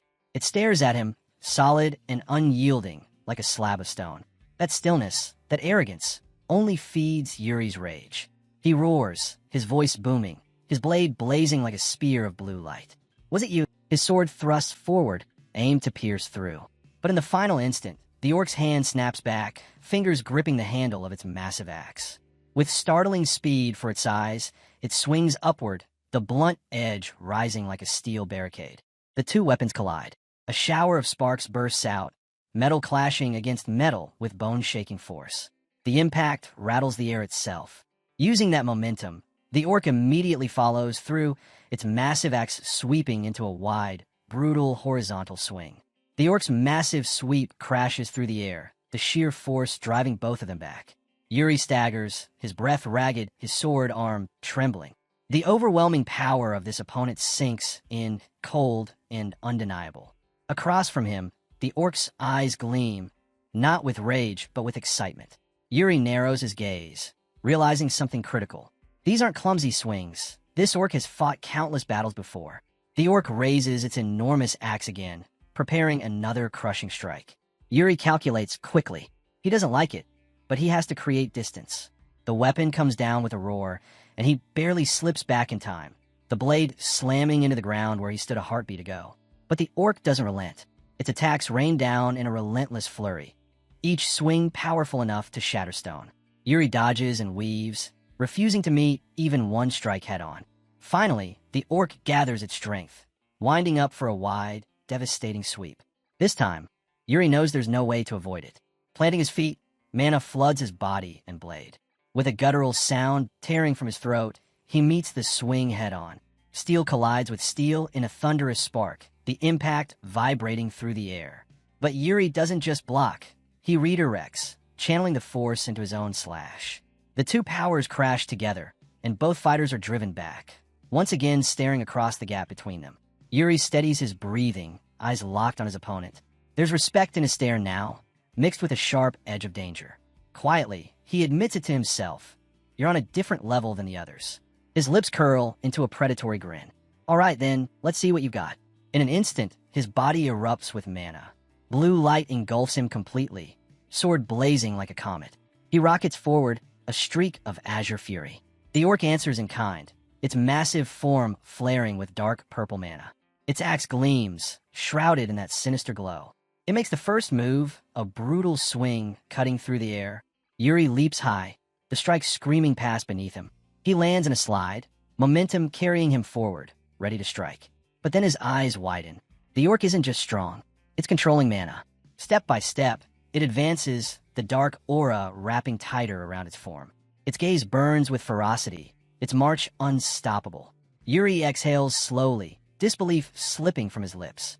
I should have realized this when I first heard they were using sorcery. His mind flashes back to the explosions, his question about gunpowder, Hernando's steady reply echoing again. That's not gunpowder, that's sorcery. The twisted mana fills the air, and everything falls into place in Yuri's mind. If orc sorcerers could wield mana, then it was only natural that their warriors might master the mana method as well. A sharp grin spreads across his face, dangerous yet exhilarated. Blue light erupts from his body, mana pulsing outward in waves. He points his sword forward. So, you want the elite, huh? His gaze sharpens, piercing straight through his opponent. Soul severance, he roars. The world changes instantly. Lines and markings flash across the orc's body, pathways begging to be cut. The orc's axe whirls down in a lethal arc, its speed almost unreal. Yuri ducks low, slipping under the strike with practiced precision. As he rises, his eyes blaze, his sword cloaked in a smoky aura, moving faster than the eye can follow. Bam! Steel meets flesh. Yuri's blade drives straight into the orc's throat. But the beast doesn't fall. Its glowing crimson eyes burn with fury as one massive hand clamps around the sword stuck in its neck, locking it in place. Yuri grits his teeth, trying to force the blade deeper, but it won't move. A cold realization grips him. He focuses mana on his throat, minimizing the damage. The orc laughs, a guttural, mocking sound. With its grip unyielding, it raises its axe high, ready to cleave Yuri in half. But Yuri twists sharply, slicing through the orc's palm. With a violent surge of strength, he severs its fingers, tearing his sword free at last. The orc bellows in agony, but refuses to yield. Switching hands, it swings its axe wildly, a desperate strike that nearly takes Yuri's head. He dodges, but not completely. A thin, stinging line of blood streaks his shoulder. He glances at it briefly, then smirks. A mediocre attack won't work on you, huh? His voice drops into a low growl as mana flares around him again, cloaking his entire form in light. He lowers his stance, sword poised, every muscle coiled. Fine then, let's fight. Across from him, the orc crouches low, its dark mana pulsing violently, the ground trembling beneath its weight. And then, they charge. A blue comet collides with a purple meteor, Mana crashes together in a cataclysmic explosion of light and sound. Boom! A deafening bang echoes as the ground shatters, a massive crater ripping open at the point of impact. The night is swallowed by blinding radiance. When at last the dust begins to settle, a lone silhouette emerges from the haze. The outline of a man standing tall. The fading haze clears, revealing Yuri standing firm, his body outlined by the glow of fading mana. At his feet lies the shattered remnant of the orc's axe, half buried in the earth. Across from him, the orc staggers, its dark aura flickering weakly before collapsing to its knees in defeat. Yuri doesn't hesitate. He strides forward, sword raised high, his resolve burning in his eyes. "It's over," he roars, driving the blade down with crushing force. Bam! Steel pierces flesh, blood surges out in torrents, and the orc is thrown onto its back. Yuri remains above it, sword still buried deep. With a cold motion, he yanks the blade free, crimson spraying across the ground. He steps off, boots soaking in the blood, and watches the defeated warrior twitch, faint traces of life still trembling through its body. A thought strikes him. This one's different, an elite. It might know more than the rest. Killing it now would be a waste. He wipes the blood streaking his face just as his knights come rushing in, their voices full of alarm. "Your Highness!" Sir Raymond reaches him first, concern heavy in his tone. "Are you unharmed?" Jared stares wide-eyed at the fallen orc. "Ugh, workful," he mutters in disbelief. Yuri nods to Raymond. "I'm fine. What about the camp?" Raymond straightens quickly. Most of the enemies have been taken care of. Relief passes over Yuri's expression as he sheathes his sword. "Good. Gather the orc survivors, and bring this one too." He looks down at the quivering orc, his lips curling into a smirk. "From now on, we're going to start examining them." The camp bustles with renewed activity. Fires crackle in pots, shadows dancing in the night as soldiers rebuild order from chaos. A raised platform is set at the center, prepared for Yuri to stand upon. Behind him, Hernando traces the fresh cut across Yuri's shoulder, his tone measured and grave. "You'll need to stretch that arm often, or it could leave lasting damage." A soft green glow spreads from Hernando's hands, seeping into the wound as he begins the healing. Yuri stays still under the treatment, but his tone turns sharp. "Stop nagging. You know this came from the orcs just now." Hernando smirks faintly, teasing. "Oh, so even orcs can rough you up, huh?" Yuri's eyes narrow, his jaw tightening, the irritation plain in his expression. Yuri's voice rumbles low, almost a growl. Ew. But before he can finish, the healing glow fades from his shoulder. Hernando withdraws his hands and declares, "It's done." His grin widens with satisfaction. Good thing it wasn't anything serious. Yuri rolls his shoulder, testing the freshly healed arm, then nods with a quiet sense of approval. "Very well." He turns to leave, content. "Ah, Your Highness, just a moment," Hernando calls out, stopping him with a raised hand. Curiosity flickers in Yuri's eyes as he turns back. Hernando claps his hands twice, sharp and commanding. "Bring it here." Two soldiers appear, straining under the weight of something large. They drop it in front of the prince with a heavy thud. A chair. Not just any chair. A commanding, ornate seat crafted for the field. "Let's interrogate in style," Hernando says, presenting it with a flourish. Yuri stares, taken aback. "What is this?" With puffed chest and no small amount of pride, Hernando explains, "A commander must always be majestic. One of our soldiers is a carpenter, so we put him to work." For a moment, excitement sparks across Yuri's face before he reins it in. A faint smile slips through anyway. "Well, since you already made it, I suppose I can't refuse." He lowers himself into the chair, adjusting with regal composure. The seat is surprisingly comfortable. A grin breaks free, genuine this time. "Not bad at all," he murmurs. Hernando stands proudly behind him, arms folded, but Yuri's expression hardens. He clears his throat, clenches his fist, and fixes a cold gaze on the captured orcs before him. Stretching out his hand, his voice cuts through the night. "I shall now begin the interrogation of the prisoners." Settling deeper into the chair, his tone sharpens. "Bring them before me, one by one." The scene shifts. A knight from Bowl shoves an orc's head into a pot of searing flames. The air fills with the sound of a gut-wrenching scream as the knight pulls him out, the charred face still shrieking in agony, until the orc collapses, lifeless. The other captives recoil, dread written across their faces. Yuri seizes the moment, his voice frigid. "You will have one chance to answer correctly." Silence lingers. He leans forward slightly, eyes narrowing. "Who ordered the night ambush?" One orc breaks, shouting back immediately, its voice brimming with rage. Corey steps forward, his voice careful as he interprets. Why? Your Highness? That orc says. But Yuri lifts a hand, silencing him at once. No need. I can tell it's nothing but an insult. With a flick of his wrist, he gives a signal. Jared advances, his eyes colder than steel. Without hesitation, he drags the bound orc forward and forces its head into the burning pot. The smell of scorched flesh fills the air, the orc's tortured screams echoing until they're cut off in final silence. The surviving orcs recoil, terror twisting their faces. Even Hernando and Corey stand stunned, their expressions frozen at the ruthless display. Yuri, unmoved, addresses the prisoners, his tone flat. I will only ask each of you once. Above his head, a dagger forms, shaped by his mana and infused with water. It hovers in the air, spinning lazily under his control. Depending on your answer, he continues coldly, I may grant you a painless end. He gestures, and the dagger whirls downward. It pierces the charred corpse of the burned orc, extinguishing the lingering flames. Jared stares in shock at the sight. Jared, Yuri calls, his voice even. Move the body aside. As Jared obeys, another orc suddenly shouts, its voice loud and desperate. Yuri turns, curiosity flickering across his face. What did he say, Corey? Corey swallows before replying. He says they know nothing. They're just soldiers. The orc tilts its head toward the Orcville, sticking its tongue out mockingly before adding more. Corey interprets again, voice heavy. He says the one who gave the order was the Orcville. He begs to be spared, and for the Orcville to be punished instead. The Orcville's face twists in shock at the betrayal. Yuri lets out a short laugh, standing from his chair. At least one of you is trying. His expression hardens as he approaches the Orcville.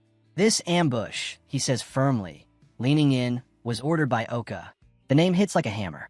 The Orcville freezes, dumbstruck. The Bryal soldiers glance at one another, confused whispers spreading. Oka? Who's that? I've never heard the name. Yuri ignores them. Inwardly, memories resurface. Oka, the king of orcs. The one who forced the allied army into existence. The one who slaughtered countless knights in his past life. That monster must be eliminated at all costs. Behind him, Corey speaks up nervously. Your Highness, the Orcville is asking if you truly spare him if he answers honestly. Tell him I will. Yuri replies without hesitation. Corey turns back to communicate. Silence blankets the camp as everyone watches, waiting. Then Corey looks back at the prince, his face pale. Your Highness, the Orcville demands your oath. Yuri's eyes widen, shock flickering across his face. What? Corey steels himself and explains. He says breaking one's oath to attack an opponent would shatter his honor completely. Yuri's lips curl into a faint smile, his voice calm, yet laced with excitement. So, this one has faced plenty of humans before. To think an orc who worships only strength would dare speak of honor. His eyes narrow, the thrill unmistakable. With a more serious tone, he turns to Corey. Tell him fine. I'll take the oath. Before Corey can respond, Jared bursts out. Your Highness, what will you do after releasing him? His voice shakes with outrage. But Yuri doesn't flinch. His tone is steady. It's all right, Jared. Calm yourself. Then, fixing his gaze on the Orcville, he continues, so is this ambush ordered by Oka? Yes, Corey translates, his voice heavy. More precisely, the command was delivered through his tribe leader, who said it came from Oka himself. Yuri leans forward, his voice sharp. And what about us? How did you learn the route of the Allied forces? The Orcville growls out a reply, and Corey translates again. Oka has a way of getting the information, but he doesn't know how. Yuri's mouth opens for another question, but Jared suddenly raises his hand. Wait, that means Oka discovered our route himself and gave the order for the ambush. Correct. Yuri exhales heavily. Yes, and most likely, Oka did the same with the Holy Kingdom incident. His expression hardens as he turns back to the Orcville. This is the last question. How strong is Oka? The Orcville falls silent, staring blankly ahead. Then, slowly, a grin spreads across its face, before twisting into manic laughter. The sound grows louder, unhinged, until the entire camp is ringing with its madness. It spits out words, and Corey stiffens, trembling as he interprets. He says even a dozen orcs like himself would stand no chance against Oka. His voice cracks. He swears Oka is stronger, fiercer than anything in this world. The soldiers exchange uneasy looks, dread creeping into their expressions. Their nerves are beginning to break. Yuri notices instantly. His tone sharpens, cutting through the fear. Oka may be strong, but remember this, awareness is power. He slips a hand into his pocket, pulling out a gleaming artifact that catches the firelight. Its glow reflects in the Orkville's wide eyes. Yuri smirks, cruel and mocking. You see, humans are far more vicious and far more cunning than you could ever imagine. He waves the artifact, the light flashing across the orc's vision. Oh, you want to fight? His smirk deepens. I was considering keeping that oath, but look at you, ready to charge right at me. Suddenly, the Orkville thrashes, muscles bulging as its bonds strain. He's breaking free, one soldier shouts. Damn it. Another yells, swords being drawn in a rush of steel. The Orkville finally tears free of its bindings, stomping hard against the ground to fuel its charge. With a deafening roar, it launches forward, fist clenched like a hammer. Stop him, someone cries out. But Yuri doesn't flinch. Instead, a sly, cunning smile curves across his lips. In an instant, the knights swarm the raging orc, forcing it back down. Blades glint in the firelight as they pin it in place. Among them stands Loran, his eyes like ice, sword poised to strike at the slightest command. Yuri's voice cuts through the chaos, calm and merciless. How unfortunate! You speak of honor, yet you are utterly unworthy of it. The Orkville freezes, sensing the truth in his words. One wrong move, and death would come instantly. Yuri turns his back on the creature, his steps steady and unhurried. Without a glance, he gives the order. Kill him. Lauren's blade arcs in a ruthless slash across the orc's chest. Blood sprays out, painting the ground. The prince never looks back, his eyes cold as stone as he walks away. Behind him, all three knights carve their judgment into the Orkville's body, spilling its life until the earth runs red. After the attacks by orcs, a lot of men were injured. To cure them, a camp was set up, and many of the injured were screaming and calling for help, while the priest of Bryal was continuously healing the patients one by one with healing magic. Everyone was calling for his help as they knew that he would heal them. The priest didn't even hesitate at all, and one by one, he healed everybody. While he was healing on one side, Hernando suggested to him that he should take care of the patient on the other side first, as he could handle this side on his own. The priest thanked him and got his equipment to go and heal other injured soldiers. While the priest was healing the injured ones, Corey came in holding the bucket full of water, and it looked really heavy for Corey. The priest thanked him for his help and asked him to step back a little bit. Then the priest cast a spell on the bucket of water. There was a golden, shiny aura all over the bucket, and Corey was so surprised watching it. The priest told him that it was just some normal water, but after his incantation, he could sense a strange aura from the water. The priest asked Corey to use the water to clean the injured wounds and told her that it was now holy water and would cleanse their wounds. Corey, without wasting any more time, went to do what he was asked. While many patients called the priest to come and look at their injury first, and the priest, without wasting more time, went towards them to look after their wounds. For Corey, it was a new thing. He hadn't seen the magic of humans before. He even saw the priest using his magic on the person whose face was first frowning because of the pain, but it quickly turned calm. Corey was all amazed by the magic, and his eyes sparkled as he saw the wounds getting healed up in no time. After a long night, Corey, the priest, and Hernando sat outside the camp, all tired up. Hernando looked happy as the situation was settled to some extent. The priest thanked Hernando for helping him, too, and with that, Hernando thanked Corey for also helping them both. But Corey was a simple creature. He said that he did nothing much, just the things within his strength. The priest was glad that the damage was no so much and there were very less injured men. But Hernando told him that it was just the damage before the real battle.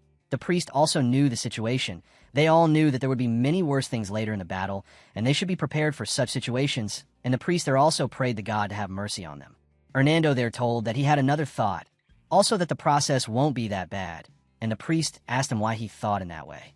Hernando then showed him the surroundings and explained that even though they just went through a very dangerous battle, the people around were helping each other, caressing each other's wounds, and even their magic was more than enough to lend a little strength to everyone's heart, and with that, he used his finger to make the sky color bloom. While everyone was calm and relaxing within the mood, Corey called Sir Hernando and requested that he teach him magic too. Hernando was surprised by hearing what Corey wanted. It had been a long ago since someone had asked him to teach magic. He asked Corey what actually made him want to learn magic all of a sudden. Corey told him that His Highness was the one who suggested the idea to him, and because magic made people smile, he wished that he could also do the same. Hernando was quite fascinated by his thought. He agreed that he would teach him, and it would be nice that a half-orc with magic would help people. Next morning, the Highness was sitting around the camp, when suddenly a guard came to notice him that some Empire Knights had come to visit, and they claimed to meet with him. The guard standing with the Highness asked Highness that he wanted to meet them. So the Prince Yuri told him that he'd have to do it, and it said that it seems they were here to see him since Balshad is right in front of them. Yuri ordered them to bring them to him at once. As the knights came in closer, they greeted him by giving him respect as the third Prince of Bryal. The knight who greeted him then introduced himself and told him that he was the second son of Count Zenon, and his name was Rapio Artem. Yuri welcomed him and asked him that did the Empire had arrived at Balshad before them. Rapio told him that he was correct. They were the advance party, and they had already confirmed the presence of orcs around Balshad, so they were relaying this information to all units in the vicinity. Yuri then looked behind Rapio, and there was another knight, and he asked him who his was. The knight there apologized that he didn't greet him earlier, took his helmet off. He said that he was not in an honorable position at the moment. Yuri was smiling, looking at his face. He recalled that he knew him from his previous life. He remembered him as the symbol of his past that he would like to forget. It was Graham Hartfall, the Knight of the Empire.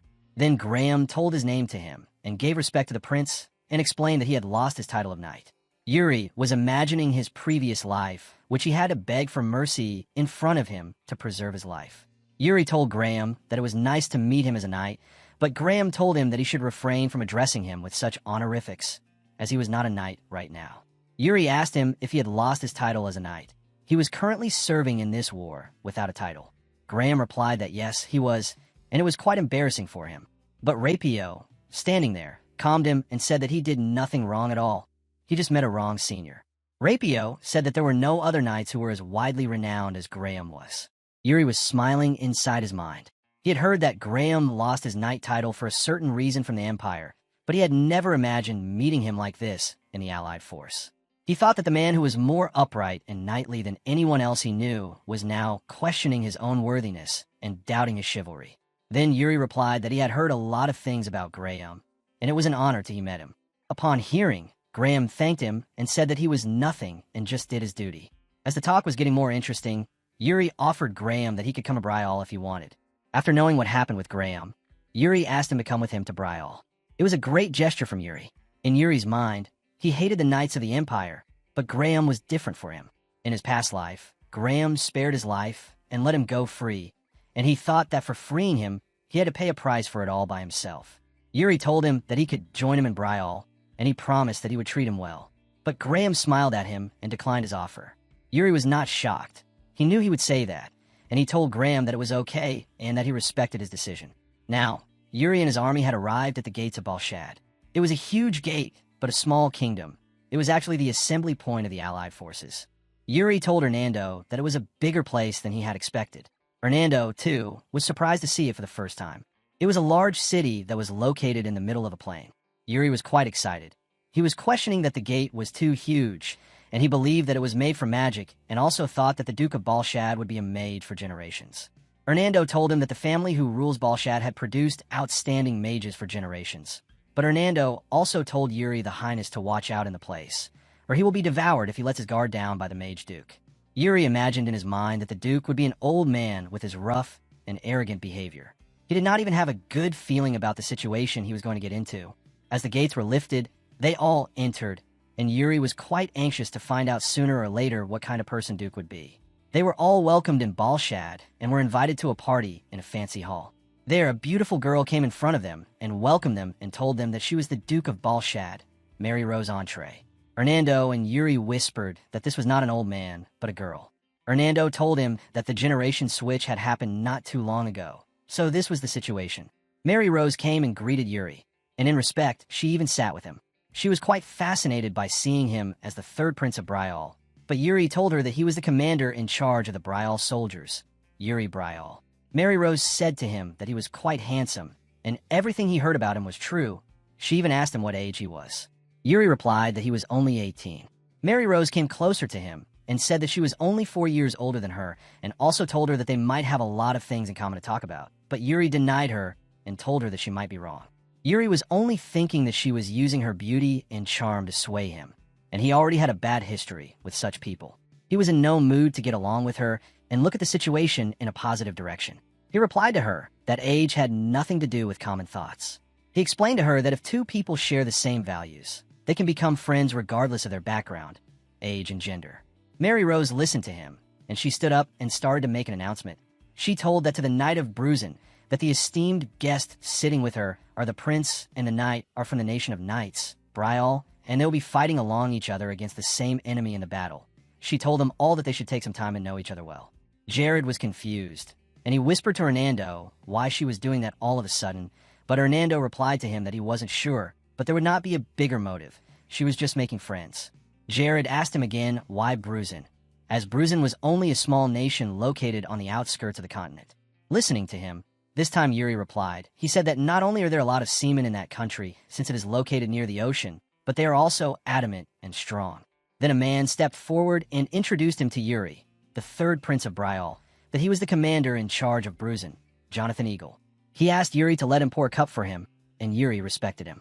But Yuri was egoistic and mocked him. He said that this was unexpected what he was seeing right now, and asked if he was sure that it was wine he was pouring in the glass. He added some insult in his words, too. He said that such fine liquor doesn't suit a place as rural as Bruzen was. He said that he was impressed that they knew a lot about it. Jonathan listened to him, but his men behind got angry and told him that because they were from countryside, doesn't mean everyone had to look down on them. He even tried to get closer to Yuri in anger, but his friends stopped him. Jonathan then stopped him and asked Yuri that should he take the words he said for them as a taunt toward Bruzen. Yuri replied that he can take it like that, but what will he do? He questioned him that did they wanted him to apologize for his disrespect towards them. But Jonathan was calm, and he replied that there was no need to do such a thing. While everyone was looking at them talking, and the situation had already heated up a lot, Jonathan told him that he took the insult in two cases. One is that the third prince of Brial is a rowdy scoundrel, like the rumors say, or the second, that he was testing them to see if they were truly fit to ally with him. The men behind Jonathan again got angry that he was testing them, and so he wanted to teach him a lesson. Yuri then stood up and said that there was nothing more dangerous than having an untrustworthy ally on the battlefield, and so he questioned them. Well, they would be able to prove themselves. Jonathan replied to him that they can, and elaborated that the knight must prove his own worth through his sword. Mary Rose listened to their debate, and, without wasting any time, she offered to allow her to guide them to the training ground at once. Now, in the training ground, both nations' knights were standing in front of each other to start the fight, while Yuri, Jonathan, and Mary Rose sat in the audience seat to see what the result would be. Mary Rose asked Yuri that he had picked a fight on purpose, but she was not going to stop it, and was also selfish, and now she had something to watch also. Yuri was quite intelligent. He told her that it was not him who started it, but it was she who knew this would happen from the beginning and still called each of us to know each other in the first place. But she said that she did that, but Yuri was the one who took advantage with a second thought. Now Yuri had only one thought in his mind. He wanted Bruzen to prove their skills because there was something else he wanted to confirm at any cost. In his future, one of the men from Bruzen will be given a title that is bestowed upon the strongest of the continent, like his father. There is a list of the 10 strongest men, in which one of them was from the Bruzen. Yuri just wanted to confirm and know about it in advance. Now two knights are going to have a fight. They both greeted each other. One was Proin, and the other was Loron from the Brial Nation. They both were now ready to have some fun, and everyone's eyes were on them. But Yuri was waiting for the magic to happen, and he was looking forward to learn from the duel. Across the sprawling continent teeming with life, the title of 10 strongest stood as a symbol of true might, a recognition reserved for those standing just below the summit of power. Their names alone could halt armies, bridging nations and silencing conflicts. High above the training arena, Prince Yuri watched from his seat, his eyes locked on the field below. The duel was moments away. He leaned back slightly, lost in thought. Building ties with those who carried great potential, he mused, was a wise investment. After all, many lasting friendships began with a clash of blades. On the opposite side of the field stood Roland Flandre, Knight of Brial, his stance steady, every movement disciplined.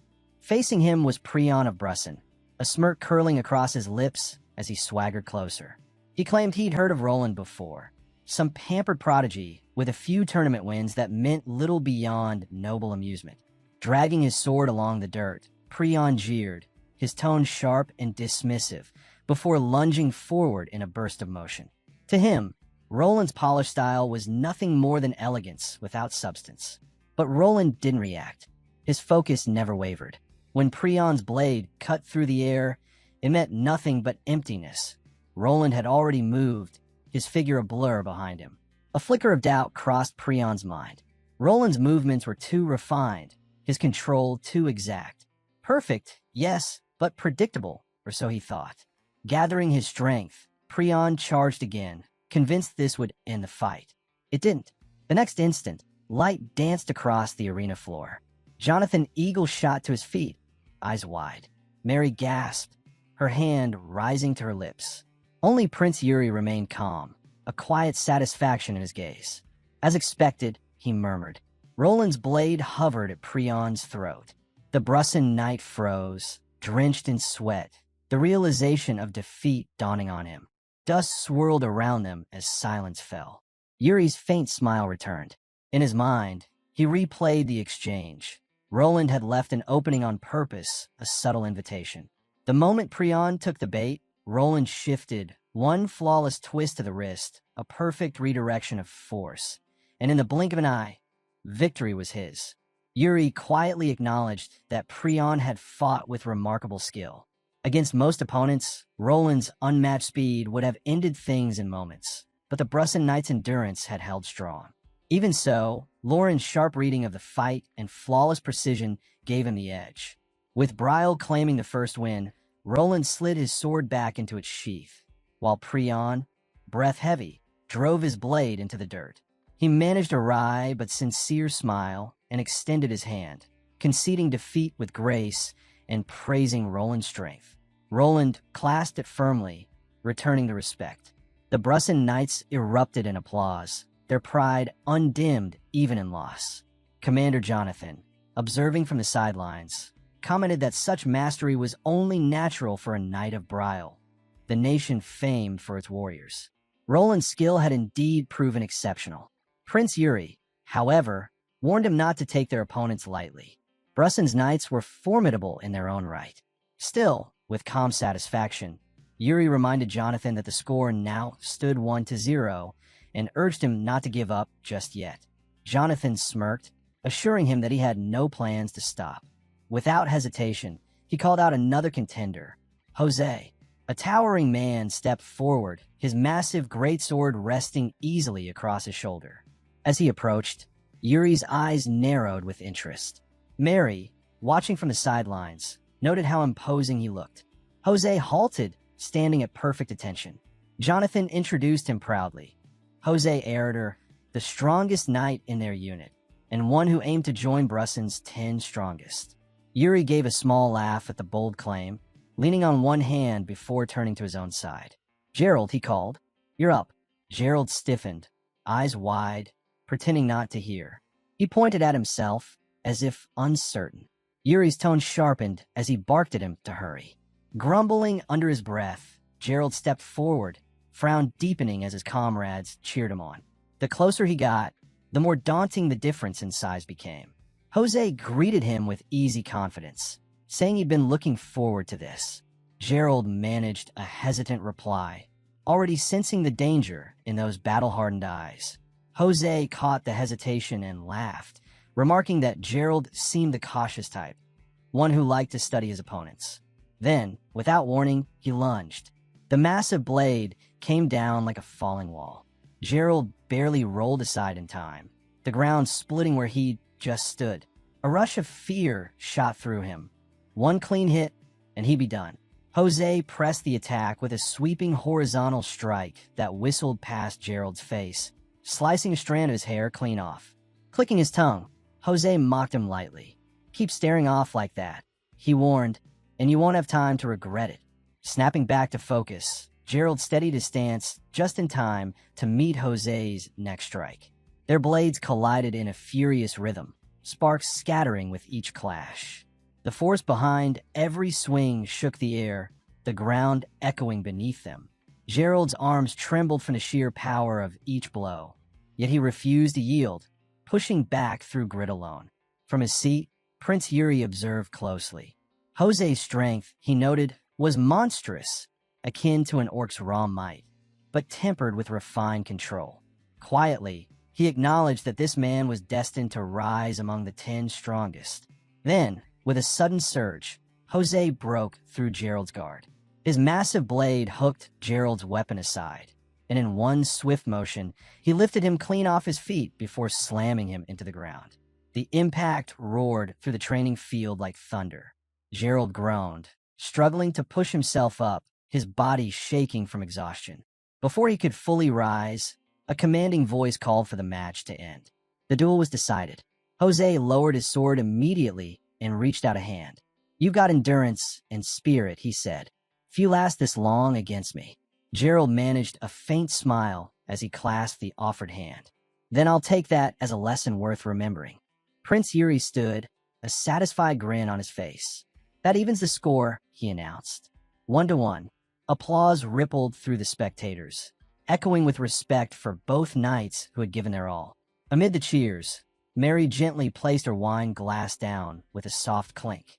Turning to Yuri, she smiled, her tone light but deliberate. "Well, Your Highness," she said, "it seems we're quite familiar now." Yuri chuckled, catching her meaning. "Trust between allies is always worth building," he replied smoothly. But Mary wasn't done. She rose gracefully, her steps slow and deliberate as she approached him. "Oh, I agree," she said, her voice teasing yet composed. Resting her hands lightly on his shoulders, she leaned in close, guiding him back into his seat. "You spoke so fondly of strengthening the bond between Brusson and Bryle," she murmured, eyes locked on his. "And yet," she added with a playful smile, "it seems you've been taking your time getting to know me, Your Highness." Prince Yuri Bryle blinked in confusion as Duke Mary leaned in close, her presence commanding yet graceful.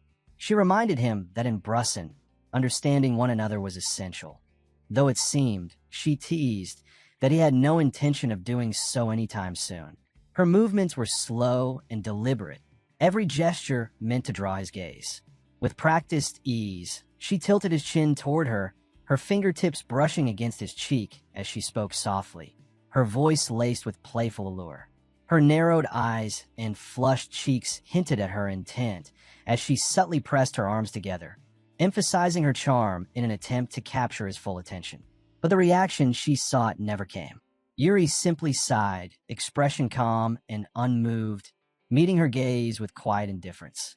The moment lingered awkwardly until a familiar voice broke through. "Duke Mary," Sir Jonathan said, stepping forward with composed politeness. "You mentioned earlier that you would show us your office." Mary froze mid-motion, her hand still resting lightly on the prince's shoulder.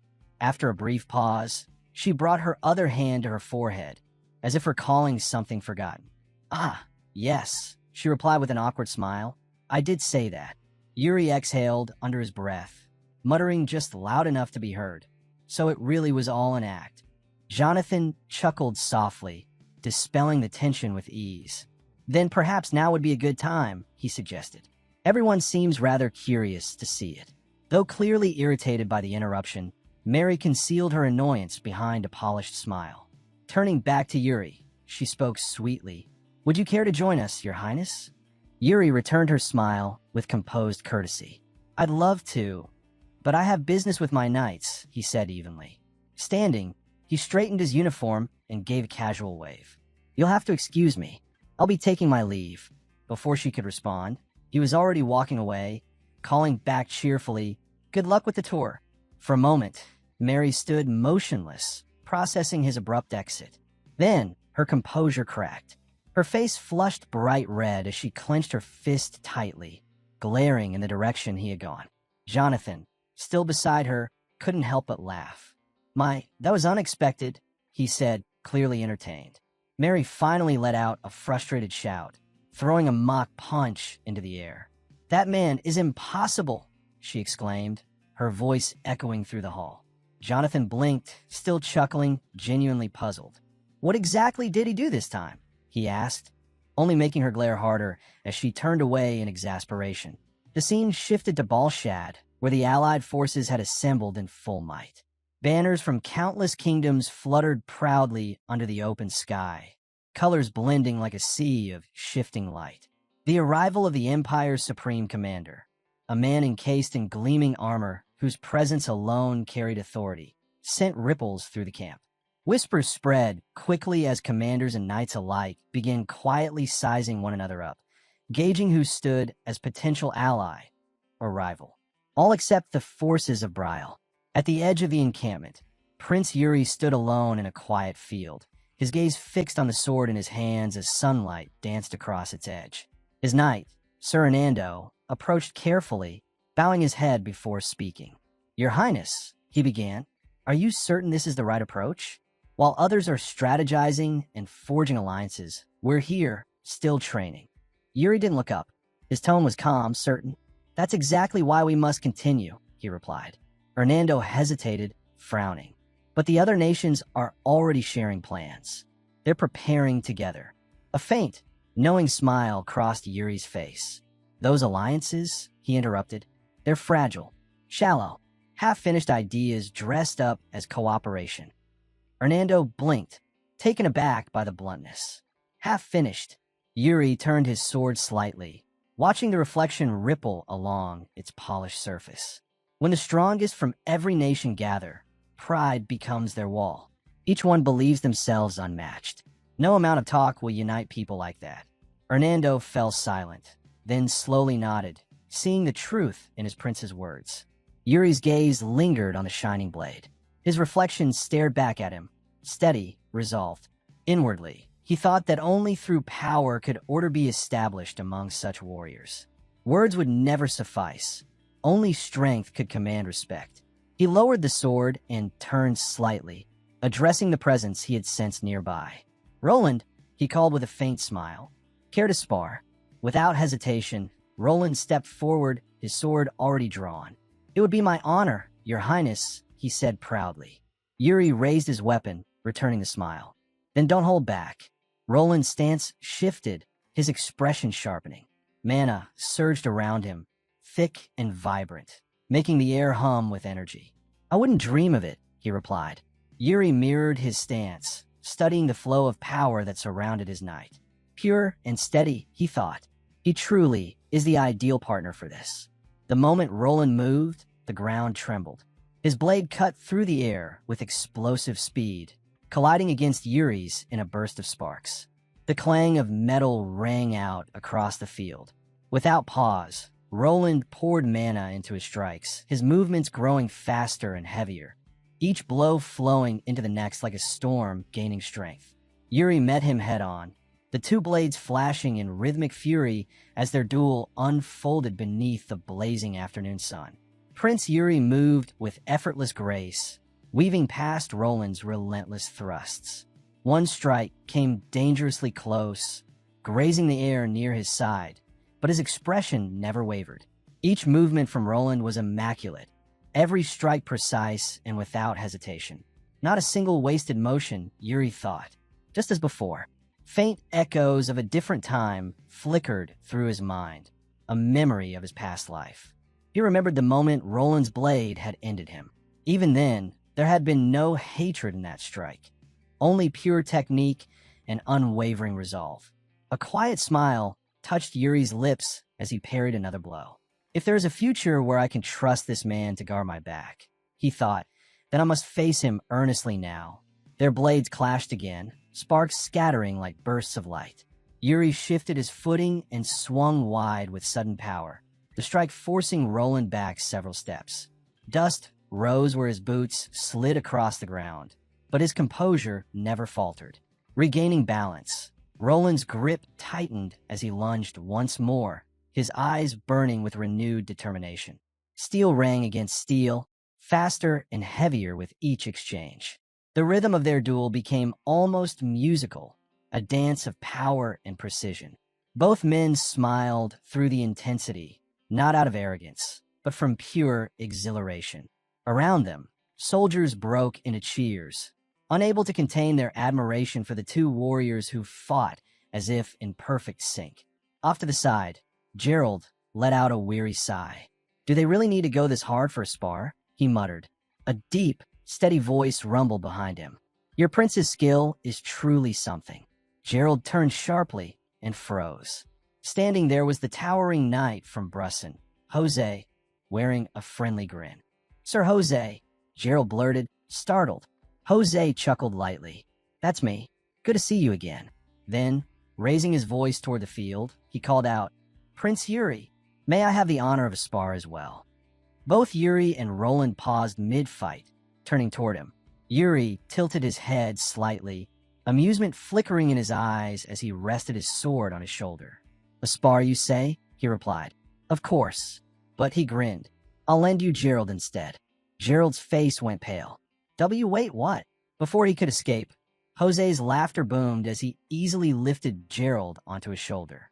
Then I shall borrow him for a while, he declared cheerfully. Gerald flailed helplessly, reaching out toward Yuri. Your Highness, you can't be serious. Yuri waved with a broad grin. Have fun, Gerald. Learn something useful. As the two disappeared into the distance, Gerald's protests fading with them, Roland turned back to Yuri. He bowed respectfully. Thank you for the opportunity, Your Highness. It was an honor. Yuri smiled warmly. The honor was mine. I'll be expecting a rematch soon. Once Roland departed, Yuri sheathed his sword and made his way toward a nearby tree at the edge of the field. The wide branches offered a cool, comforting shade. Settling beneath it, he exhaled softly, resting his back against the trunk. The sound of cheering knights and clashing swords still echoed faintly in the distance as he closed his eyes, letting the calm settle in after the storm. The quiet rustle of leaves filled the air as Prince Yuri sat beneath the shade, his gaze fixed on the horizon. After a long pause, his calm voice broke the stillness. Any results? From the darkness nearby, a soft presence emerged. Asana stepped forward, her movements fluid, her expression steady. You've grown sharper, Your Highness, she remarked, her tone both respectful and approving. But I'm still far more effective in the field. Yuri allowed a faint smile. That's precisely why I rely on you. Now, what of the foreigner? Her demeanor shifted instantly, professional and precise. I've confirmed traces of his presence here in Balshad, she reported. Yuri's expression darkened slightly, his eyes narrowing as memories surfaced. The man from the East, one of the 10 strongest. In his previous life, that same warrior had stood against Orkua, fighting alone until the very end. The reason for his rebellion remained a mystery, but his strength was undeniable. Yuri exhaled slowly, thoughts turning over in silence. An enemy of Orkua could just as easily become an ally. You've done well, Asana, he said at last, his voice quiet but firm. We must locate him before the conflict begins. If we move too late, the chance will be lost. Asana bowed her head slightly. Understood. I'll continue the search. As she stepped back into the shadows, Yuri's gaze grew distant. In his mind, the past bled into the present. Visions of the foreigner's final moments. He could still see it clearly. The man impaled through the chest, body crushed between the fangs of a monstrous beast drenched in blood. Yuri's grip on his sword tightened, the reflection of the past burning behind his calm eyes. So that's how it ended, he thought grimly. In the war against Orkua, he was the one who surrendered his title among the 10 strongest. The wind stirred the branches above him, carrying with it the faint echo of resolve, cold, steady, and absolute. Once a prince of the empire, half-brother to the emperor, and now supreme commander of the allied forces, Ragnar Gustav Granzan. The name alone stirred vivid recollections in Prince Yuri's mind. He remembered it clearly. One evening from his past life, in a quiet, dimly lit room, the soft glow of lantern light flickered across 2 figures seated close together. Yuri, a gentle voice whispered anxiously, "What if someone finds us like this?" It was Princess Irina of the Empire, his fiancée back then. Her face was warm with embarrassment, eyes darting nervously toward the door. Yuri had laughed softly, trying to calm her. No one's around, he reassured her. We're perfectly safe. I'll take full responsibility if anything happens.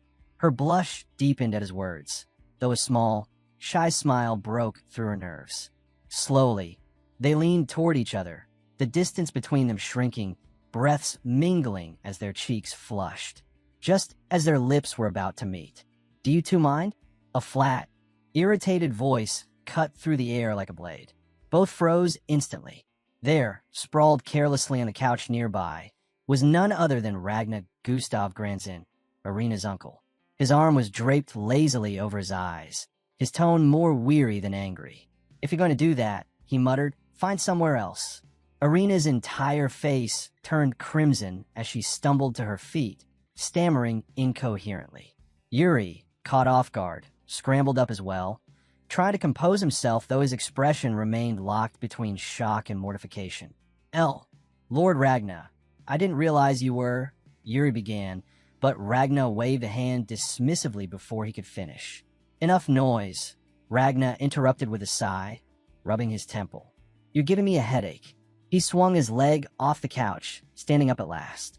His gaze shifted between the two before resting on Yuri. With one hand still resting lightly on Irina's head, he tilted his chin. "Tell me something," he said evenly. "Do you really like her?" The bluntness of the question left both speechless. "You uncle," Irina cried, her voice full of embarrassment. Of course I do," Yuri blurted, his composure completely gone. Ragna studied him for a moment, then exhaled deeply as if deciding the answer wasn't worth analyzing further. "Fine. Forget I asked," he muttered, waving a hand dismissively as he turned toward the door. "Do as you please, kid. You'll figure it out eventually." Without another glance back, he left the room, stretching and yawning as he disappeared down the hall, leaving Yuri and Irina frozen in awkward silence, faces still flushed from both the near kiss and the utterly disastrous interruption. Back in the present, a faint smile tugged at Prince Yuri's lips as the memory faded. Even from that single, awkward encounter in his past life, he had known Ragnar Gustav Granzain was no ordinary man. His composure, presence, and sheer weight of authority had been unmistakable. Now, that same man, the half-brother of the Emperor, the Lionheart Prince, and Supreme Commander of the Allied forces, was the one everyone awaited in the grand conference hall of Balshad Castle. The massive chamber buzzed with murmurs. Around the oval table sat commanders from every allied kingdom, their banners displayed proudly behind them. They whispered among themselves in hushed tones, curiosity and ambition thick in the air. Is he really the Emperor's brother? I've heard they say his strength rivals the old warlords of legend. A rare chance to speak with someone of imperial blood. Yuri watched the scene quietly from his seat, his arms crossed. Even now, he mused, they gossip like merchants at a market. Not a hint of discipline among them. Even in war, politics never dies. And then, without a single sound to mark his approach, Yuri felt a sudden presence behind him. It was so close, so sudden, that a cold drop of sweat ran down his back. "Everyone seems to be getting along quite well," came a calm, steady voice. Yuri turned slightly, and there he was. Ragnar Gustav Granzain stood directly behind him, his steps unhurried, his expression composed yet faintly amused. He moved past Yuri with effortless grace, taking his place at the head of the table. When did he get there? Yuri thought, watching him in quiet disbelief. Once seated, Ragnar folded his hands before him, his eyes sweeping over the gathered commanders. The room immediately fell silent under his gaze. "Good," he said evenly. "I'm glad you're all comfortable. But let me make something clear. Comfort can be dangerous." He tapped the armrest of his chair twice. The sound was soft, but the pressure that followed was suffocating. A crushing aura filled the room, invisible yet heavy enough to make the air feel solid. Commanders froze in place, their composure breaking under the weight of his presence. Some gritted their teeth, struggling to remain upright. Even Yuri felt the strain, his breathing unsteady as sweat gathered along his temple. So this is the Lionheart Prince, he thought, a man who can command obedience without a single blade drawn. Ragnar's sharp eyes glinted as he spoke, his tone turning cold. "I despise cowards. If any of you even think about fleeing in battle, I'll cut you down myself." A shudder rippled through the room. Then his voice softened slightly, though it carried no less authority. "However, those who show strength and produce results will be rewarded as knights of the Empire." The silence that followed was absolute. No one dared move or speak. Then, with a simple exhale, the crushing pressure vanished as suddenly as it had appeared. Ragnar leaned back in his chair. Questions? For a long moment, no one spoke. Then a single hand rose. Prince Yuri stood. Ragnar turned his gaze toward him, curious. Yes. Meeting his eyes directly, Yuri asked, "What is the Empire's current assessment of the Orc army's strength?" The room stirred slightly, some surprised by his directness, others waiting to see how Ragnar would respond. For a brief moment, Ragnar simply stared at him. Then a grin crept across his face. "And who?" he asked. "Might you be Yuri Bryal?" The prince replied evenly. "Commander of Bryal." Ragnar's grin widened, his voice carrying a hint of amusement. "Ah, so you're the one George mentioned." He rose slowly from his seat, his movements calm but deliberate. "A good question, Commander." Each step he took toward Yuri echoed across the chamber, heavy and measured, drawing every eye in the room as the Lionheart Prince approached the young commander who had dared to speak first. Ragnar's deep voice filled the chamber, calm but commanding. "The Empire has confirmed a rising force," he began. "An orc named Orkua. He has done what none before managed. He's united the 3 great orc tribes under one banner." He stepped closer, the faint clink of his armor echoing in the tense silence. Placing a firm hand on Yuri's shoulder, he continued, "His growing power threatens every nation represented here. And his army, his vanguard, has already established camp just beyond Balshad." He turned, gesturing toward the map spread across the massive table. Detailed markings of troop positions and terrain stretched across it. His voice grew sharp, decisive. "In 2 days, the Allied forces will engage. The first true battle begins then." Then, with a faint smile that carried both challenge and respect, Ragnar announced, "And leading the charge will be you, Yuri Bryal, commander of Bryal's forces. You'll take command of the vanguard. Do you accept?" The entire room froze. The shock was palpable. Some commanders stared in disbelief. Others exchanged uneasy glances. Yuri remained silent for a heartbeat, his expression unreadable. Then, with a steady exhale, he met Ragnar's gaze and bowed his head slightly. "I accept," he said firmly. "As Vanguard Commander, I'll lead from the front." Ragnar's smile widened, his eyes gleaming with approval. "Good," he said simply. The murmurs that followed were hushed and uncertain, but Ragnar ignored them entirely. His gaze lingered on Yuri for a moment longer before he returned to his seat, as if satisfied. That night, beneath a canopy of stars, the camp was alive with quiet motion. The soft crackle of fires, the distant clank of armor, the low hum of soldiers speaking in murmurs. Yuri sat alone beside a fire at the edge of camp, the flames dancing in the reflection of his eyes. His mind wandered, caught between strategy and memory. Footsteps approached softly from behind. "What's got you looking so serious, Commander?" came a familiar, teasing voice. Yuri turned slightly to see Mary Rose Entree, the Mage Duke of Bresson. She smiled lightly as she stepped closer, the glow of the fire tracing the edges of her elegant silhouette. Settling beside him, she smoothed the hem of her dress before folding her hands in her lap. "I didn't expect to see you here," Yuri said, still watching the fire. "The camp isn't exactly suited for nobles." Mary chuckled. "And yet, here you are, our noble prince, sitting alone in the cold," she replied, her tone playful. "You won the position everyone wanted so effortlessly, and still, you don't seem pleased." I had to see why. Yuri turned his head toward her, one brow raised. "You seem unusually interested in me, Duchess." She met his gaze, smiling softly. "Can you blame me? You never let anyone get close enough to know you." The light mood faded as her expression grew more earnest. "Listen, Yuri, this battle isn't just about ranks or glory. The people of Balshad, their lives depend on how we fight. I can't just follow anyone blindly." Her eyes flicked toward the flames. "You're troubled. I can see it. So tell me honestly, what do you plan to do out there?" Yuri didn't answer right away. He studied her carefully, hearing the genuine concern behind her words. Mary leaned in slightly, her voice quiet but firm. "If you give me a straight answer, I'll fight beside you. I'll lend you everything I have." Yuri tilted his head. "And what exactly do you plan to lend me?" Her lips curved into a knowing smile. "Did you forget who I am already?" Raising her hand, she turned her palm toward the fire. The flames rose as if drawn to her, twisting together until a small, brilliant ember danced above her skin. The firelight shimmered across her eyes as she smirked. "I'm Mary Rose Entree," she said proudly, "the Mage Duke of Brusson. And trust me, Your Highness, on the battlefield, I'll be far more useful than Sir Anando." Yuri's eyes stayed fixed on the fire, its flickering light dancing across his calm expression. After a long pause, he finally spoke. "There will be casualties." His tone was level, almost detached, but the weight behind his words was unmistakable. Mary's smile faded, her posture straightening as she turned toward him. "Casualties," she repeated quietly. Yuri nodded.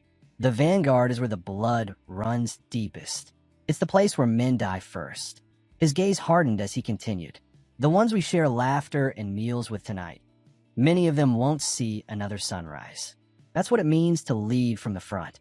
He leaned forward slightly, eyes reflecting the flames. "I chose this position myself, so when the time comes, I'll carry that burden alone." For a moment, neither of them spoke. The soft crackle of the fire filled the silence. Then Mary drew in a slow breath.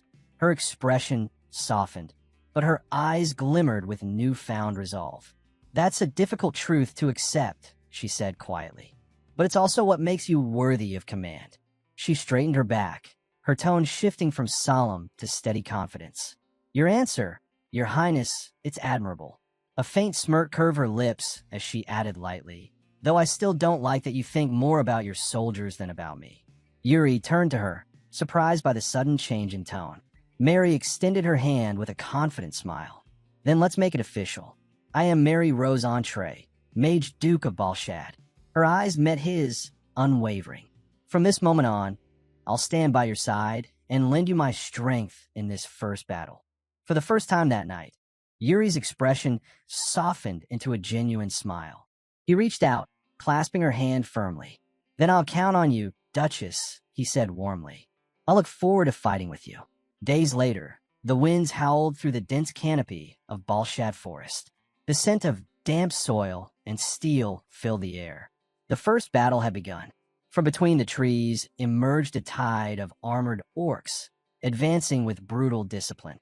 Their roars shook the forest as riders mounted on snarling beasts led the charge. Opposite them, the allied forces stood ready behind hastily built wooden walls and barricades, the sound of clanking armor echoing as soldiers gripped their weapons tightly.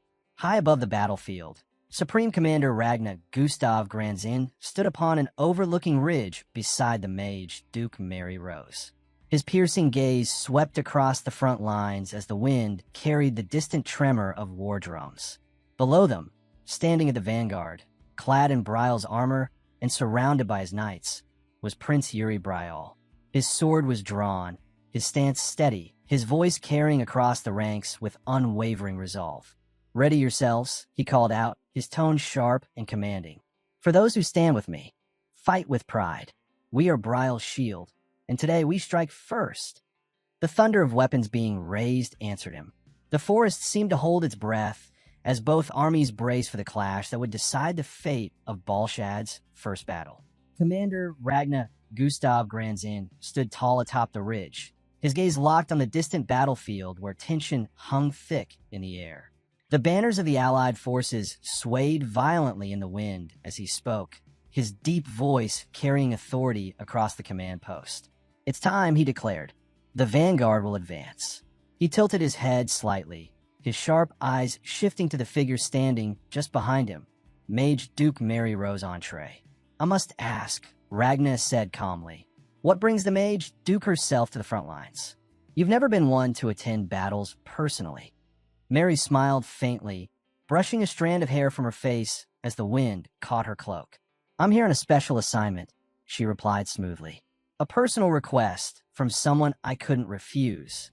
Ragnar studied her for a moment, but said nothing more. His attention turned back to the battlefield. On the front line, Prince Yuri Brial sat astride his horse, spear gleaming under the gray sky. The thunder of hooves and the rattle of armor surrounded him. His knights stood ready behind him, every man steady, every breath synchronized. Raising his weapon high, Yuri's voice rang out, strong and resolute. "All units ready." A unified roar erupted from his soldiers. "Ready, Commander." Yuri lowered his spear, his expression firm. "Then we charge." The command ripped through the ranks, and in an instant, the Bryle vanguard surged forward. Their battle cry shook the forest as the earth trembled beneath their advance. Across the field, the Orc army roared in answer, their own charge thundering to meet them head-on. The two forces raced toward one another like twin storms. Watching from above, Ragnar folded his arms, his gaze narrowing. "Reckless," he muttered under his breath. "Charging so boldly. If he miscalculates even once, his brilliance will die with him." But before he could say more, Mary stepped forward, her staff in hand.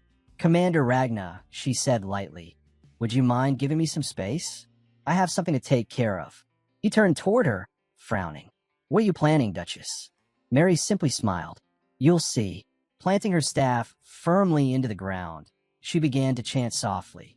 The air around her shimmered with heat as mana surged outward in waves. In moments, a massive sphere of flame began to form above her, a fireball large enough to engulf the battlefield in its glow. With a single motion, she unleashed it. The blazing inferno soared high, arcing across the sky before descending upon the field where both armies were about to clash. The explosion lit up the world in searing orange as flames spread violently across the ground, swallowing everything in their path. Ragnar's eyes widened. "Are you insane? You'll burn our own troops alive." Mary didn't flinch. Her voice was calm, even amused. "Don't worry," she said. "This was part of the plan. Prince Yuri asked for it." At that same moment, Yuri charged through the blaze, his spear gleaming like molten light. The inferno raged around him, but neither he nor his men slowed. Instead, as the fire rolled over their ranks, it parted harmlessly, steam rising in sheets as the flames hissed against a layer of magic water. Ragnar's eyes widened in disbelief. Down below, Yuri's knights, drenched in enchanted water, tore through the orc lines with terrifying precision. Their armor gleamed beneath the steam, their movements fluid and relentless. Orcs fell one after another, cut down before they could even raise their weapons. Yuri's spear flashed like lightning as he cut through the enemy ranks. "Don't stop," he shouted, his voice cutting through the roar of battle. "Keep pushing forward. Burn nothing but the enemy." The fire raged behind them, while the Bryle vanguard advanced like a storm of steel. Every orc that came within reach was struck down instantly, their formation collapsing under the relentless assault. High above, Ragnar stood frozen in stunned silence. He had seen countless battles, led thousands of men, but never a maneuver like this. "To think, he planned all of it," he murmured.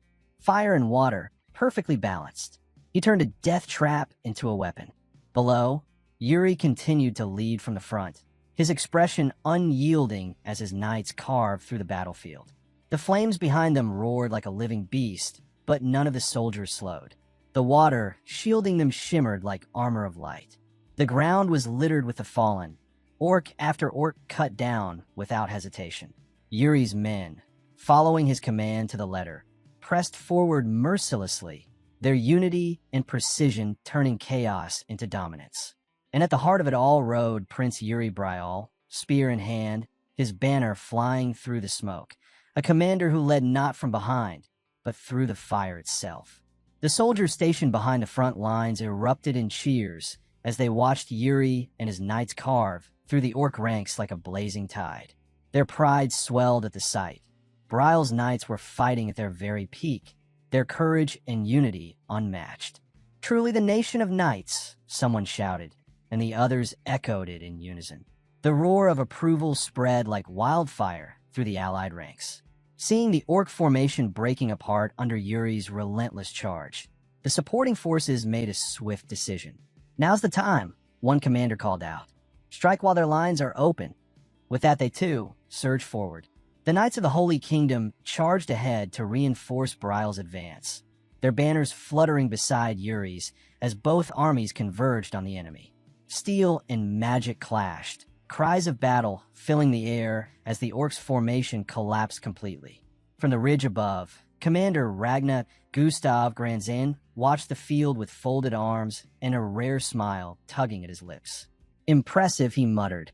Prince Yuri charged ahead, shattered the enemy's formation, and inspired his men to follow. That's what true leadership looks like.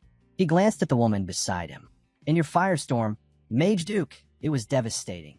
Combined with his water enchantment, the enemy never stood a chance. Mary tilted her head, her expression calm but proud. Dangerous, yes, Ragna continued, his tone slightly reproachful, and yet you still went along with it. That plan could have ended in disaster. Mary chuckled softly. You think I didn't try to stop him? But once he sets his mind to something, there's no changing it. Her gaze drifted toward the battlefield below. Still, it worked. The boy's full of surprises. I'll admit, I underestimated him. Ragna exhaled, shaking his head slightly. Oomph. A reckless genius, then. But I can't deny the results. His lips curved faintly upward. He and his knights did remarkably well for their first battle. When the war cries finally faded, the first battle of Balshad came to an end. The orcs lay scattered across the field, and the allied banners rose in triumph. Days later, inside the palace chamber of Balshad Castle, Mage Duke Mary Rose Entree sat alone in her study. The dim glow of candlelight flickered across stacks of parchment and half-finished magical formulas. Her quill moved swiftly, the soft scratch of ink the only sound in the quiet room. As she finished signing a report, the door creaked open. Without looking up, she spoke sharply. I don't recall giving anyone permission to enter my room. A familiar voice replied casually. You wound me, Mary. Is this how you greet your old student's teacher? She looked up slowly to see Sir Hernando standing at the doorway, a relaxed smile on his face. I suppose it must feel good, she said dryly, seeing your student perform so well on the battlefield. Her tone held a faint edge. Hernando shrugged. I'd say it feels natural, though I thought the Mage Duke of Balshad might at least ask how her old colleague is doing. Mary's eyes narrowed, and I thought teachers didn't abandon their students in the middle of their training. What brings you back now, after all this time?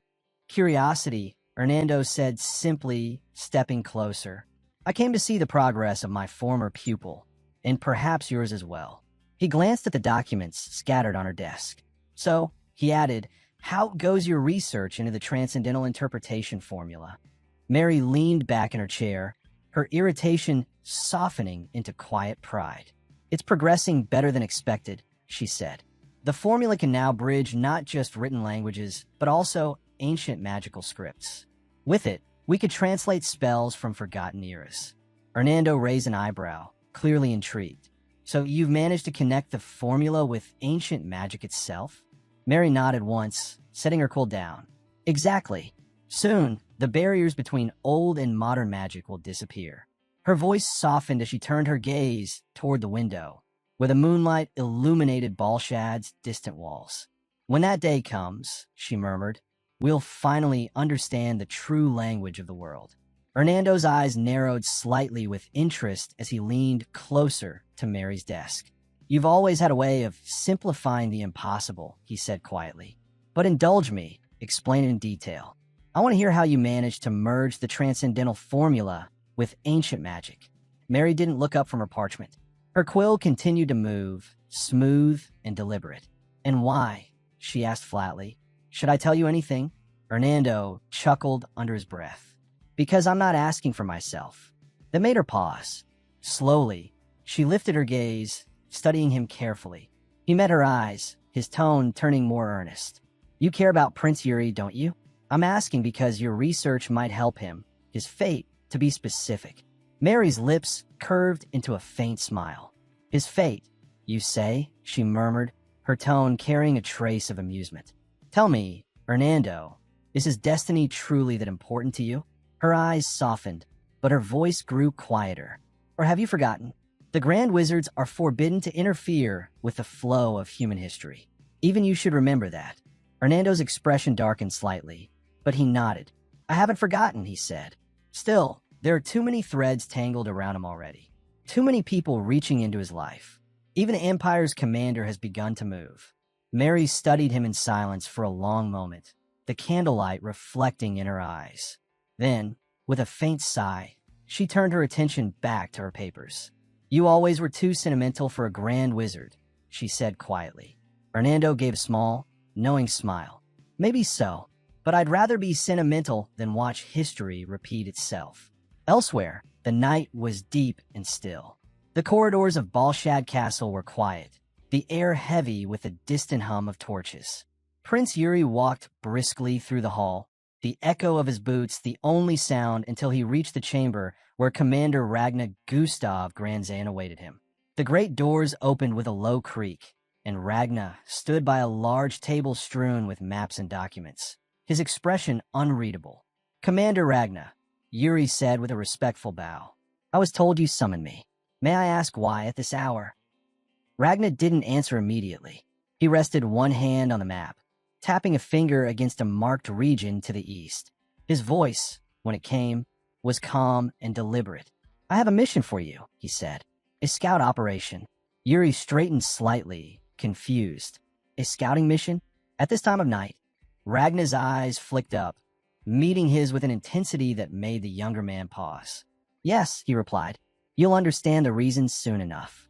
But for now, you'll take only a small unit and move under the cover of darkness." He pointed toward the marked area on the map, a deep stretch of forest where shadows seemed to bleed into the terrain itself. "Your task," Ragnar continued, "is to uncover what lies beyond that ridge. Reports suggest unusual movement in the woods. Whether it's orcs or something else entirely, we don't yet know." Yuri studied the map carefully, then looked up. "Understood, Commander. I'll prepare immediately. But if I may ask, who will accompany me?" Ragnar gave a faint smile, though his eyes remained sharp. "That," he said, "depends on who dares to follow you into the dark." The torches flickered, casting long shadows across the room as the weight of his words hung in the air. Night had fully settled by the time Yuri stopped in front of Ragnar's tent. The air was cool, the camp outside unnaturally quiet, as if even the soldiers were holding their breath. Inside, Yuri finally voiced the question that had been weighing on him. "Are you truly entrusting me with this reconnaissance mission, Commander?" Ragnar answered without hesitation, his expression steady and assured. "By tomorrow we advance into the eastern plain straight into Orc territory. Ambushes are inevitable. The entire army will be moving under constant strain." He lowered his hand to the map, finger stopping at a single marked route. "I need you to move ahead and scout the path. Once we know what lies in wait, the main force will follow." Yuri's brow creased as calculations raced through his mind. "And the allied formation? Will there be a separate unit assigned to protect it?" A faint smile tugged at Ragnar's lips. Sharp as ever, Yuri fell silent for a moment, weighing the implications. Then he spoke again, measured and respectful. "I'm grateful for your trust, Commander. However, Bol led the vanguard in the last engagement. For the sake of balance among the allied nations, another force should be given the opportunity this time." Ragnar let out a short, scornful laugh. "Fairness." He shook his head, amusement draining from his face. "Among commanders who all believe they're the strongest, I place my trust only in ability. I've witnessed myself." His gaze locked onto Yuri as he began to outline his intent. Before he could finish, Yuri cut in, sharply addressing him as "Your Highness." Ragnar's grin returned, confident and unshaken. He nodded once. "Then I'll test them. I already have a plan." That very night, the announcement spread through every allied camp. At the Holy Kingdom's base, a knight passed a sealed notice to a messenger, its authenticity confirmed without question. Supreme Commander Ragnar had decreed that the main army would advance alongside a reconnaissance unit to secure the formation. Not long after the same order reached the Brizen Knights, Commander Jonathan read over the parchment, immediately grasping the implication. Ragnar had no intention of accepting volunteers lightly. The units would be chosen through direct competition, open to any force bold enough to step forward. Jose glanced at Jonathan, a dry chuckle slipping from his lips. "Looks like the Supreme Commander is in the mood to see who's really worth trusting." Jonathan rolls the scroll, closed heat flashing through his eyes as something long dormant stirs. He says it's been a long time since he's felt this kind of drive, his voice carrying a sharp edge of excitement. He doesn't bother hiding. At Prince Yuri Briel's camp, Hernando reads the order aloud, his expression tightening as the words sink in. The directive is simple and merciless. Locate orcs along the marching route and return with their right ears. Performance will determine all future mission assignments. He lowers the parchment and looks at Yuri, one brow lifting. He asks whether this was truly his idea. Yuri answers without hesitation. Yes. His voice is calm, unwavering. Since it's the Supreme Commander's directive, every nation must take part. This, he says quietly, is the ideal way to measure everyone's real capability. Unease ripples through the group. Jared, one of Yuri's knights, steps forward and voices his concern. A reconnaissance mission isn't the same as open warfare. Their unit isn't built for this kind of operation. Yuri meets his gaze without flinching. He tells him not to worry. He already has a plan prepared. The following day, Ragna stands before the assembled forces. An hourglass rests before him as he addresses them, his voice carrying effortlessly across the field. The main army will advance toward the plains. Each unit is to move to its assigned zone, track the orcs, and wipe them out. The nation that returns with the most ears will be granted priority in future operations. Silence presses down as his words settle. The second princess of the Holy Kingdom, Jonathan of Bruzen, and Prince Yuri Briel, all fix their eyes on him, tension coiling tight. Without another word, Ragna lifts the hourglass and turns it over. Sand begins to fall. The contest begins. In the same instant, the three commanders split apart, their forces surging forward in different directions beneath the sharp morning light. Ragna watches them ride out. A knight steps up beside him, a faint smile tugging at his lips as he remarks that it seems His Highness places considerable faith in the bold prince. Ragna glances at him, one brow rising. Was it really that obvious? His gaze lingers on the distant figures as Yuri's forces disappear into the plains. He speaks thoughtfully, saying the young man has caught his interest. If he proves himself once more, that interest may deepen in a genuine fondness. At the head of his formation, Prince Yuri Briel drives his knights and soldiers onward, charging straight into the open plains. As they thunder across the open plains, Jared reins in alongside Yuri and shouts over the wind, asking if he actually has a plan. Yuri turns his head, slightly, a confident smile cutting across his face. Of course he does. They're going to win this. The first step is locating the orcs. Jared shoots him an irritated look and snaps back that simply finding them isn't the mission. Yuri doesn't rise to it. His voice stays level as he repeats that he has a method. A shout rings out from the front. The lookout calls for attention to the northeast. Yuri's gaze sweeps the horizon, then hardens as he spots them, a formation of orc riders surging across the fields. Orc cavalry. They press forward, completely unaware they're being observed. A grin spreads across Yuri's face. Perfect. He reaches into his pouch and draws out a necklace set with a glowing red gem. It's time to pull them in. The stone begins to pulse its crimson light, intensifying as it spills across the plains. One after another, the orcs' eyes ignite red. Their focus snaps violently toward Yuri's force, their minds dragged into alignment by the gem's pull. With savage roars, they turn and charge. Yuri raises his voice steady and clear. Only the right ears matter. The knights answer with a unified shout. Jared clicks his tongue, clearly displeased, but draws his sword anyway. Yuri unsheathes his own, his expression unchanged, and issues a sharp warning not to get carried away. Then he gives the signal. The Bull army crashes forward. Fueled by fury, Jared launches himself from his horse, mid-charge, crashing into an orc before it can react. His blade cuts clean through its neck. The body collapses instantly. Jared lands atop it, ripping his sword free as chaos explodes around him. Bull knights and soldiers carve through the orc ranks with brutal efficiency. From the turmoil, a massive orc bursts out astride a hulking lizard mount, axe raised high as it bellows. Yuri spots it at once. He spurs forward. The axe swings down, but Yuri's sword flashes first. In one clean pass, he slices the creature's throat as he rides past, blood spraying into the air. His eyes narrow as they flick to the fallen bodies. For this mission, Head prepared two things. His gaze drops briefly to the knives at his waist. The first, the crystal necklace taken from the bandits, had already served its purpose. But the second, his train of thought, is broken when a knight rushes up to him, a sack slung over his shoulder, dark blood seeping through the fabric. He drops to a knee and reports that they already have 10 right ears.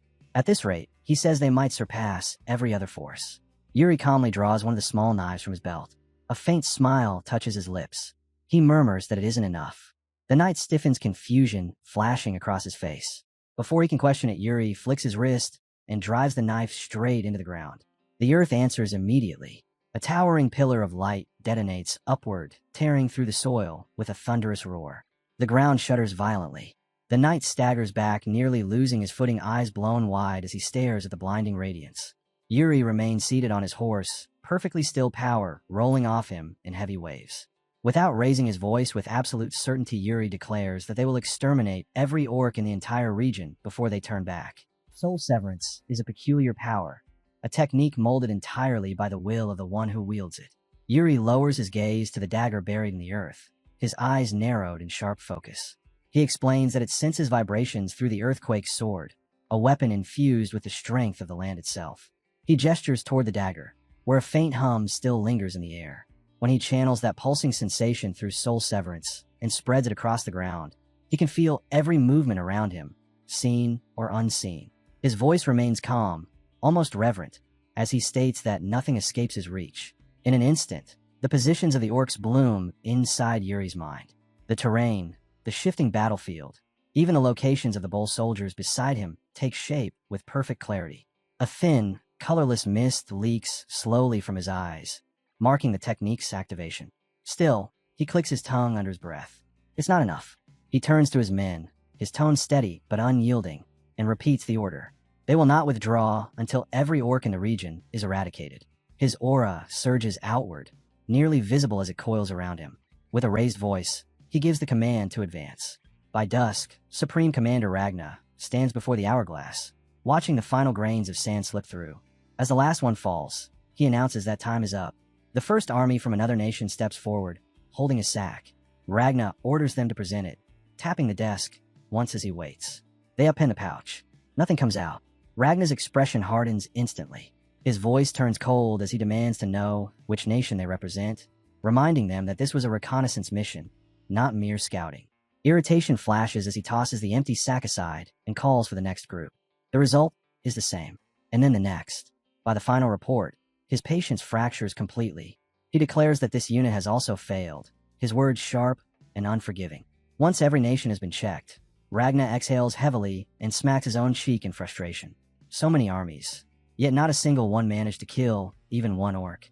A sudden stir draws his attention. He looks up to see Commander Jonathan of Bruzen stepping forward, barely able to contain his excitement. Ragna takes the pouch from him and empties it onto the table. Right ears spill out in a small pile, unmistakable proof. Soldiers from the other nations stare in stunned silence. Ragna nods in approval, praising the Bruzen troops. 6 ears. The best result so far. Jonathan inclines his head slightly, pride clear on his face. He lowers his head slightly and answers that they were merely fortunate enough to locate their target group. Ragna lets out a chuckle as he reaches for another pouch, this one taken from an Imperial soldier. He turns it in his hand before speaking, saying that luck itself is a form of strength, and that countless lives have been lost simply because it was lacking. Then, with a confident grin, he slams the pouch onto the table and begins counting. 12 ears in total. He nods, clearly pleased. Not bad at all. A low murmur spreads through the hall. Soldiers from the other nations whisper among themselves, unable to hide their admiration for the Empire's result. Jonathan feels the pride he held moments ago drain away, replaced by a bitter sense of loss. The Empire had started an hour later, yet returned with twice the number of ears. Even the second princess of the Holy Kingdom presses her lips together, frustration flickering in her eyes as she realizes the Empire never saw the rest as equals. Only bait. Ragna notices the shift in mood, the disappointment etched across so many faces, but his satisfied smile never falters. He raises a hand, silencing the room. He tells them not to linger on it. What matters now is how they perform from this moment forward. Then he turns slightly and asks the soldier beside him whether that was the final report. The soldier stiffens, caught off guard, and quickly replies that there is still one remaining. Moments later, a heavy pouch is slammed down onto the table with a dull, weighty thud. The soldier announces that it belongs to Brielle. The reaction is immediate. Every head snaps around, shock rippling through the gathered forces. Ragna's smile remains, but tension creeps into his expression as his eyes drop to the pouch overflowing with right ears. Slowly, his gaze lifts to Prince Yuri, who stands straight and unmoving, his armor stained dark with orc blood. Ragna asks what he is looking at, his tone calm, yet edged with sharp curiosity. Then he asks plainly what Yuri's secret is. Yuri answers without hesitation. There is nothing special behind it, he says evenly. They simply put in the effort.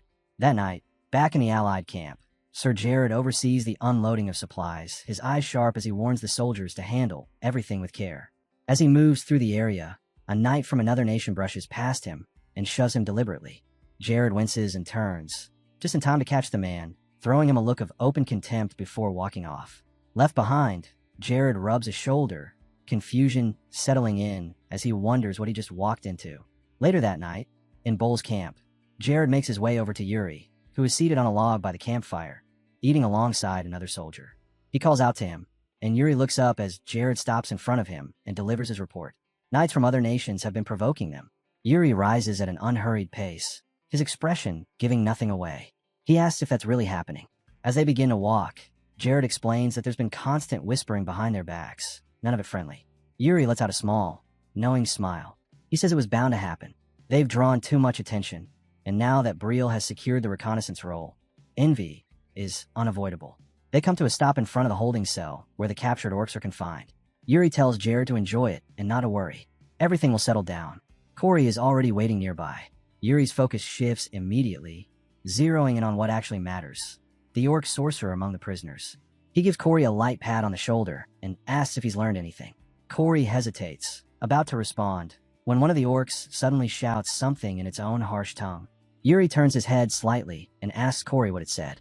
After a brief pause, Corey answers carefully. It said black dog. He adds that there's a rumor spreading among the orcs about a knight who can smell them out like a dog. Yuri looks back at the orc, then returns his gaze to Corey and asks if they're talking about him. Behind him, Jared struggles visibly to hold in his laughter. Corey nods, still sounding uncertain. Among the orcs, he explains, it's considered an honor, a title born from fear and respect. Yuri's brow furrows in clear dissatisfaction.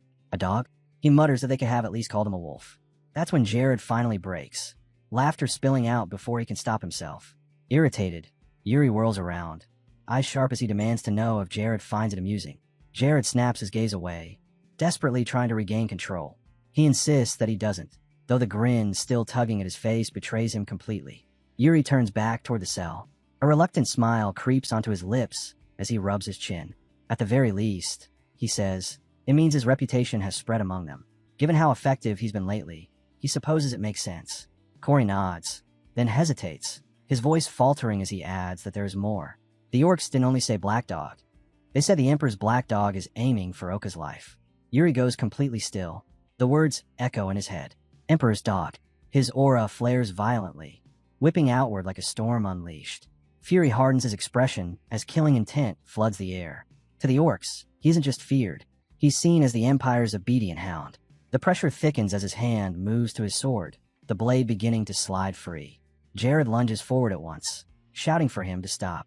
If Yuri continues, there will be no prisoners left alive. Sensing the breaking point, Jared steps between him and the cell, his voice firm despite the tension crushing down on him. He says he will handle the interrogation. Yuri freezes, his hand lingers on the hilt for a brief moment before he exhales slowly and pushes the sword back into its sheath. The raging aura recedes, though the anger does not fully vanish. Corey speaks again, careful, now delivering the rest of his report. The captured orc revealed that there is a major barracks in the Garen region commanded by Oka's direct subordinate. Karui, chieftain of the Garen tribe. Karui has mobilized his entire tribe and prepared for the allied advance. He seized control through overwhelming strength and is infamous among the orcs as a monstrous warrior. More importantly, his plan is to annihilate the allied armies before they ever reach Aqua. Yuri places a hand on Korra's head and smiles brightly. He praises him for the information. Corey flushes slightly and bows as he turns to leave. Yuri tells Jared that the rest is in his hands. Jared answers with a sharp nod. Yuri then heads off to report directly to the Supreme Commander. Inside Ragnar's tent, the tension breaks in the strangest way possible. Ragnar repeats his question, asking whether Yuri has a lover or a girlfriend. Yuri freezes again, this time for an entirely different reason. He stammers and insists that he has neither. Ragnar calmly takes a sip of wine and asks how old he is. Yuri answers that he is 18 and immediately demands to know why any of this is relevant. Ragnar leans back, completely relaxed, and admits that while the timing is not perfect, he happens to have a niece, a very pretty one. Yuri almost chokes on nothing. Unbothered, Ragnar takes another drink and casually waves him off, saying they will discuss it later. Yuri, still pale, bows stiffly and makes a hasty retreat from the tent. The moment he steps outside, his footing falters, and he nearly stumbles forward, whispering under his breath like he's been struck by a curse. Ragnar's niece, Ragnar's pretty niece. Memories from his previous life surge up without warning. His time entangled with the Empire's princess, flashing vividly through his mind. His stomach twists violently. No way. The words slip out in pure horror, loud enough to draw startled glances from nearby soldiers. He grabs his head, dread settling in as he realizes one thing with absolute clarity: he has to avoid this at all costs. Before he can spiral further, someone steps directly into his path and calls his name. There's concern in her voice as she reaches toward him, asking if he is all right, remarking that he looks unwell. Yuri slowly lifts his gaze. The instant he sees her, he freezes. Then slowly a smile spreads across his face as a spark ignites in his eyes. Found her. Standing before him is the commander of the Holy Kingdom's army, the second princess herself. To Yuri, she suddenly looks radiant, practically glowing under the camp's dim light in his mind. She is instantly elevated to the status of a divine savior, a goddess sent to rescue him from impending disaster. Completely unaware of the storm, she has just walked into the princess, brushes her hair aside, and tilts her head, slightly asking why he is staring at her like that. That night outside the Bowl Kingdom's military camp, Prince Yuri Briel paces beneath the silent sky, footsteps tracing the same short path over and over as his thoughts spiral out of control. He turns the problem around relentlessly until a single conclusion settles in. If he wants to dodge Ragna's matchmaking, he needs to pretend he already belongs to someone anyone will do. No, not anyone. The idea sharpens the longer he dwells on it. It has to be someone who has no romantic interest in him, someone who owes him a favor, someone who will not refuse the moment that realization clicks. Footsteps approach. The second princess of the Holy Kingdom, Sibylla, steps into view. To Yuri, it feels as though the world itself has handed him an answer. Perfect. A wide grin stretches across his face as the plan locks into place. Without hesitation, he strides straight toward her, resolve burning clear in his eyes. He stops right in front of her and plants both hands firmly on her shoulders. Sibylla blinks, startled, opening her mouth to demand what he is doing. Yuri only smiles, radiant and triumphant like a man who has just escaped execution. When he finally reins himself and he looks her straight in the eyes and asks whether she remembers the time he saved her.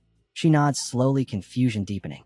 Yuri leans in, just enough for his tone to turn serious. He tells her he will need her help soon, and that it has to be her before the words can properly land. He suddenly spins around and breaks into a run, calling back over his shoulder that he will see her then. Sibylla remains rooted to the spot, mind blank. She snaps out of it, just long enough to shout after him, demanding to know what he is talking about. But he has already vanished into the darkness. She exhales sharply and mutters to herself, asking what on earth is wrong with him. A voice speaks up behind her. Princess. She turns stiffly, irritation already simmering, only to find Sir Finnick standing there grinning, as brightly and shamelessly as ever. Without any hesitation, he declares that she and Prince Yuri look surprisingly good together. Sibylla just stares at him. Finnick thumps his chest proudly and announces that he will support the two of them with all his heart. She opens her mouth to respond, then stops halfway. Whatever strength she had left drains out of her all at once. Instead, she lifts her gaze to the glowing night sky, exhaustion swirling through her thoughts, and quietly wonders if everyone could just disappear long enough for her to breathe. By the next morning, clear sunlight pours down across the battlefield, its sharp glare exposing everything in its path. Supreme Commander Ragna rides at the front of the Allied march, leading the formation forward without hesitation. Among the advancing ranks, Jared nudges his horse closer to Yuri, who rides beside him, lost deep in thought. Jared breaks the silence, saying he has heard the rumors. Yuri keeps his eyes fixed ahead, his face giving nothing away as he asks what rumors. Jared answers without pause. It is about why the Supreme Commander keeps calling him, and Yuri arches a brow, already knowing the direction this is headed. Then Jared says it outright. People are saying it has something to do with marriage. Yuri scoffs in open dismissal. He tells him he is completely wrong and to wake up. Laughter bursts out from the knights riding behind them. Yuri glances back, irritation flashing across his face as he sees their wide grins. He clicks his tongue and snaps that they must be desperately bored to waste time on such nonsense.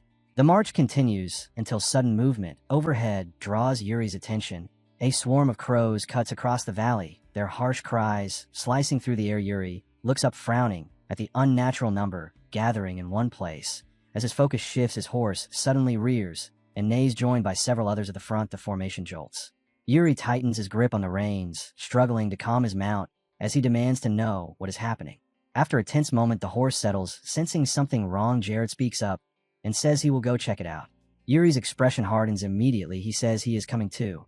They spur their horses forward, pushing toward the front where Ragna is stationed. As they approach, Yuri calls out to him, but the words die in his throat the instant they crest the slope. The valley below reveals a nightmare. Human heads hang from pikes, empty eyes staring as they sway in the wind. Half-eaten corpses litter the ground, arranged in a grotesque display meant to provoke fear. Some bodies are still impaled on sharpened stakes, others have been torn apart and left to decay beneath the unforgiving sun. The color drains from Jared's face, his lips tremble as he tries to form a prayer, his mind unable to reconcile the scene before him. Ragna, in contrast, remains utterly composed. A faint smile curves his lips as he finishes the words Jared cannot bring himself to say. He calls it an amusing welcome ceremony, a gift from the orcs. The stench of rot crashes into Yuri like a physical blow. He lifts a hand to cover his nose and forces himself to take everything in. The orcs did not simply kill these people. They used their bodies as ornaments. impaling them before the meals were even finished and leaving the remains on display. It's deliberate, a statement carved in flesh. This is all you're worth. Heat coils tight in Yuri's chest. He presses a fist against his heart and calls out to the Supreme Commander. Leaving the bodies like this will shatter the soldiers' morale. His voice stays level, even as fury simmers beneath it. He asks that the bull forces be allowed to handle the cleanup. Ragnar turns his head, studies him briefly, then gives a single nod. That's all the permission Yuri needs. He immediately shouts orders to the bull soldiers and knights, commanding them to prepare their torches. Moments later, flames spring to life as they move down into the valley, the crackle of fire cutting sharply through the unnatural silence. They work without a word. Pikes are pulled free. Bodies are gathered. Fire is set. The smell of burning flesh rolls through the air as the soldiers move with grim efficiency, carrying out a task no one wants, but no one refuses. Yuri watches closely until his eyes catch on one man standing still. The soldier stares at the burning corpses, face drained of color, hands shaking. He mutters under his breath, struggling to comprehend how something like this could be done. Yuri steps to his side. His voice is quiet, steady. He tells him not to let it eat him alive. The soldier swallows, nods, and turns back to his duty. Yuri lifts his gaze again, and his expression tightens. Two figures have drifted too far ahead. Guinness and Dyke, separated from the others. He raises his voice sharply, calling them by name and ordering them to stop and return immediately. Both soldiers freeze. They turn at once, salute, and call back that they're coming. As they move, Guinness glances down at the ground, his brow knitting together. He lowers his voice and speaks to Dyke, saying something feels wrong about this place. Dyke barely looks at him, distracted, and asks what he means. Guinness points toward a nearby corpse and the arrows scattered around it. The arrowheads are buried deep in the soil, angled downward, pointing in the opposite direction from where the orcs impaled the bodies. It looks less like they were fired from the ground, more like they came from above. The moment the words leave his mouth, movement stirs above them. Shapes rise along the cliff edge behind their backs. Orcs, several of them. Bows already raised, strings drawn tight, arrows nocked and waiting.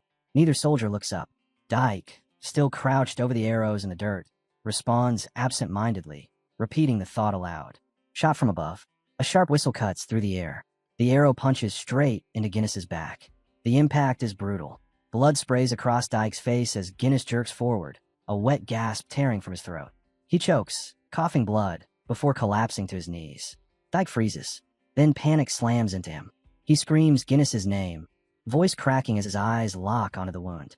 Stumbling backward, he fumbles for his sword, hands shaking as the truth finally hits him. They're under attack. Above them, the orcs move as one. Bows align. A harsh command snaps out. They release. A black storm rains down. Dyke looks up just as the arrows descend, his heart hammering wildly in his chest. Every instinct screams at him to run, to move, to do something, but his legs lock in place. The world slows, the sky filling with death. From a distance, Yuri's voice cuts through the chaos. He charges in, shouting for Dyke to brace his shoulder. Dyke reacts on instinct, planting his feet and setting himself. Yuri closes the gap in a blur, stepping onto Dyke's shoulder with flawless timing. Mana surges through him as he launches upward, body electrified by power. His sword flashes again and again, carving through the air. Arrows shatter mid-flight, splintering like dry wood, never reaching the ground. Yuri lands hard on one knee, fragments raining down around him. He immediately calls out to Guinness. Relief floods his chest when he sees the man, still breathing. There's no time to waste. Yuri orders Dyke to lift Guinness and move, directing them toward Simon. They need support from the Holy Kingdom, and invoking his name, Yuri Briel, will make them move faster. As the two scramble away, Yuri slowly lifts his gaze back toward the cliffs. His eyes narrow. The orcs remain still for a heartbeat longer. Then, as if nothing had happened at all, they turn and disappear from sight. Yuri watches the orcs withdraw, their backs vanishing into the cliffs, and anger coils tighter in his chest. It's intentional, a signal, a warning meant for him alone. They're telling him they could have killed him whenever they wanted. His teeth grind together as he curses under his breath. If provocation is what they're after, then he'll answer in kind. Yuri slides his sword back into its sheath, eyes fixed on the empty cliffs. This time, he won't let it pass. By the time afternoon settles in and the valley has been fully cleared, Yuri stands inside the camp, delivering his report. Ragnar listens in silence, his attention sharp as he repeats the details of the ambush. The position on the upper right cliff is the key. There's no bypassing it. The hidden orc unit must be wiped out. Ragnar turns his gaze to Yuri and calmly asks what he intends to do. Yuri answers without a second's pause. A confident smile curves his lips as he says there's nothing complicated about it. The archers will pin the enemy down and prevent them from surfacing. While they're locked in place, his troops will take control of the rift from above. Mana stirs around him, invisible yet unmistakable, the air itself tightening as the promise of battle hangs heavy between them. The orcs are already in position along the cliffs, bodies pressed low against the stone as they wait for the perfect moment. Silence stretches across the valley, heavy and suffocating. Then one of them feels it, a strange presence stirring below. The orc slowly rises, bow in hand, leaning out to peer down the cliff face. It never gets the chance to understand. Arrows slam in with terrifying precision. The orc throws itself flat against the rock as shafts bury into the cliff where its head had been moments earlier, sparks bursting as metal bites stone. A furious snarl tears from its throat as it spits a warning to the others. The signal spreads instantly. More arrows follow, streaking upward and hammering into the cliffs, pinning the orcs in place with relentless accuracy. At the mouth of the valley, Supreme Commander Ragna stands unmoving. Beside him, 3 knight archers hold their drawn bows, eyes locked on the heights above. Ragna's command cuts cleanly through the tension. The orcs are not to advance. Briel's forces are the hunters now. High above, a knight begins scaling the cliff, fingers digging in a jagged rock as he hauls himself upward. Others follow close behind, armor scraping harshly against stone as they climb, teeth clenched, ready to collide head-on with the enemy. Behind Yuri, one of the knights is already faltering. His breathing grows uneven, each movement heavier than the last. Sweat drips down his face as his arms tremble from the strain. Ahead of him, Prince Yuri Briel climbs without hesitation. His movements are precise, controlled, his focus absolute. He never once looks back. The struggling knight calls out, voice tight with exhaustion, telling Yuri he's pushing too hard. Once they reach the top, it will be immediate combat. He urges him to save his strength. Yuri exhales, irritation slipping into his tone. He tells the man to worry about himself first. His stamina is terrible for someone his age. How's he expect to fight like that? He doesn't slow down.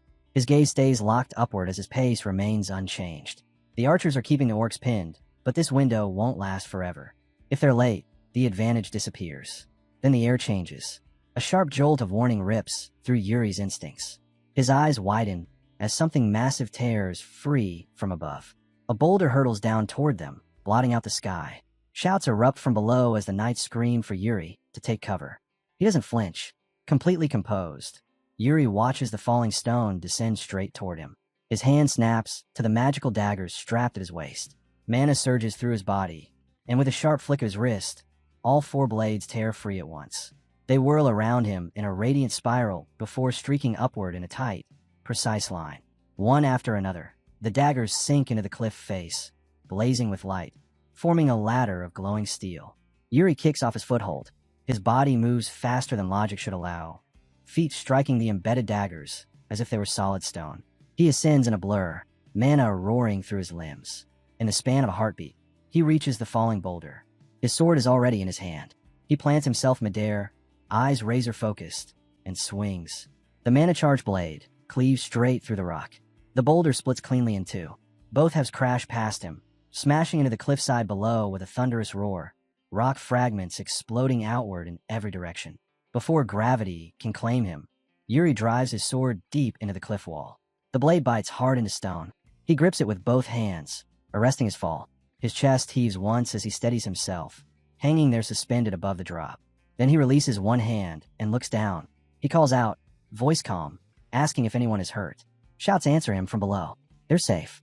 A faint smile touches his lips. Good. He tells them to keep moving. With a violent pull, he rips the sword free and uses the recoil to launch himself upward. He sprints along the cliff face, each step a blur. Near the summit, he leaps and lands hard on one knee, palm pressed firmly to the ground. The orcs are already there. They close in immediately, snarls echoing around him as weapons rise. Yuri lifts his head, a grin spreading across his face. He mutters that he appreciates the warm welcome. The orcs hiss and bark among themselves. One stumbles over his name. Another spits it clearly. Aquatia. Yuri straightens, smirk sharpening. He confirms it casually, then adds that they're nothing but orc trash. One of them explodes into motion, roaring as it charges. Yuri meets it head-on. Mana surges as he closes the distance in an instant. His sword flashes, slicing clean through the orc's right arm. Blood sprays as the limb sails away. The creature screams, rage overriding pain. Its remaining arm swings wildly and slams into Yuri's side. The impact lands hard, pain ripping through his ribs as the battle truly begins. He grunts as pain bites into his side, the shock forcing a brief wince from him. But he straightens immediately, eyes sharpening with focus. The orc, even with its arms severed, refuses to go down.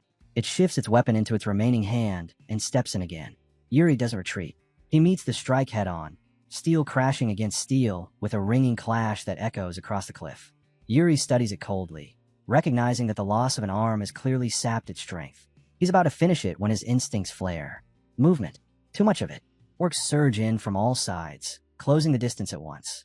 He exhales under his breath, calling the situation troublesome, and adjusts his stance to face the encirclement. His sword moves without hesitation. One strike shears clean through an orc's weapon. The next cuts another open from gut to spine, dropping it in a twitching heap. Yuri pivots, blade flashing low, slicing through a third orc's leg before it can even lift its foot.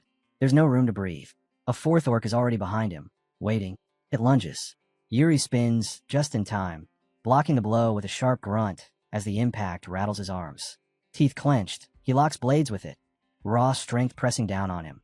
Without looking back, he shouts over his shoulder, his voice cutting through the din.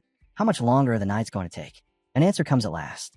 A knight drags himself over the edge, breathing hard but steadying instantly, calling out that they're almost there. Seconds later, Jared and Lauren vault up beside him, climbing with practiced ease. They don't pause. Their swords flash together, perfectly synchronized, and two orcs drop in the same heartbeat. Yuri smirks and surges forward. His blade punches through another orc's throat and tears free in a spray of blood. The body collapses at his feet.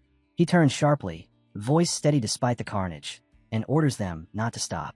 The moment they're fully up, they charge. The command ripples outward. The knights answer with a unified roar, hauling themselves over the ledge one after another, and plunging straight into battle. The clifftop explodes into chaos. Steel crashes against steel. Bull's war cries collide with the guttural howls of the orcs. At the very front, Yuri drives forward without hesitation, cutting a path through blood and stone. His final command slices through the madness, clear and absolute, as he leads the charge straight into the heart of the enemy. Kill them. Far below, at the mouth of the valley, Supreme Commander Ragna watches the clash from afar. Dust rises in thick clouds, battle cries echoing faintly through the air. A satisfied smile slowly spreads across his face as he observes the carnage unfolding exactly as intended. He offers no commentary. None is needed. That night, once the fighting ends and the camp is reestablished, the atmosphere shifts. The groans of the wounded mingle with the sounds of hammering and shouted instructions as repair crews move through the lines. Beneath the Breel banner, a formal report is delivered. Every hidden enemy unit has been eradicated. The rift is secure. The main army can advance without losing a single soldier. Inside the command tent, Prince Yuri Breel sits at his desk as Jared stands before him, delivering the final details. He concludes by stating that Kurui's stronghold, the base of Oka's direct subordinate, lies directly ahead. Yuri nods once, acknowledging the report and offering a brief word of approval. Then Jared hesitates before adding that the Holy Kingdom's second princess left a message. Yuri's thoughts immediately flick to Sibylla. He murmurs her name under his breath as Jared relays her words exactly as given. She's annoyed that he's taking all the credit. However, if priests are needed, she'll send them. When he finishes, Jared studies Yuri with a faint crease in his brow. There's a pause, just long enough to be noticeable. Then, carefully, he ventures that perhaps there's something more between Yuri and the princess. He stops himself midway and stiffly corrects course, insisting it's merely speculation. Yuri answers instantly. No. The single word is flat, absolute, leaving no room for interpretation. The finality in his voice shuts the topic down completely. Clearly displeased, Yuri motions him away, his gaze sharpening. If there's nothing else, he's dismissed. Jared bows, his tone returning to formality as he wishes Yuri rest and good health. Yuri gives a brief nod in response. Nothing more. Jared exits the tent. The flap falls closed behind him, and silence settles in, broken only by the soft rustle of parchment. Yuri remains standing, eyes drifting across the map laid out on the table. He exhales slowly, rubbing his temple as he mutters that he'd thought he might finally get some rest. Apparently, that was wishful thinking. Without turning, Yuri feels it, a presence behind him, familiar and unmistakable. His senses sharpen, locking onto it instantly. He doesn't bother to look back. How long have you been there, son? His voice is calm, touched with faint curiosity. Asana steps forward, movements smooth and soundless. She reports that she has located the Gentile, her tone composed. Yuri turns at once, interest flashing in his eyes. He asks where the man is now, focus snapping into place. Asana moves to the map and points to a marked region, tracing the boundary with her finger. He's within this area. Yuri leans closer, frowning. Inside Orc territory? She nods. Yes. His fingers brush his chin as possibilities race through his mind. He wonders aloud if the man could be cooperating with the Orcs. Asana shakes her head without hesitation. No, it's the opposite. She explains that she couldn't push any farther. The Orcs are on full alert, but everything she uncovered points to the same conclusion. The Gentile has been captured. He's being held prisoner. Yuri's eyes narrow. Captured. Asana slows her words, sensing the shift in him. She reminds him that she knows he has personal reasons to care, but warns him to tread carefully. The capture feels intentional, part of something larger. If the Allied forces move carelessly, there's a real chance the Gentile could be turned against them. Yuri falls silent, absorbing it all. The weight settles in, heavy and unmistakable. His thoughts are already moving ahead, mapping outcomes and risks. One thing is clear. This isn't something he can afford to rush. Yuri turned his gaze back to Asana, asking once more, just to be certain. Had she truly said the foreigner was now an Orc prisoner? Asana nodded calmly, confirming it, then hesitated and asked whether she should return to investigate further. There was no need. Yuri answered immediately. A faint smile touched his lips as he leaned back, remarking that if anything, this made things more convenient. He could simply meet the foreigner himself. Inside his mind, the pieces were already falling into place. The foreigner wanted only one thing, Oka's head. As long as their objectives aligned, convincing him would be effortless. Yuri instructed Asana to infiltrate the Orc barracks the moment the battle began the next day, and to keep watch over the foreigner's condition until he arrived. Asana didn't respond. She stood there, eyes forward, unease quietly settling into her expression. Yuri noticed at once and asked what was wrong. She stepped closer to the desk and spoke carefully, saying that if he intended to meet the foreigner in person, then she wished to accompany him. Her eyes burned with resolve as she addressed him properly, calling him Your Highness, warning that the foreigner was dangerous. She said she would protect him. Yuri studied her in silence for a brief moment. Then he stood and spoke her name. Asana. His voice was calm, but cold. He told her plainly that he hadn't hired her to be his bodyguard, and that he was more than capable of protecting himself. The words hit hard. Asana said nothing. She pulled her hood lower, biting down on her lip as she forced her emotions back under control. After a moment, she nodded and said she understood. Yuri exhaled quietly. His expression softened as he turned aside, reaching for something, a casual smile returning to his face. He asked if she wanted some late-night snacks before heading out, mentioning that he'd received them earlier. Holding up a plate, he added lightly that they were surprisingly good. His voice trailed off. When he turned back, Asana was already gone. Only a faint trace of lingering mana marked where she had stood. Yuri stared at it in silence for a long moment. Later that night, Yuri sat by a campfire with Gerald's and several other knights. Flames crackled softly as Gerald's launched into one of his stories from Yuri's younger days. The warmth of the fire standing in quiet contrast to the tension still lingering in Yuri's thoughts. And that's when the Death Knight suddenly appeared right behind His Highness. Gerald's declared, his voice swelling with drama. He thrust out his chest and continued without shame. But I stepped in and protected him. It was unmistakably Gerald's moment to shine as the senior knight. The others leaned in, eyes wide, faces full of awe as they drank in every word.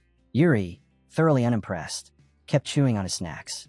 Inside, he knew Gerald's was lying outright. The real scene was burned into his memory. Gerald's had been face down on the ground until Yuri kicked him awake. Still, a quiet chuckle escaped him. Whatever the truth, Gerald's really had grown compared to before. One of the knights turned toward Yuri and asked if Sir Gerald's tale was true. The truth almost slipped out of Yuri's mouth, but he stopped himself at the last second and simply said that yes, Gerald's had done his best. The knight turned back, admiration deepening. He called it incredible and asked how Gerald's had managed to face something as horrifying as a Death Knight. Gerald swelled with pride and answered that it was because the Death Knight still had a body. As long as it had a form, it could be cut down by a sword. His tone shifted then, stern and instructive, as he told the younger knights that the most terrifying enemy was not something you could see or strike. An enemy without substance, like a ghost, that no blade could ever reach.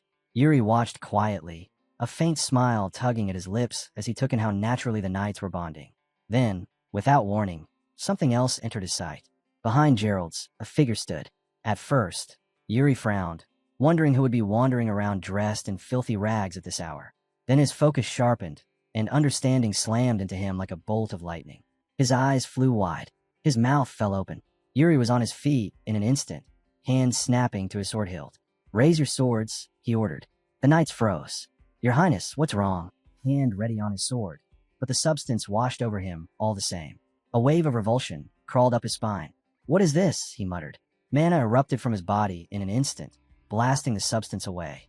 As it burned off his skin, Yuri stared at his hand and said grimly that an impure aura had spread through him. He forced it out on instinct, but unease lingered in his eyes. What in the world is this? Later that night, Yuri stood inside Hernando's tent. After recounting everything that had happened, Hernando's brow furrowed as he asked whether it had truly been an avatar invisible to the naked eye, calling the situation deeply suspicious. Yuri nodded. He said it was serious, because the enemy had been right beside them the entire time, and no one else had seen a thing. Sitting cross-legged inside Hernando's tent, Yuri explained why he had rushed to see the royal family's personal mage so late at night. Cards and gambling tokens were scattered across the table, and Hernando let out a nervous laugh as several knights stood nearby, stiff and miserable, clearly in the middle of their punishment. Yuri glanced around once and remarked that he seemed to have arrived at a particularly busy moment. Hernando scratched the back of his head and awkwardly brushed it off, saying the orc had probably cloaked itself with sorcery to stay hidden, and that Yuri's sharp senses had simply caught what others couldn't. Yuri said the problem wasn't just the concealment technique itself, but the danger it introduced into the coming battle. It added an unknown variable. He asked whether there were any countermeasures, something like the massive firebomb Mary Rose had dropped before. Hernando shook his head and replied that such a thing was only feasible near Balshad, and magic used that openly could be easily disrupted. When Yuri pressed about the nature of the sorcery, Hernando's playful tone faded. He said he couldn't be completely certain, but it looked like forbidden power, likely mixed with black magic. Yuri's expression tightened as he asked if that made it dangerous. Hernando waved it off casually, saying it wasn't a serious issue. The magic tower had already finished analyzing it, and as long as they responded quickly, it would be easier to counter than most spells. He added that he would personally focus on dispelling whatever tricks the enemy sorcerers tried to use. "Yes," Yuri said quietly, fingers interlacing. "That'll count on you." After a brief pause, he spoke again. "By the way." "Yes, Your Highness," Hernando replied. Yuri picked up one of the playing cards, his gaze suddenly sharp. He said he let it slide just for today, but if Hernando gambled again next time, he should call him. Hernando nodded with a grin that was far too casual. The punished knights stared blankly as the two continued talking, drifting into light jokes about wins and losses. Before long, laughter spread among the knights, even as they continued standing through their punishment. Elsewhere that same night, crows blackened the sky. Beneath them, skeletons swayed from crude, makeshift crosses. Not far away, deep within the orc stronghold, a harsh voice barked orders in the orc tongue. Inside, hordes of savage orcs knelt on one knee, eyes glowing crimson as they waited in absolute silence. Their leader sat atop his throne, a dark, oppressive aura spilling from him. Speaking calmly in Orish, he delivered his command. The shaman answered with an eager grin, replying in kind as dark red mana surged from his hands. The spell unfurled, power pouring into the assembled orcs and sinking deep into their bodies. When it ended, the orcs slowly raised their heads, staring like starving beasts set loose. Their eyes burned red as low growls rolled through the hall, dark mana rippling around them. The leader spoke once more, just 2 words in the orc tongue, his final order. At dawn in Kurui's camp, a horn tore through the silence. An allied soldier sounded the call for a full-scale assault, and the note sent a shudder through the entire camp as the attack began. At the front of it all, Supreme Commander Ragna charged ahead, leading from the vanguard. Mounted on his steed, Prince Yuri Briel straightened in the saddle and unleashed a raw command, ordering the Bull army forward. His voice rolled across the battlefield like thunder, and his soldiers answered with a roar of their own. Blades rose in unison as they surged ahead, formation tight and disciplined. Yuri drove himself to the very front, every muscle drawn taut, leading the charge straight toward the gates of the orc camp. Before they could close the distance, orcs rose behind their fortifications. Bows were already drawn, arrowheads glinting coldly in the light.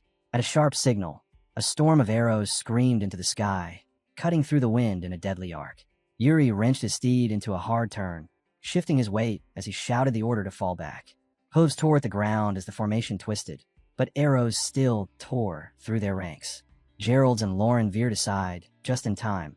Yet behind them, steel met flesh. Agonized screams burst out amid the thunder of hooves.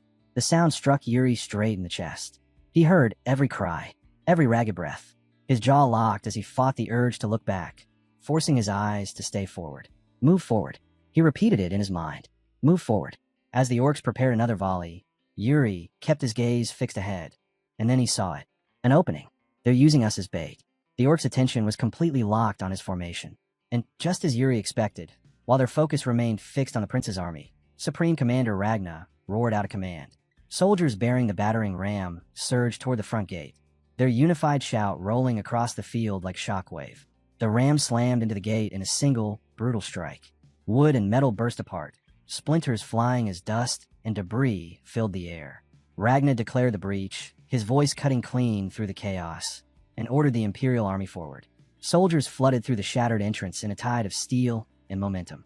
After retreating long enough for the arrow fire to finally fade, Yuri hauled back on the reins and brought his steed to a halt, signaling his troops to stop with him. Beneath the fading roar of battle, Yuri steadies his breathing and listens, and hears it. Far off, the relentless crash of Ragna's assault as it tears into the camp's front gate. As the pressure eases, if only a little, Yuri declares that their task as bait is complete and orders the troops to regroup with the main force. That's when a voice cuts in. Yuri turns to see Sir Jose standing among the battered soldiers. Jose argues that with the front gate under heavy assault, the orcs must be stretched thin. In that state, he says, a strike from the rear could shatter them even faster. Yuri nearly laughs at the audacity of it. He admits the idea has merit, almost brilliance, but then raises his hand toward the enemy's rear wall. They have no battering ram, and that side of the camp is reinforced with heavy defenses.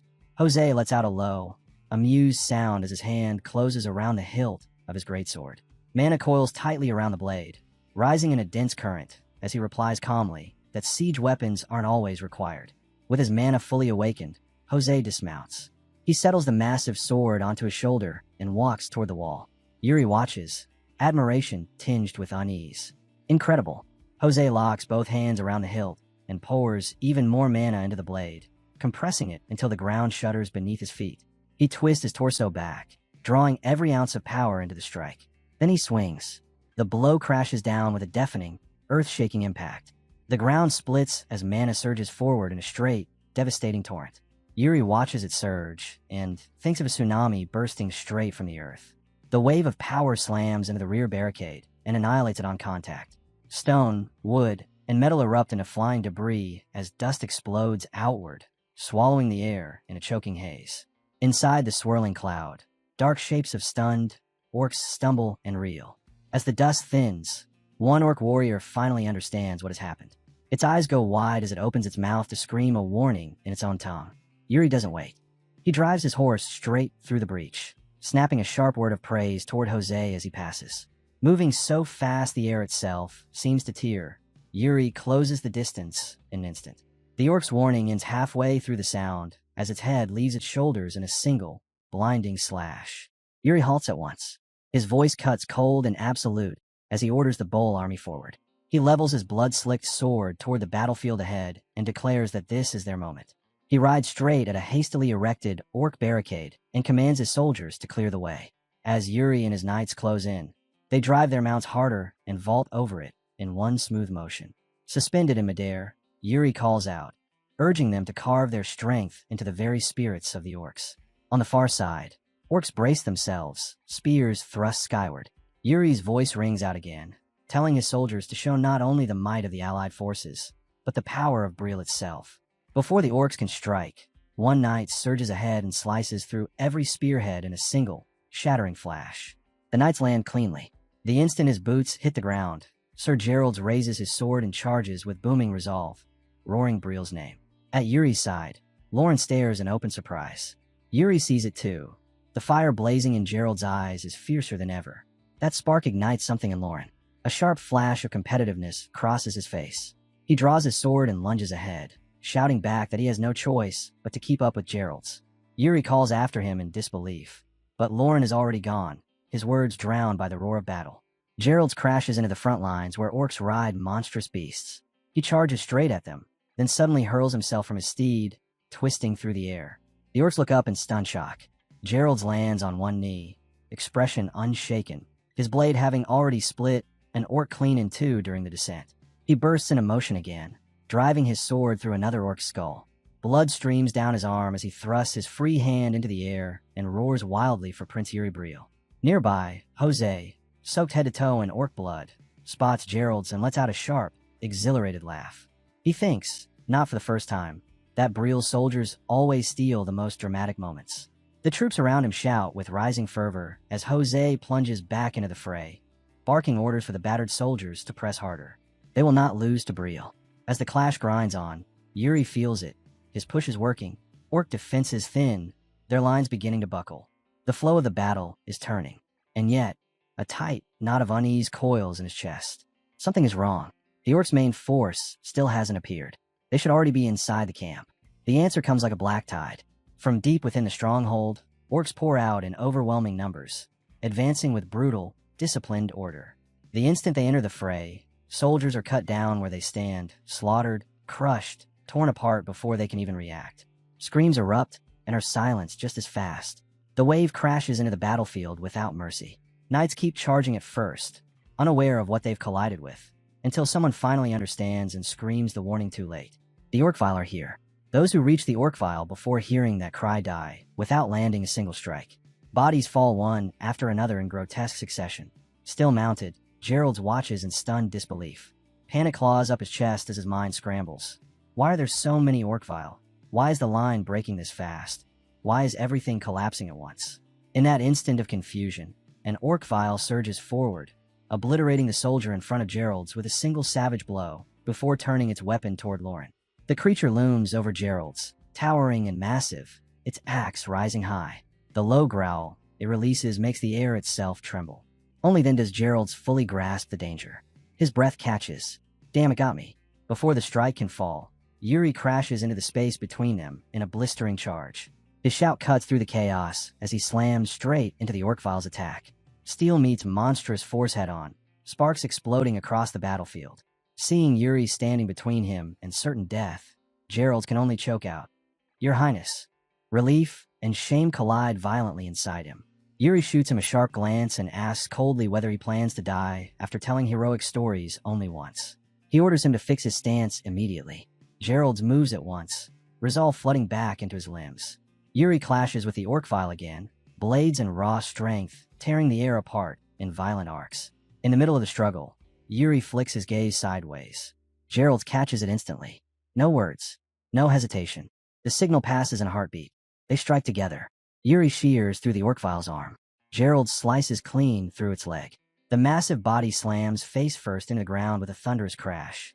Gerald exhales sharply and lowers his head. "I'm sorry, Your Highness." Yuri doesn't look back.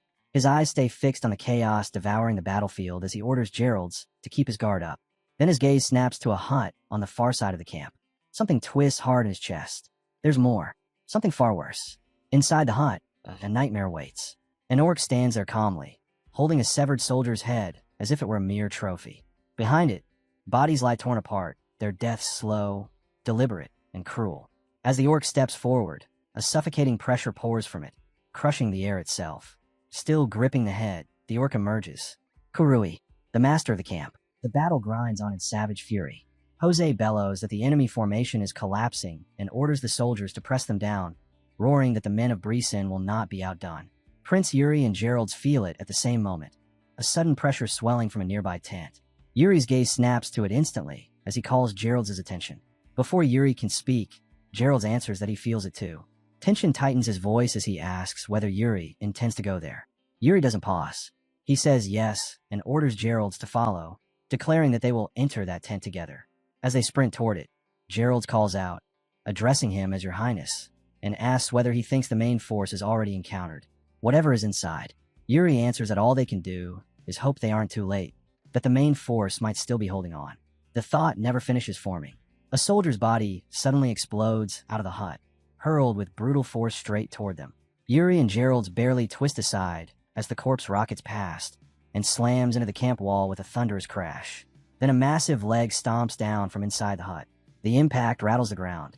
Using that force, The orc launches itself upward in a single violent leap. It shoots past Yuri and Gerald's at terrifying speed. Gerald's blinks, stunned, unable to process what just crossed their path. Yuri, however, scowls and curses under his breath. The orc doesn't slow. It charges straight toward the soldiers fighting behind them, axe already raised.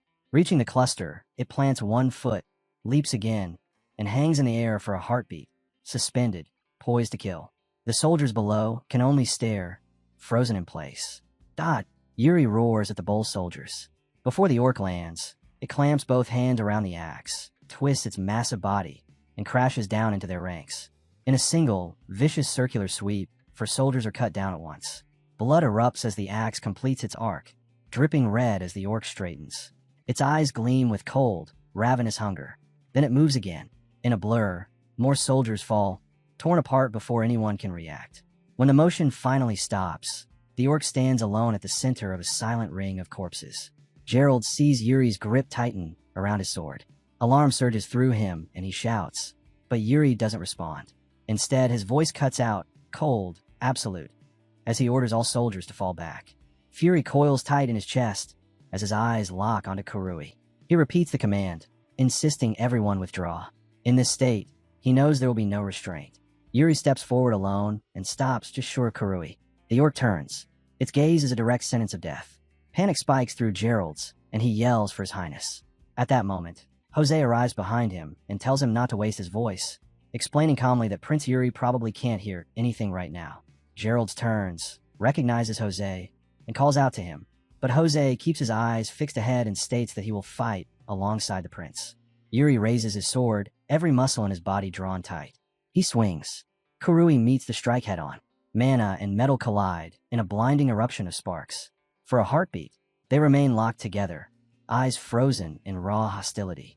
Then Kurui unleashes its strength. The bind shatters. Yuri is hurled backward, slamming into the dirt and sliding hard until he drives his sword into the ground to stop himself. A grim truth settles into his chest. If even one of Kurui's blows lands cleanly, he will go down instantly. Suddenly, a greatsword crashes into the ground in front of him. Yuri freezes, confused. He looks up. Jose stands there, weapon in hand. Jose lets out a light chuckle and remarks that Yuri seemed to be in a bit of trouble. Without taking his eyes off Kurui, he rests the greatsword on his shoulder and says he'll assist. Yuri exhales once and accepts without hesitation. As they square up, Jose watches Yuri from behind, a thought rising unbidden. An image forms in his mind. A lone she-wolf standing between danger and her pups, eyes sharp, body tense, cornered yet unyielding. Fierce, protective. He sees it clearly now. That same look burns in Yuri's eyes. A young warrior who has torn fear out of his own heart. Yuri settles into his stance, and the pressure around him tightens, sharp as a drawn blade. In that moment, Jose understands. Despite his age, Yuri knows what war truly is. Not glory, not honor, survival. Kurui grins, clearly amused, and curls a finger at them in open provocation. Yuri glances back and gives a brief signal. Jose answers with a nod. The next heartbeat, they're moving. They charge with blinding speed. Jose sweeping in from Kurui's left, Yuri cutting in slightly behind on the right. Jose reaches him first, swinging as mana and raw strength flood his greatsword. Kurui meets the blow head-on, stopping it with brutal precision. His grip tightens, crushing pressure driving down, but Jose answers with equal force. Their weapons tear apart with a violent recoil that sends a tremor through the ground. Jose locks eyes with Kurui and understands instantly what stands before him. A monster. They trade blows in rapid succession. Violent, relentless, neither yielding an inch. Yuri spots the opening. He surges in from behind, blade lined up to finish it in a single stroke. Just before the strike can land, Kurui slips out of range without even turning. Yuri freezes. In the same motion, Kurui's massive hand clamps onto Yuri's shoulder and hurls him aside, while still holding Jose's blade in check. Jose shouts a warning as Yuri slams hard into the dirt. As Yuri is thrown away, Kurui suddenly notices blood dripping from his own palm. He frowns. Yuri pushes himself up slowly, a faint smile pulling at his lips. Blood runs from the corner of his mouth. He wipes it away with his thumb, spits to the side, then looks straight at Kurui and asks calmly if he's figured it out yet. Adjusting his armor, Yuri adds that even if the cut is small, it should be irritating enough. He asks if Kurui agrees. Irritation flashes across the orc's face. Yuri continues, voice steady. saying that Kurui's proud horde will be wiped out by their knights no matter what. He raises his sword, excitement flickering in his eyes, and invites Kurui to see how long he can withstand the two of them together. Jose steadies his grip, anticipation humming through him. They charge again, shoulder to shoulder, mana roaring around them. Kurui braces and swings his axe in a wide arc, catching Jose's blade with the axe and Yuri's strike with his bare hand. The pressure is crushing. Yuri's body trembles as he strains against it. Then Kurui suddenly releases the bind and throws his head back, unleashing a roar that shakes the air itself. An ominous force erupts outward. The clouds overhead darken in an instant, rolling and rumbling with an unnatural sound. Jose stiffens, shock flashing across his face as he demands to know what's happening. Yuri feels it just as clearly. His brows draw tight as he grits his teeth, irritation and revulsion rising at the foul energy flooding the field. Kurui stands wrapped in churning black smoke, eyes burning red as a grin stretches across his face. His muscles swell grotesquely, bulging as the power pulses through him. Yuri feels it then, something deeply, disturbingly familiar. He shouts for Jose to fall back, but he's a heartbeat too slow. Kurui's axe tears across Jose's chest in a savage arc, blood spraying as the blow lands. Yuri cries out, panic cutting into his voice as he shouts for Jose to dodge. Jose staggers, but when Kurui lifts the axe high to finish it, he raises his head instead. Fury burns in his eyes as a single thought hardens inside him. He will not fall here. The axe crashes down. Jose meets it head-on with his mana-charged greatsword. Metal shrieks as the weapons collide and lock. Dark enhanced strength pours down from Kurui, crushing and merciless, and Jose strains beneath the weight. Then, with a violent surge of mana, Jose tears the bind apart, just as Yuri drops from above. Yuri descends with his blade poised, but Kurui pivots instantly, catching the strike with his axe. The clash detonates through the air. Yuri snaps backward in a sharp retreat as Kurui's counterattack slams into the ground where he stood a breath earlier. "Are you all right?" Yuri calls out. Jose answers immediately that he's fine. He can still fight. They stand close now, both of them watching Kurui with sharpened focus. Jose states that the moment the black smoke appeared, Kurui's physical abilities spiked drastically. Yuri confirms it. He saw it too. Yet unease tightens around his thoughts. The sensation is identical to what he felt from the Phantom Sorcerer before. That shouldn't be possible. Hernando should be dispelling the black magic right now. The unease deepens as fallen orcs begin to rise around them, bodies wreathed in the same black smoke. And looming above it all is something far worse. A horrific presence hanging unseen in the air, marked only by a pair of glowing red eyes. The clouds above the battlefield darken without warning, lightning coiling through them as thunder pounds like a war drum. Orc warriors who should be dead begin to rise. Their bodies are stiff, wrong. Eyes blaze a violent red, feral and empty. Weapons remain locked in their hands. They move with jerking intent. Heads tilt skyward as guttural growls tear from their throats, shaking the air itself. From that cry, their ruined flesh twists and knits together, wounds crawling shut in grotesque, crawling motions. One lurches toward a wounded bull soldier, sprawled on the ground. The man scrambles backward, dragging himself with shaking arms, terror choking the breath from his lungs. The orc towers over him, axe lifting high, poised to end the life that can only offer one final scream of pure fear. Yuri breaks away instantly, even as he and Jose press Kurui. The moment that scream reaches him, Yuri turns and charges. He shouts over his shoulder that he's leaving this side to Jose. Jose answers at once that he understands. Yuri arrives just in time. Steel crashes against steel as he intercepts the falling axe. The injured soldier stares up at him in disbelief, relief breaking through his terror as he calls out, "Your Highness." The orc pours more strength into the bind, forcing Yuri down inch by inch. Yuri bares his teeth, a low growl rumbling from his chest as he digs in his heels and resists. Then, in a single practice motion, he twists his blade, grinding metal against metal until the lock snaps apart. Yuri strikes. The slash is clean, decisive, merciless. His sword carves a wide X across the orc's chest. The creature shrieks as thick blood spills free, but almost immediately, black smoke gushes from the wound. Yuri raises his arm to shield himself, grunting as suffocating pressure crashes down on him. And then he sees it. His eyes narrow. Inside the gaping X, something is looking back at him. A dark figure stares from within the orc's chest, eyes glowing red with vile intent. A hand pushes through torn flesh. Black blood oozes around it. Then a head follows. The thing drags itself out from inside the orc's torso, crawling free as though shedding an empty shell. Yuri freezes. His thoughts race. Regeneration? Sorcery? What is this? The newly emerged, orc-like figure stretches a hand toward him. From its palm, an overwhelming wave of black smoke erupts. The energy crashes into Yuri before he can fully react. Something coils tight around his neck, and realization hits him all at once. He curses under his breath, jaw clenching, and the world goes black. He falls, down into a void. There, something enormous looms. A single, massive eyeball hangs in the darkness, staring straight into him. Its presence smothers everything. An aura far more suffocating and ominous than anything he has ever faced. Instinct answers before thought ever can. Black magic. Before he can move, a voice cuts through the darkness, calling his name. Yuri turns. His brother stands there, from his previous life. Wounded, dying. Exactly as Yuri remembers him at the end. His brother looks at him and asks why Yuri is still alive. Why only he survived? The question drives him like a blade, twisting deeper into an old, unhealed wound. Then more figures appear. Dead soldiers, comrades, families from his former life. They surround him as black smoke snakes around his limbs, binding him in place. Their voices overlap, stacking, echoing without end. Your Highness, I want to live. Please save me. Yuri, why did you leave us behind? It's your fault the kingdom fell. How shameless of you to live on. Hands reach for him. His face twists, reshaping into the version of himself just before death in that previous life. The voices don't stop. One calls him the Briel family's mistake, an embarrassment. Another accuses him of running, of abandoning his duty, his honor, his responsibility. His face shifts again. Now it is his younger self.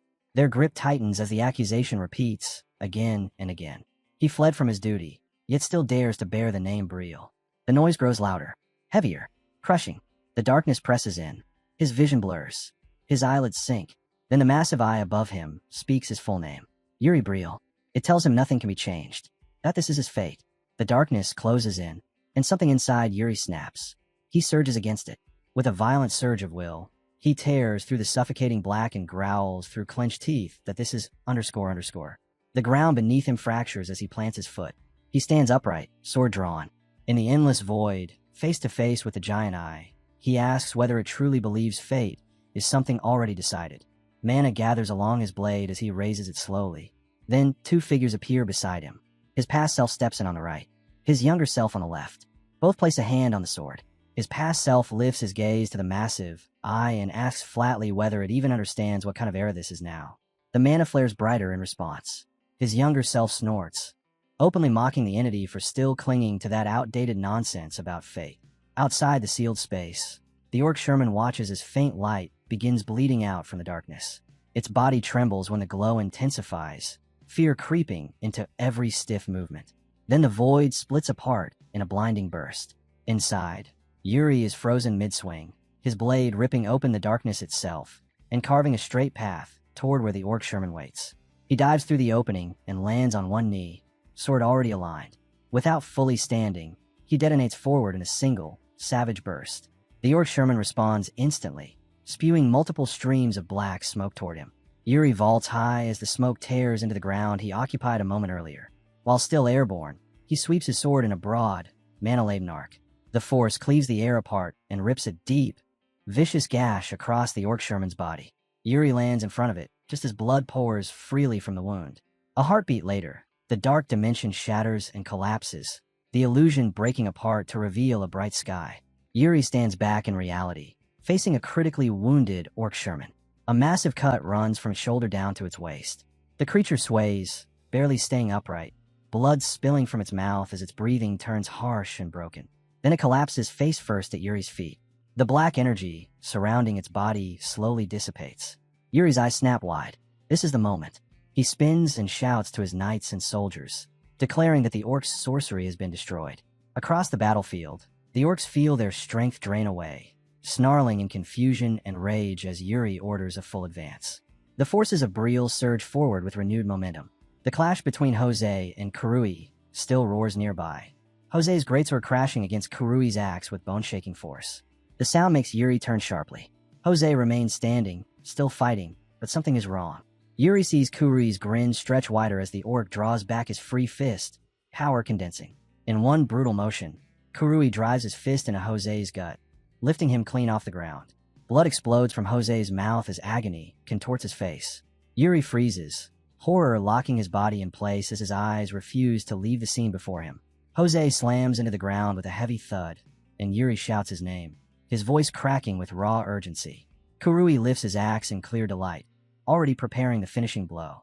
Yuri lunges forward, screaming for him to stop. Jose weakly raises his head, blood trailing down his chin as his lips tremble. With what little strength he has left, he forces out a shattered warning, begging Yuri not to come any closer. Kurui's grin stretches even wider as he raises his axe higher, savoring a kill he is convinced is already his. Yuri reaches them and throws himself between Jose and death, but he's too late to raise his sword. Instead, he plants his feet, his heart slamming violently against his ribs. He won't retreat anymore.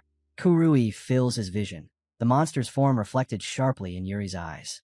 Yuri swears silently that until the moment he dies, his gaze will never falter. Then blood erupts into the air. Kurui's axe-wielding arm spins away, severed so cleanly that the creature doesn't even register at first. Only when the limb sails past his face does realization strike. A scream ripping from his throat as blood gushes violently from the stump. Yuri recoils in shock and twists aside, finally seeing who intervened.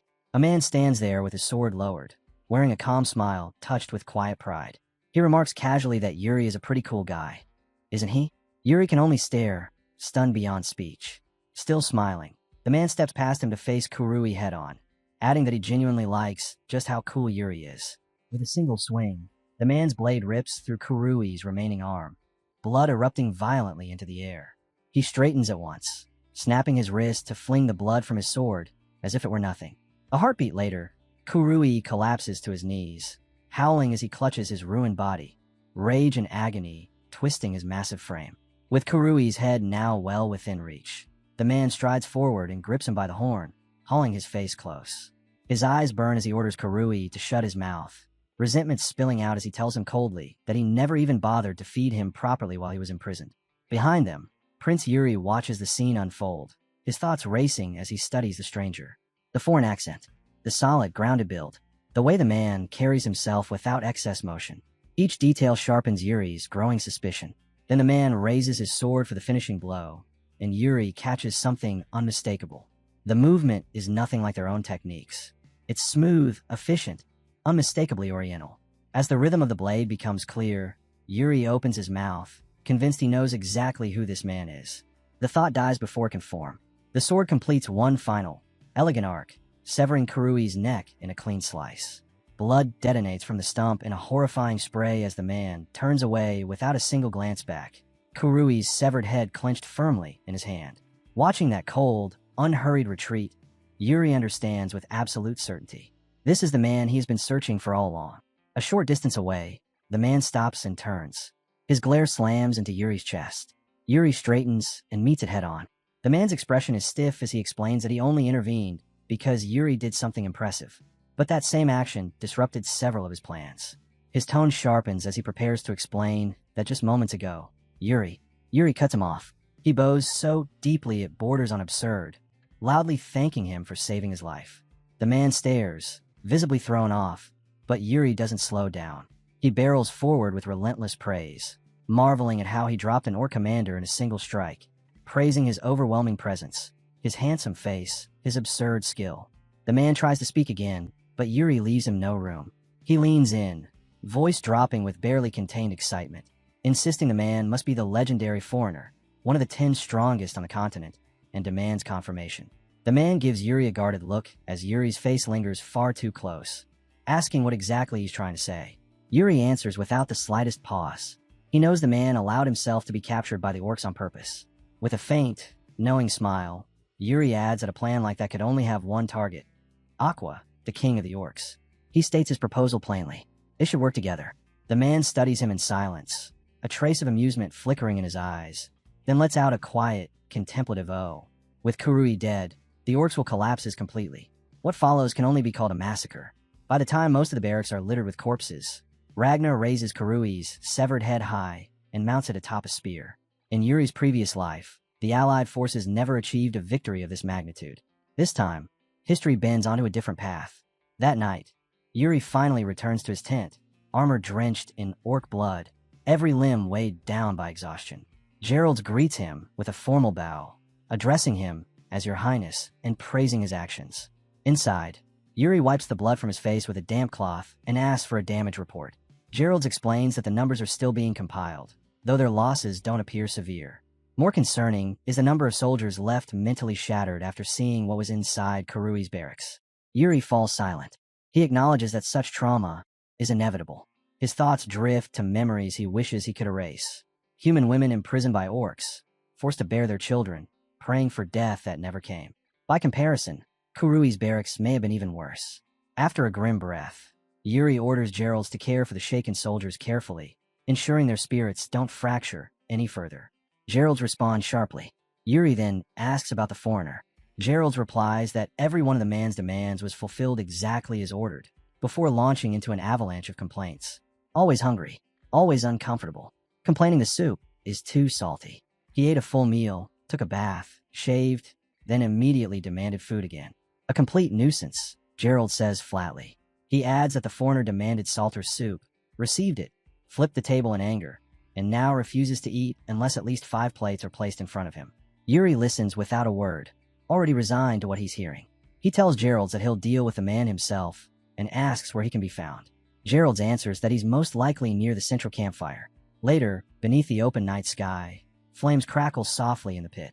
The foreigner sits before it, surrounded by stacks of empty plates, chewing at his own pace. When a voice remarks that he's finally been found, he glances back for only a second before turning his attention straight back to the fire. Yuri approaches and asks if he enjoyed the meal. The foreigner, still chewing, mutters that it wasn't bad. After finishing everything, he pats his stomach, exhales deeply, and murmurs that it was good. Yuri waits a moment, then says that if he's done, there are a few things he'd like to ask. The foreigner cuts him off immediately, saying he'll ask first. His tone hardens without warning as he demands to know how Yuri killed the orc sorcerer. Yuri starts to explain, but the foreigner arises abruptly, silencing him with emotion alone. He reminds Yuri that he claimed to understand the foreigner's objective and demands the complete truth. Standing at his full height, he grips the hilt of his sword and slowly begins to draw it, eyes locked onto Yuri. Depending on the answer, he says coldly, Yuri may die by his hand. Yuri swallows, tension tightening in his chest as he realizes how sharp and fluent the man becomes when serious. He steadies himself and answers honestly. He doesn't fully understand how it happened. All he knows is that his mana method reacted, and the sorcerer fell. The foreigner asks if by mana method he means an inner energy cultivation technique.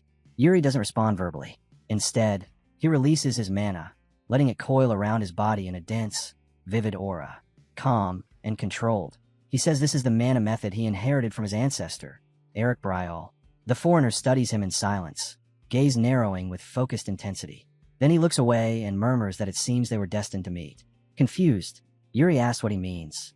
The foreigner explains that Yuri's cultivation technique and his ancestor's name are special. Without warning, the man clasps his fist to his palm and bows. As the final direct disciple and sect leader of the Chongxiang sect, he offers his respects to the descendant of their ancient benefactor, declaring that the sect has never forgotten its bond with the heaven-crushing swordsman. Yuri freezes, barely managing to repeat the word benefactor. The man tells him not to look so shocked. It's all part of the past.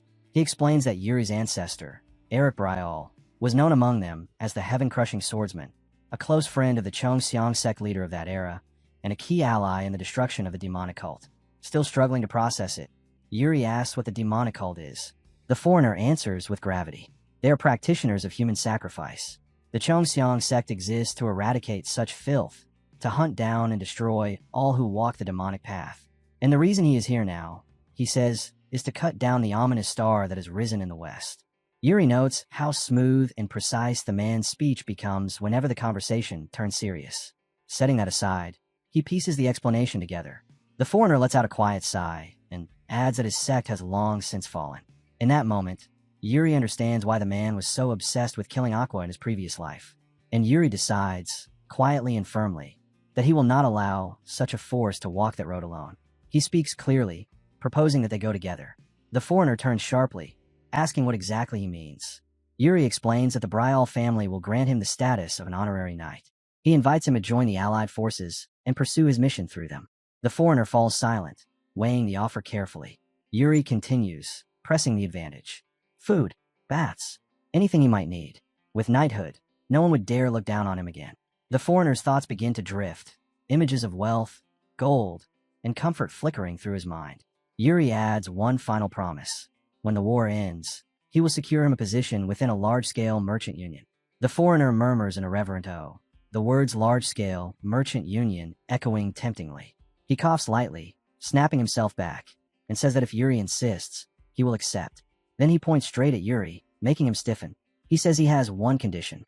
He's taken a liking to Yuri. Therefore, from now on, Yuri must call him teacher. Yuri stares at him, stunned, barely managing to form the word "what." With a bright, confident grin, the foreigner declares that starting today, Yuri is the Chongxiang sect's unofficial disciple. Yuri freezes completely, dumbfounded, mouth hanging open as not a single word comes to him. The foreigner keeps his finger leveled at Yuri, a smug curve on his lips, and repeats that starting today, Yuri is their sect's unofficial disciple. The words land before Yuri can react. He just stares, mind blank, repeating the title under his breath. Unofficial disciple, trying and failing to grasp what that even means. The foreigner waves it off like the entire matter is an inconvenience, grumbling that he really ought to be paid for dragging Yuri into something like this. Since it's a special case, Yuri should just be grateful. Yuri lets out an awkward laugh, thanks him, and admits that he already has a teacher. The sword demon. The infamous sword demon. The moment the name leaves his mouth, the foreigner's expression hardens in open displeasure. He snaps that there's no problem with Yuri having two teachers. Then, with exaggerated offense, he folds his arms and turns away, muttering like a sulking child that Yuri clearly has no idea how valuable his time is. A second later, he spins back around and announces that he also needs to meet the commander of the Allied forces, so Yuri will guide him there. Yuri blinks, barely managing a confused murmur. The foreigner reminds him flatly that Yuri already agreed to help with his goal, and since there's something he needs to explain about the orcs, they should move now. The conversation ends there as the evening slips quietly into night. Later that night, inside Supreme Commander Ragnar's tent, the foreigner repeats the explanation he gave earlier. Human sacrifice. Ragnar sits behind his desk, fingers interlocked, eyes sharp as he asks whether the orc called Aqua is truly offering humans in sacrifice. Sitting beside Yuri, the foreigner answers without hesitation that the orcs are indeed trading human lives for sorcery. Human sacrifice, he says, is proof that Aqua is already corrupted. The words drag Yuri back to the last battle. He explains that during the clash, the enemy orcs' combat power spiked briefly. At the time, they concluded it was sorcery. He continues as Ragnar sinks into thought, adding that if the orcs have the means to keep using such power, then proper countermeasures will be required. Ragnar mutters darkly that the orcs are committing acts beyond forgiveness. The foreigner clicks his tongue in irritation, adding that this is precisely why he disguised himself as a sacrifice, to get close enough to Aqua. Turning straight toward Ragnar, he complains without restraint that their intervention ruined his plan. Yuri stiffens at the sharpness of his tone toward the Supreme Commander and immediately steps in, addressing Ragnar with proper respect and explaining that the foreigner has chosen to cooperate with them this time. With the tension eased, Yuri continues, stating that the man's objective is to eliminate Aqua, and because of that, he is certain the foreigner will become a tremendous asset to the Allied forces. Ragnar remains silent, one hand resting against his chin as he sinks deeper into thought. Yuri watches him drift, then calls softly. Ragnar snaps back, straightens, and folds his arms. He says he understands. He will have his men investigate countermeasures against the sorcery. Then he turns to Yuri and tells him that the foreigner will be placed under Yuri's supervision. Yuri answers with gratitude, thinking that despite everything, he managed to bring the foreigner into the Allied forces. As he gathers his thoughts, Ragnar suddenly calls his name again. He mentions that he has heard Prince Yuri Briel has been traveling alongside half-orcs. Yuri responds at once, confirming it. Ragnar exhales slowly, looks away, then back again, concern etched clearly across his face. He explains that the captured half-orcs have been left in Graham's care, but there has been ongoing debate over how to deal with them. He asks Yuri to decide. Later that night, beneath the bright moon outside the camp, Yuri walks alone past the area where the captured half-orcs are being held.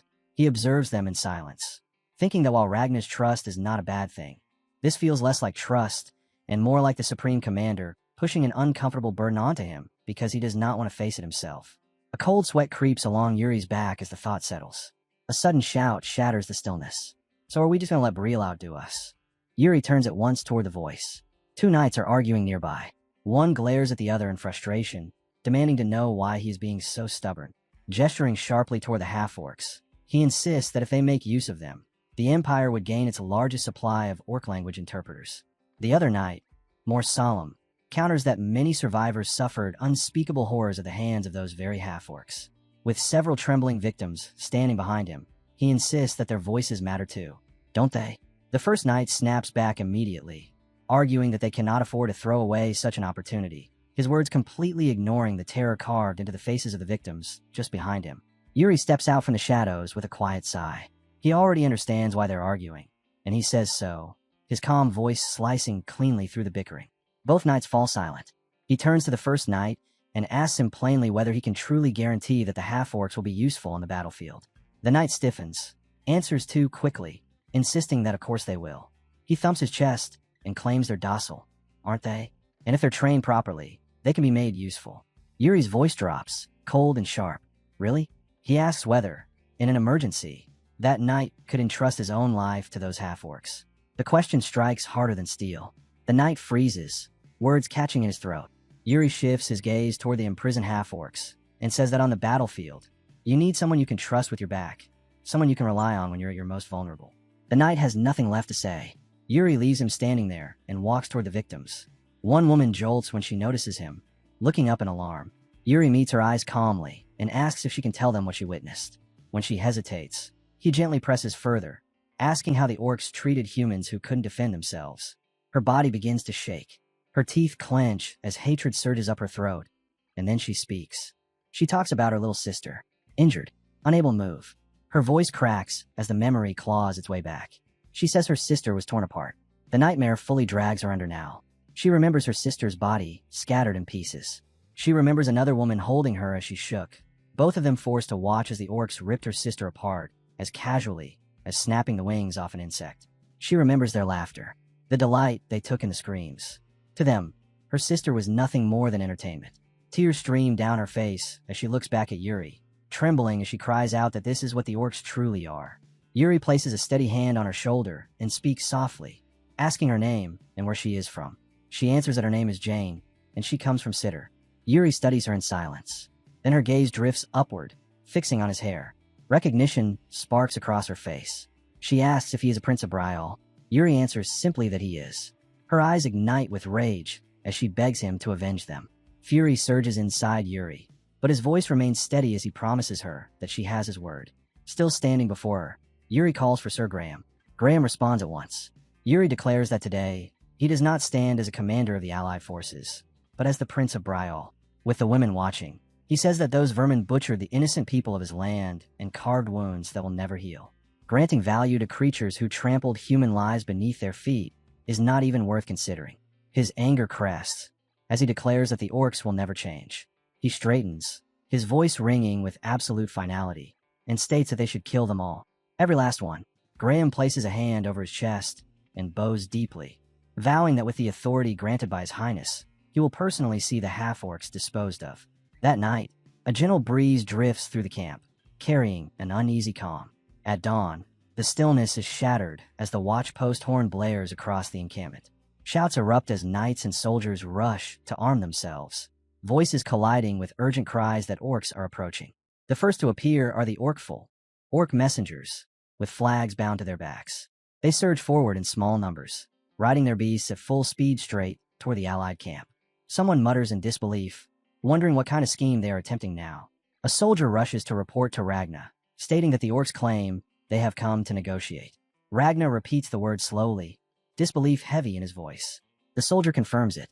Yes, Your Highness. The orcs demand that the gates be opened, claiming they have something to offer. Ragna's expression twists with fury as he demands to know what they are plotting. Moments later, he gives the order. The gates are opened.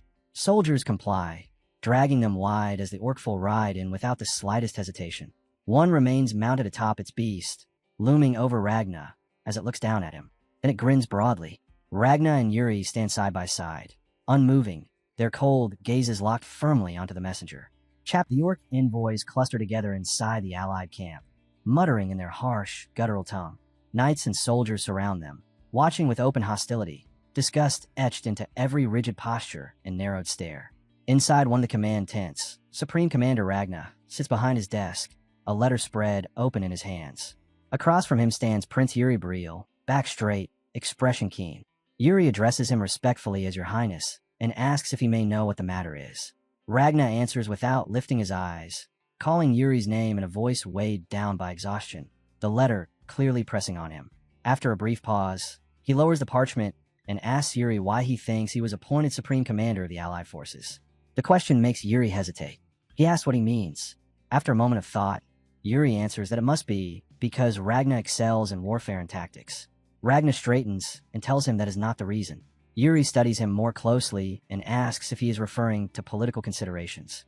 Silence lingers before Ragna lowers his gaze and admits that he does not know whether Yuri is aware of it. But he is not on good terms with the Emperor.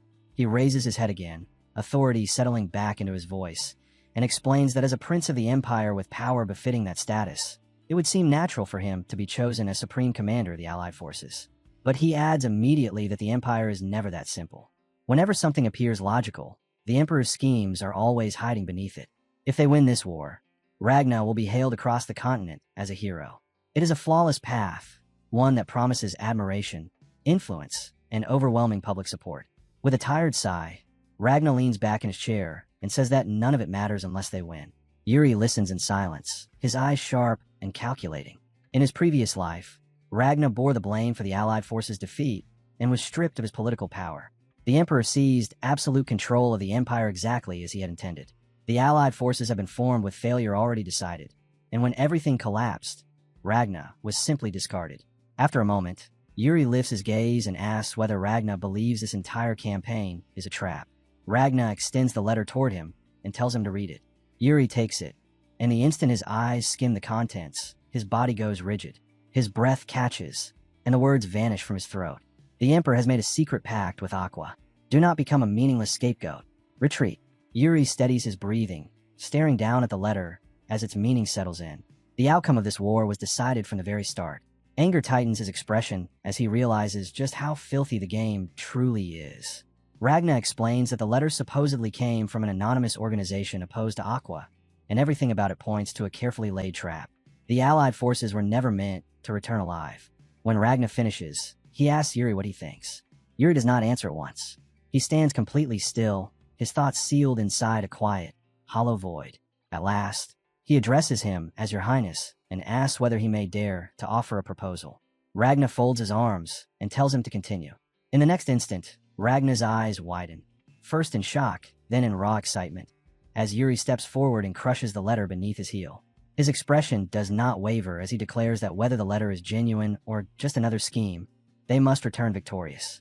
He treats it as nothing more than a difficult war that has simply grown a little more difficult. Ragna bursts in a loud, unrestrained laughter, as if every weight crushing his shoulders has finally been thrown off. He plants one hand on the desk as he rises and agrees that Yuri is right. No matter what the Emperor is plotting, there is no future for them if they do not return victorious. Straightening, he adds that all that remains is to deal with those who deliver the letter. Yuri calls out to him, and, wearing a sharp, calculated grin, asks whether Ragna can leave that task to him. Ragna answers with a nod and a smile. Outside the tent, the orc envoys still stand clustered together, muttering among themselves as they wait. Suddenly, blood splashes across the back of one orc, and the one in front jolts in shock. Yuri stands before them, mana surging violently around his body, his eyes fixed on them with lethal focus. One of the orcs points at him and shouts something, but Yuri cuts him off coldly, drawing his sword and telling him to shut up. In a movement too fast to follow, Yuri vanishes. Trails of mana carve through the air. When it ends, Yuri is crouched in a finishing stance, and the heads of all three orcs roll across the ground, cleanly severed from their bodies. As the severed heads hit the ground, Yuri straightens and flicks his sword, snapping the blood free without sparing the corpses even a glance. Around him, the knights remain frozen, stunned into silence. Three orcs, erased in a single strike. One of them can only stare in awe, realizing he never imagined the Prince of Bryal possessed such terrifying skill. Ragna steps out of the tent and walks past them, a faint smile resting on his face as he remarks on how impressive it was. He adds calmly that despite that strength, Yuri is still only 18, quietly noting how much stronger the boy has become. A knight hesitates, then finally speaks, asking whether Yuri has not gone too far. At that moment, the severed heads are driven onto the orcs' flagpoles. Ragna answers without a trace of emotion that Yuri was merely keeping a promise. Yuri secures the flags bearing the heads to the backs of the beasts the orcs rode and sends them away. He watches them depart, rage burning hot in his chest. As their figures vanish into the distance, Yuri renews his vow to take revenge and to make the orcs pay for everything they have done. Later, as the sun sinks toward the horizon, Ragnar stands alone in an open field with a single knight behind him. The breeze brushes past as he orders the knight to bring Eisen. The reply comes at once. Before long, an elderly man carrying a staff approaches and bows respectfully, asking if he was summoned. He is Eisen, Imperial Court Mage of the Grand Zen Empire. Ragnar turns his head slightly and tells him to explain everything he knows about black magic. Eisen repeats the term in surprise. Facing him fully, he explains that black magic is an obsolete secret art, rarely practiced and easily dispelled. Ragnar asks what the most dreadful black magic Eisen knows of. After a brief pause, Eisen answers that there were once tales of reviving the dead, though such stories are now dismissed as superstition. Ragnar shocks him by revealing that they have intelligence, suggesting Aqua is deeply immersed in black magic sorcery. He adds that its power is amplified through human sacrifice, something they already witnessed in the last battle. It is only reasonable, he says, to expect the orcs to continue growing stronger. Eisen falls into thought, then suggests that the orcs may have obtained a forgotten black magic tome from the past. Ragnar repeats the words under his breath. Forgotten. Eisen continues, explaining that vast stretches of these plains remain unexplored, including the ancient nation of Adelvine that once stood upon this land. From that era, he says, came products of black magic that should never have survived. Among them, one of the 10 strongest beings still bound to that territory. The Death Knight. Gee. Ragnar asks what Eisen believes Aqua intends to do with such power. Eisen admits it is only speculation, but he believes Aqua is preparing to summon something. Ragnar murmurs the word under his breath, realization settling in as he understands that Aqua has been deliberately stalling their advance, willingly exhausting his own forces to buy time. Eisen agrees, adding that Aqua may have uncovered a dungeon hidden deep within the ruins of the ancient kingdom. Ragnar concludes quietly that something dangerous lies beneath their feet. Elsewhere, in a place that embodies their worst fears, night reigns without mercy. A faint, ominous glow pulses from a lone staff embedded within an altar-like structure, its light stretching long, warped shadows across the darkness. The glow suddenly intensifies, resonating as if awakened, surrounded by piles of dead human skulls. Morning light spills across the vast plains, washing over shattered ancient pillars scattered like the bones of a civilization long dead.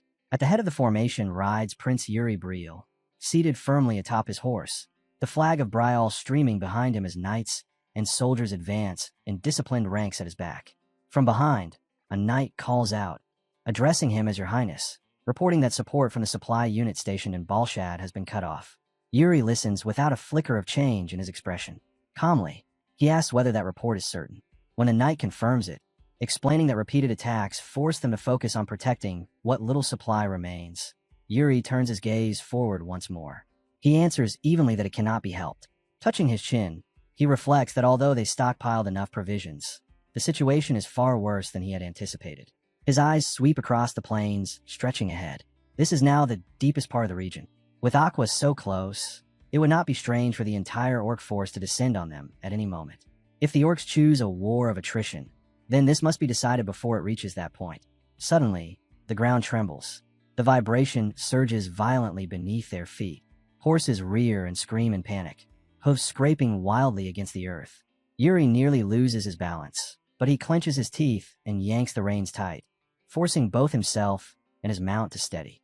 Without hesitation, he turns and shouts a sharp command for everyone to dismount. Yuri swings down at once, followed by the rest of the army. Knights and soldiers drop to one knee beside their horses, gripping the reins tightly. Nearby, Hared crouches low and asks if this is a sudden earthquake. Yuri answers immediately that it is not. He channels mana into his palm and presses it against the ground. His expression hardens as understanding strikes. Something is. Before the thought can finish, the earth splits apart. The plains rupture with a deafening roar as a massive structure forces its way upward from beneath the soil. Yuri's realization completes itself as it continues to rise. Something is emerging from underground. The structure rises fully, looming over them like an ancient watchtower clawing its way back into the world. Its stone surface is scarred by countless years, etched with the marks of time, yet it stands unbroken, radiating an ominous, unsettling presence. After some time, Ragnar gathers several mages at a distance from the ruin. Together, they begin casting spells toward it, layers of magic unfolding as they probe its exterior. A voice calls out to Ragna from behind. He turns, mild curiosity crossing his face, and finds Yuri approaching. He acknowledges the prince and listens as Yuri asks what the structure is. Ragna turns away from the towering ruin and faces him, hands clasped behind his back. With a resigned shake of his head, he says they have found no link to the orcs. At least on the surface, it is no different from an ordinary ruin. He clicks his tongue, admitting that what troubles him is their inability to see anything inside. Yuri responds at once, suggesting they go and check it directly. A faint smile appears as he places a hand over his chest and gives a slight bow, remarking that something must be hidden within, given how suddenly the structure emerged. He lets out a light laugh and adds that the fastest way to know is to confirm it themselves. Ragna humors him and agrees. For a brief instant, satisfaction swells in Yuri's chest, only to be crushed when Ragna calmly tells him to take the Empire's knights along. The excitement drains from Yuri in one stroke. Not long after, several men approach and address him as Prince, informing him that they have been assigned under his command. The knight at their head introduces himself as Rodini, saying it is an honor to meet him and identifying himself as an Imperial Knight. As Rodini turns to speak to the others, Gerald leans in close and whispers, asking if they really have to go with them. Yuri murmurs back that he has no choice. Left alone with his thoughts, Yuri reflects that while he must obey orders, he did not expect Ragna to involve the Imperial Knights so directly. As he mounts his horse and leads the advance, a quiet hope lingers that Ragna does not have any hidden motives. Soon, they arrive at the base of the towering structure. Everyone dismounts. Yuri stands before the massive door, with Gerald and Lauren positioned protectively at his sides. He remarks that this must be the entrance, though it refuses to budge. Gerald offers to check the surroundings for hidden mechanisms. They spread out. Lauren rests a hand on the hilt of his sword. Gerald's sharp eyes sweep the area. Yuri steps closer to the door. He places his hand lightly against the stone and says it is fine, that he can simply break it a little. Before the words even finish leaving his mouth, mana begins to seep from his body, flowing through his arm and into the wall. Yuri stays focused, palm pressed firmly against the surface as he gathers strength to force it open. Then a steady vibration ripples through the entire structure. Yuri's eyes widen. The sealed door shudders, and then begins to slide upward on its own. Everyone freezes. Gerald blurts out, asking what Yuri just did. Yuri answers honestly that he does not know. Peering through the widening gap, he realizes he barely applied any force at all, yet the door opens with unsettling ease. It feels almost as if the structure itself had been waiting for someone to arrive. With a grave expression, Yuri does not enter right away. He stares into the darkness beyond, thinking. Then, without hesitation, he steps forward. Gerald and Lauren move in perfect sync at his sides as Yuri declares that they are going in. They advance into the darkness, their footsteps echoing softly against the cold stone. One of them mutters that it is too dark to see anything. Yuri stops immediately and calls Gerald by name, asking if he brought torches. Gerald answers that he did not. Yuri glances back toward the entrance where the Imperial Knights trail behind them and realizes they likely did not bring any either. He comes to a full stop and turns to the wall. An unlit lamp hangs there. Reaching toward it, Yuri recalls the stone door outside and how it responded when he channeled mana into it. If the interior of this ruin follows the same principle, then the answer is simple. He pours mana into the lamp just as he did before. It ignites instantly. Yuri stares in stunned disbelief as light bursts forth. One lamp after another flares to life, the glow racing outward until the corridor is illuminated deep into the ruin's interior. Behind him, the knights murmur, asking if he has been here before. Yuri answers at once that he has not. Gerald looks at him in open awe and tells him that he is incredible. Yuri steps away from the lamp and turns back to the group, telling them they're going deeper and ordering them not to let their guard down. Gerald and Lauren answer sharply in unison. The Imperial Knights follow behind in silence, their eyes tracking every movement. Rodini watches Yuri with a narrowed gaze, replaying everything he has witnessed so far, but he keeps his thoughts to himself. As they move deeper, Yuri's foot crunches against something solid. He looks down and realizes he has stepped on a large bone. Ahead, the passage opens into a clearing. Skulls and scattered bones carpet the ground. At the far end, slumped before a sealed door, sits a human skeleton clad in armor, unmistakably that of a knight. Everyone comes to a halt. Yuri stares at the sight, beginning to say that this is, before his words are cut short. Gerald steps forward, saying he will check it first. When he reaches the skeleton, Gerald calls out to Yuri, drawing his attention. He strikes the door behind the remains and reports that the path is blocked here. Yuri approaches and crouches beside the body, examining it closely without touching it. The bones scattered around are all orc skeletons, yet this one is human. From the traces left behind, it appears the knight died while guarding this door. Gerald calls out again, saying the door does not respond even when mana is injected into it. Yuri lifts his head and answers that it cannot be helped. They should head back and see if they overlooked anything. He does not notice the faint mana beginning to stir within the skeleton. He does not see the subtle twitch of its fingers. Instead, he orders everyone to prepare for any danger that might arise and asks if they understand. Gerald's answers yes. In the next instant, the skeleton lunges forward and clamps onto Yuri's arm. Shock locks Yuri in place, his body refusing to respond as Gerald's recoils in raw panic. A heartbeat later, light erupts from the skeleton, surging outward and flooding the chamber. Gerald shouts in alarm, demanding to know what the hell that thing is, while Lauren cries out Yuri's name. The Imperial Knights rush forward, voices overlapping as they close in. As they converge, the light intensifies, swelling until it fills the space. And then Yuri realizes something that sends a chill through him. The glow carries the same mist-like hue as his own aura. Yuri grunts and squeezes his eyes shut, raising his free hand to shield himself from the blinding brilliance. The skeleton does not let go. Its grip tightens around Yuri's arm as it speaks. The voice does not reverberate through the chamber. It resonates directly inside him. Please remember, the sound strikes Yuri to his core. His eyes fly open, and he stares straight into the hollow sockets of the skeleton. The light surges and pulses as the voice echoes again within his mind. Calm, steady, impossible to mistake. This is our salvation. Yuri finds himself trapped inside the echo of a collapsing memory, standing beside a towering structure, unsure of where he is. Before he can gather his thoughts, a young boy comes running across the space, clutching a book as he calls out excitedly to his master, urging him to take a look. Yuri watches in silence as the instructor asks where the boy has been. The boy smiles innocently and answers that he was reading. Yuri's gaze sharpens. The image of the skeletal armor flashes through his mind, and a realization settles in. That instructor, could he be the very skeleton they encountered? The answer becomes clear almost instantly.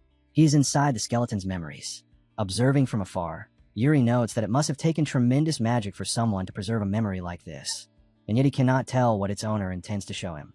The boy sits down and opens his book, pages filled with unfamiliar arcane symbols. The instructor tells him that today is meant for studying and asks whether his advanced lessons have been going well. The boy stays silent, smoothly dodging the question. The air tightens. The instructor's tone hardens as he demands an answer, warning him not to change the subject. The boy scoffs lightly and complains that reading all the time is boring. The instructor scolds him and asks if he truly believes he can become a proper hunter with that attitude. Watching the exchange, a faint smile touches Yuri's lips. He misses scenes like this. The boy reminds him of Bernard. Reaching into a pouch, the instructor produces a red crystal and tells the boy to look closely. He explains that it marks an orc hunter, and that only those who possess it can become full-fledged hunters. Yuri watches carefully, realizing he had overlooked details like this before. The boy hesitates. He asks why they must hunt orcs at all. His voice carries a naive hope, suggesting that peace or negotiation might still be possible. The instructor listens without interrupting. Then, in a calm but unyielding tone, he says that it is time to reveal the truth and tells the boy to listen carefully. Unease creeps across the boy's face as he senses the weight of what is coming. The instructor explains that orcs were not always monsters. They were once human, people twisted and transformed by black magic. As the truth settles in, Yuri feels his breath catch. The realization crashes into him. This war, it was never against monsters alone.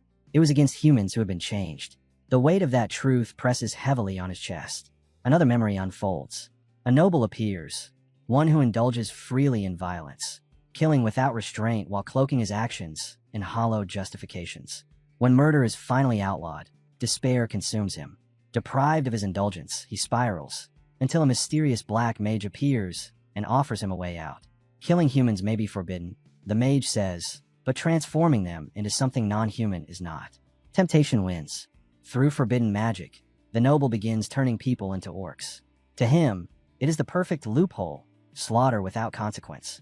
The black mage channels dark energy through a glowing sphere, and the curse spreads. Screams tear through the air as bodies twist and warp, flesh reshaping, bones breaking, humanity erased. Minds collapse, replaced by madness, hatred, and an instinctive urge to kill. The transformed creatures turn on humans without hesitation. That is how orcs are born. Brutal, powerful, twisted by sorcery. Yet beneath those monstrous forms are cursed humans, trapped forever. The realization hits Yuri like a crushing weight. The enemies he cut down were never born monsters. They were ordinary people, victims of greed, manipulation, and a fate forced upon them. His chest tightens as the truth settles deeper than any blade ever could. The boy, pale with horror, asks whether the black mage was ever captured. The instructor answers calmly, "No." The mage vanished before the truth surfaced and escaped all punishment. The kingdom tried everything to reverse the transformation, but every attempt failed. In the end, the curses were abandoned. The boy trembles as he listens, disbelief shaking him. The tragedy was never resolved. There was no salvation. The instructor declares that hunters now exist to end the orcs' suffering, to grant them peace through death. A cruel mercy, born from regret and failure. Yuri watches in silence, questioning whether such acts truly honor the victims. The truth reshapes everything he thought he understood. Then the world blurs. Buildings distort. Time stutters. Reality bends as the memory shifts. Silence and dust fill the interior of a ruined cathedral. Cracked stone and shattered arches stand as scars of an ancient battle. Yuri and two others step inside cautiously. The boy hesitates, but Yuri moves forward, driven by a quiet certainty that something awaits within. The youngest panics and grabs his master's arm, begging him not to go in alone. The instructor pulls free, telling him to let go. His resolve is absolute. The boy cries out in desperation, asking how his master can face them all alone, shouting that he will die. The instructor turned back and shouted, his voice raw as he demanded whether the boy expected him to wait for reinforcements. There was no time. His words cut deeper as he declared this might be the final stand for the entire region of Applesbean. The name struck Yuri like a blade. Memories from his past life surged forward, slotting into place with chilling precision. He had been here before, not in body, but in consequence. The same land, the same choice, the same cycle of sacrifice followed by regret. History was not moving forward. It was looping, paid for again and again in blood. The boy's panic spilled out as he demanded whether his master truly intended to throw himself into a sea of orcs like disposable bait, asking how that could possibly make sense. Ahead of them, the orcs surged closer, eyes burning with naked, killing intent. The instructor snapped back without hesitation. Waiting meant letting the enemy grow stronger. If he did not move now, there would be no chance left to act at all. He placed a steady hand on the boy's shoulder. His voice softened, resolute rather than fearful. Someone had to hold the line. Someone had to buy time. He told the boy to survive, to carry their story forward so future generations would not repeat the same mistakes. The boy answered bitterly that even if he ran alone, escape was impossible. Emotion twisted his expression as he swore to remember everything. The orc hunters, their choices, their failures. He refused to let their end be swallowed by silence.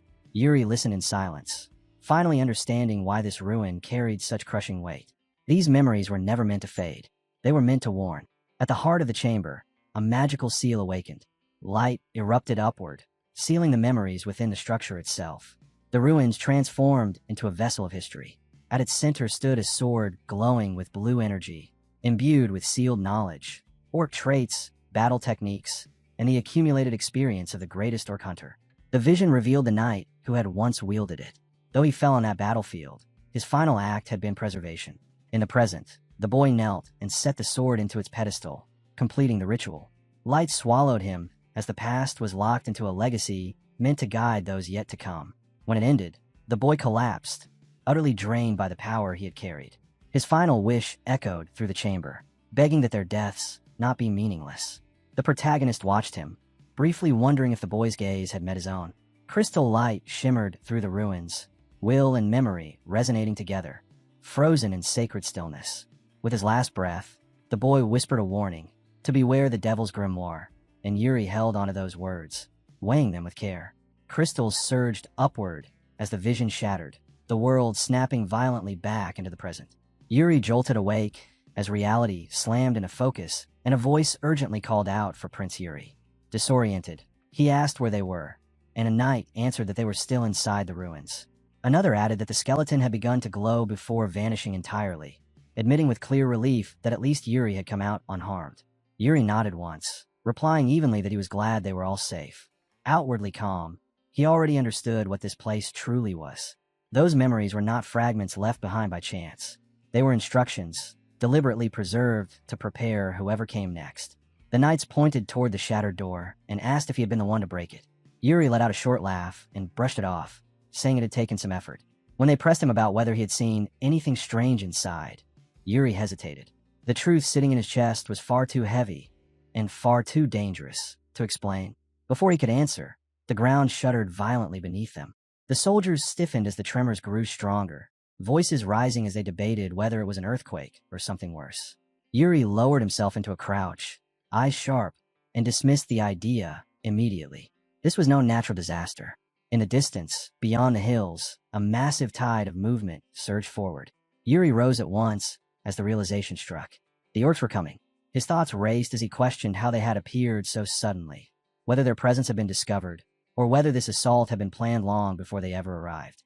Dropping to one knee, he sensed something deeply wrong hidden beneath the unnatural silence pressing in around them, and calmly ordered the knights not to panic. Moving farther into the ruins, his eyes locked onto a faint blue glow ahead.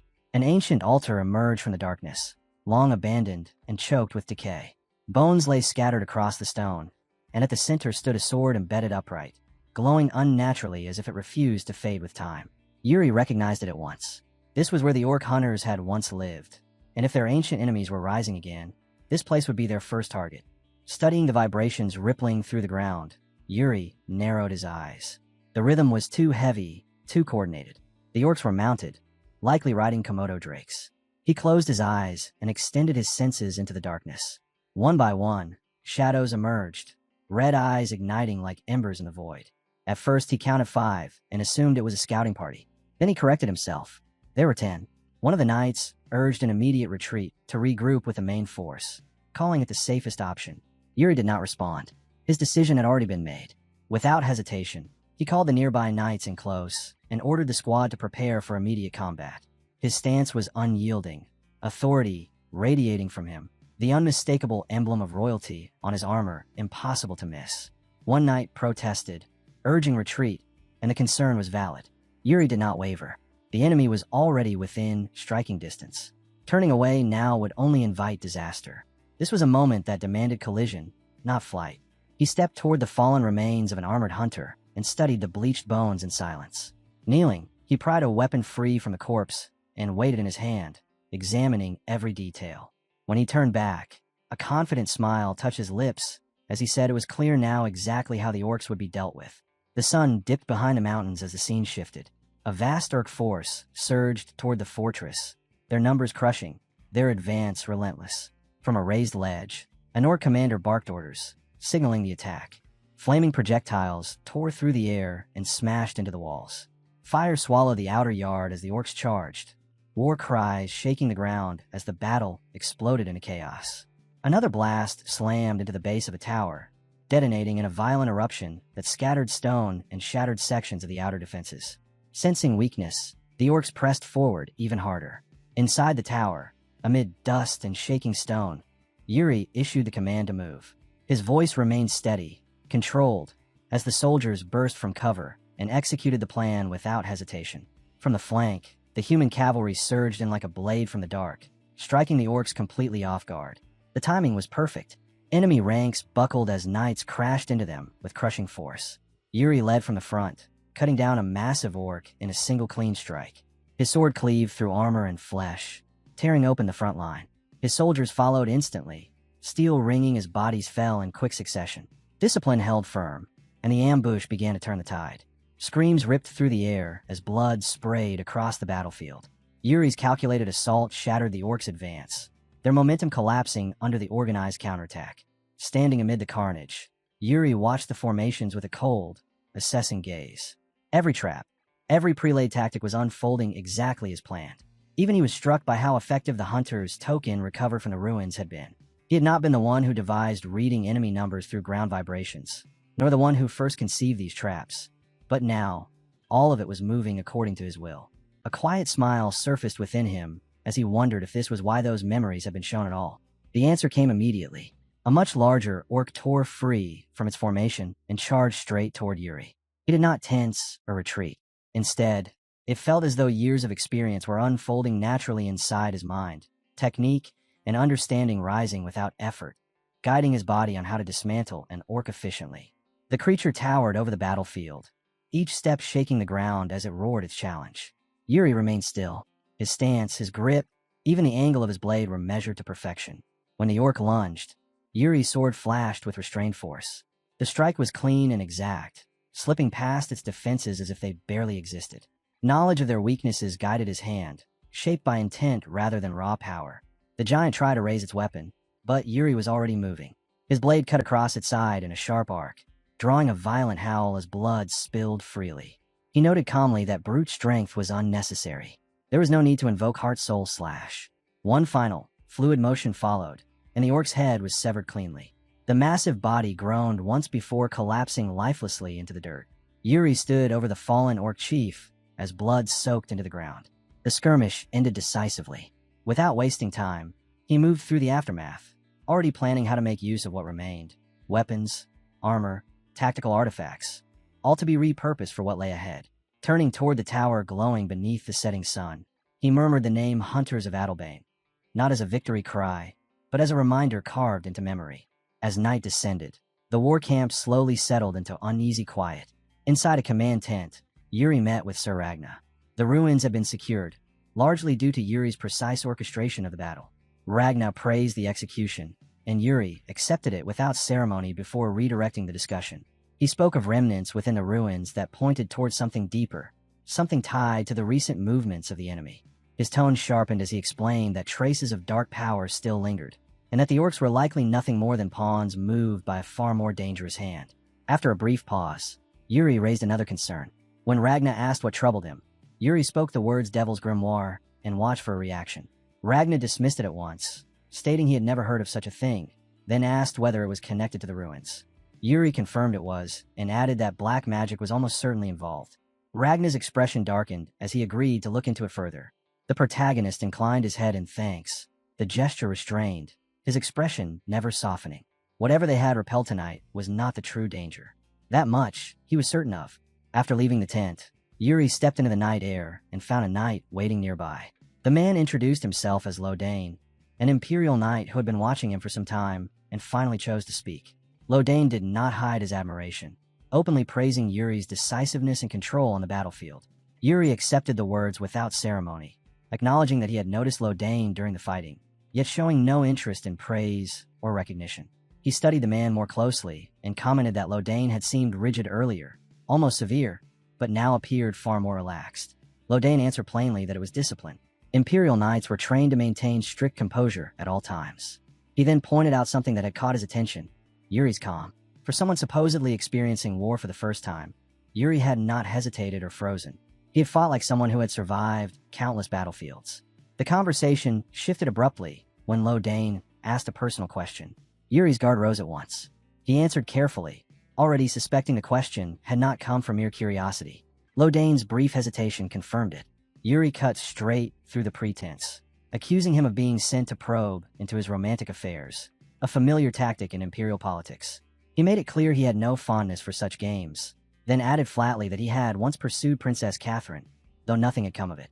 Lodane acknowledged the name at once, remarking on her beauty, her grace, and the admiration she commanded throughout the Empire. Assigned or sincere, the intent no longer mattered. Yuri understood the truth clearly. He was being watched.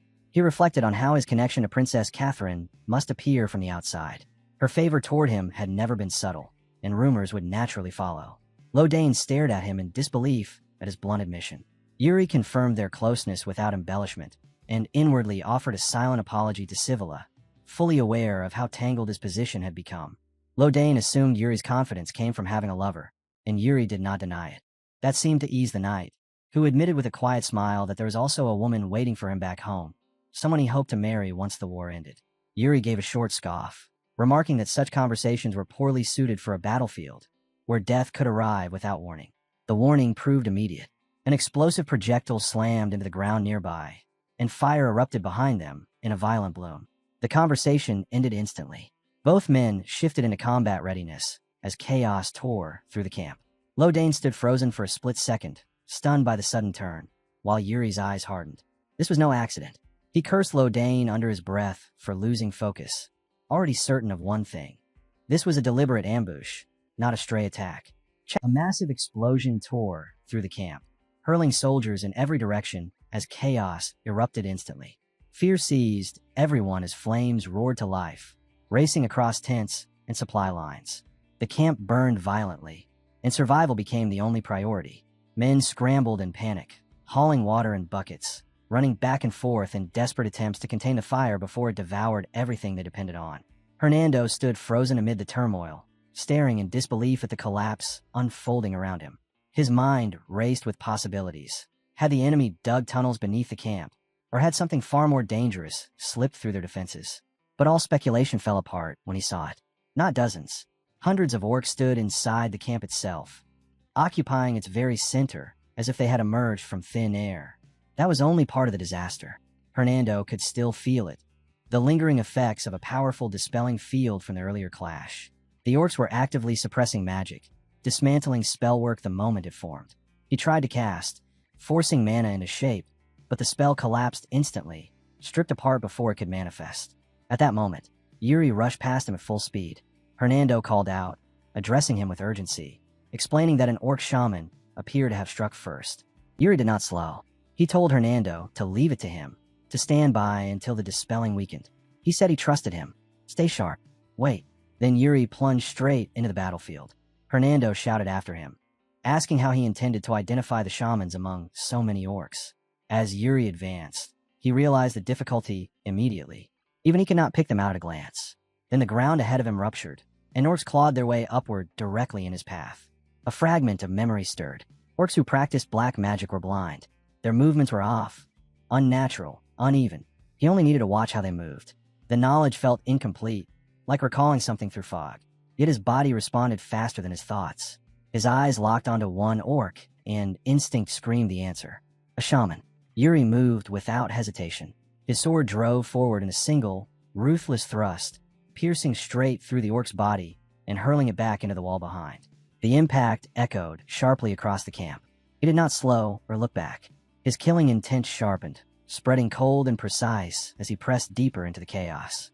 Yuri surged forward, driving his sword through the shaman's body and slicing cleanly, ensuring it could rise no more.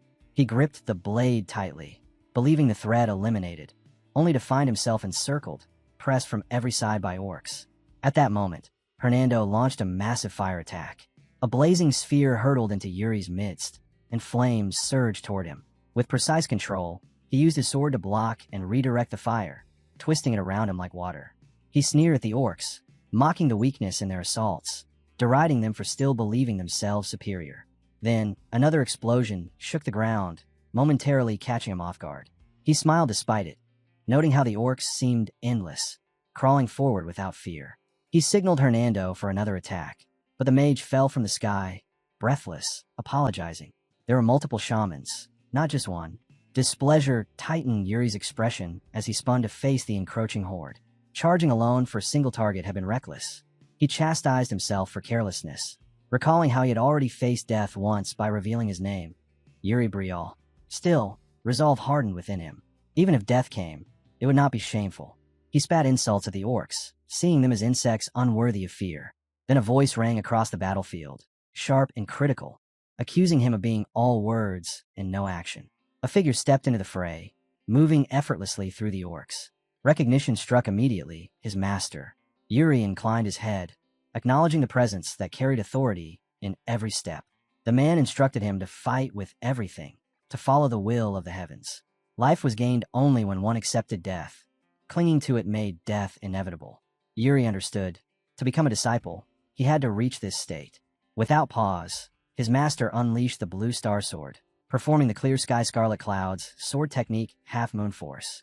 In an instant, every orc before him was obliterated, bodies torn apart and a sweeping arc flames roared around the sword, each strike blazing with unstoppable power, leaving the battlefield scorched and silent in its wake. Yuri froze briefly, stunned by the magnitude of the technique. The battlefield lay littered with orc corpses, blood soaking the ground, and in that carnage he sensed a reflection of his father's 10-river sword, precision fused with overwhelming force. The man turned, stating he would handle half, leaving the rest for Yuri. Without hesitation, the protagonist dove back into the fray. Each movement was measured, every strike exact. His master watched from the edge of the chaos, a faint smile tugging at his lips. Yuri cut through the orcs with a lethal elegance, his blades slicing cleanly despite their erratic ferocity. The master noted the balance in his style, aggressive yet practical, wild yet controlled. Talent like this, he thought, was meant to attract followers, to shape destiny itself. The master lifted his gaze to the heavens. Darkness crept across the sky, stars twisted and wicked, yet faint lights still shone in the western region, small beacons amid the gloom. Perhaps the will of heaven, he mused, guiding those meant to endure. Flames erupted around him, igniting violently, yet his eyes never left Yuri. He pondered whether this child would rise only to be devoured by the looming black star, or if he would survive to become a star of his own. Yuri's next strike answered part of that question, cleaving an orc in two. Blood sprayed across his face and armor, yet he stood unwavering, a calm center amid the swirling chaos. The master remained still, patient, observing each movement. He waited, letting the battle unfold, watching to see what fate would forge from this young warrior. That's where we'll leave it for now. If you want to catch the next part, make sure to like the video and subscribe so you don't miss it.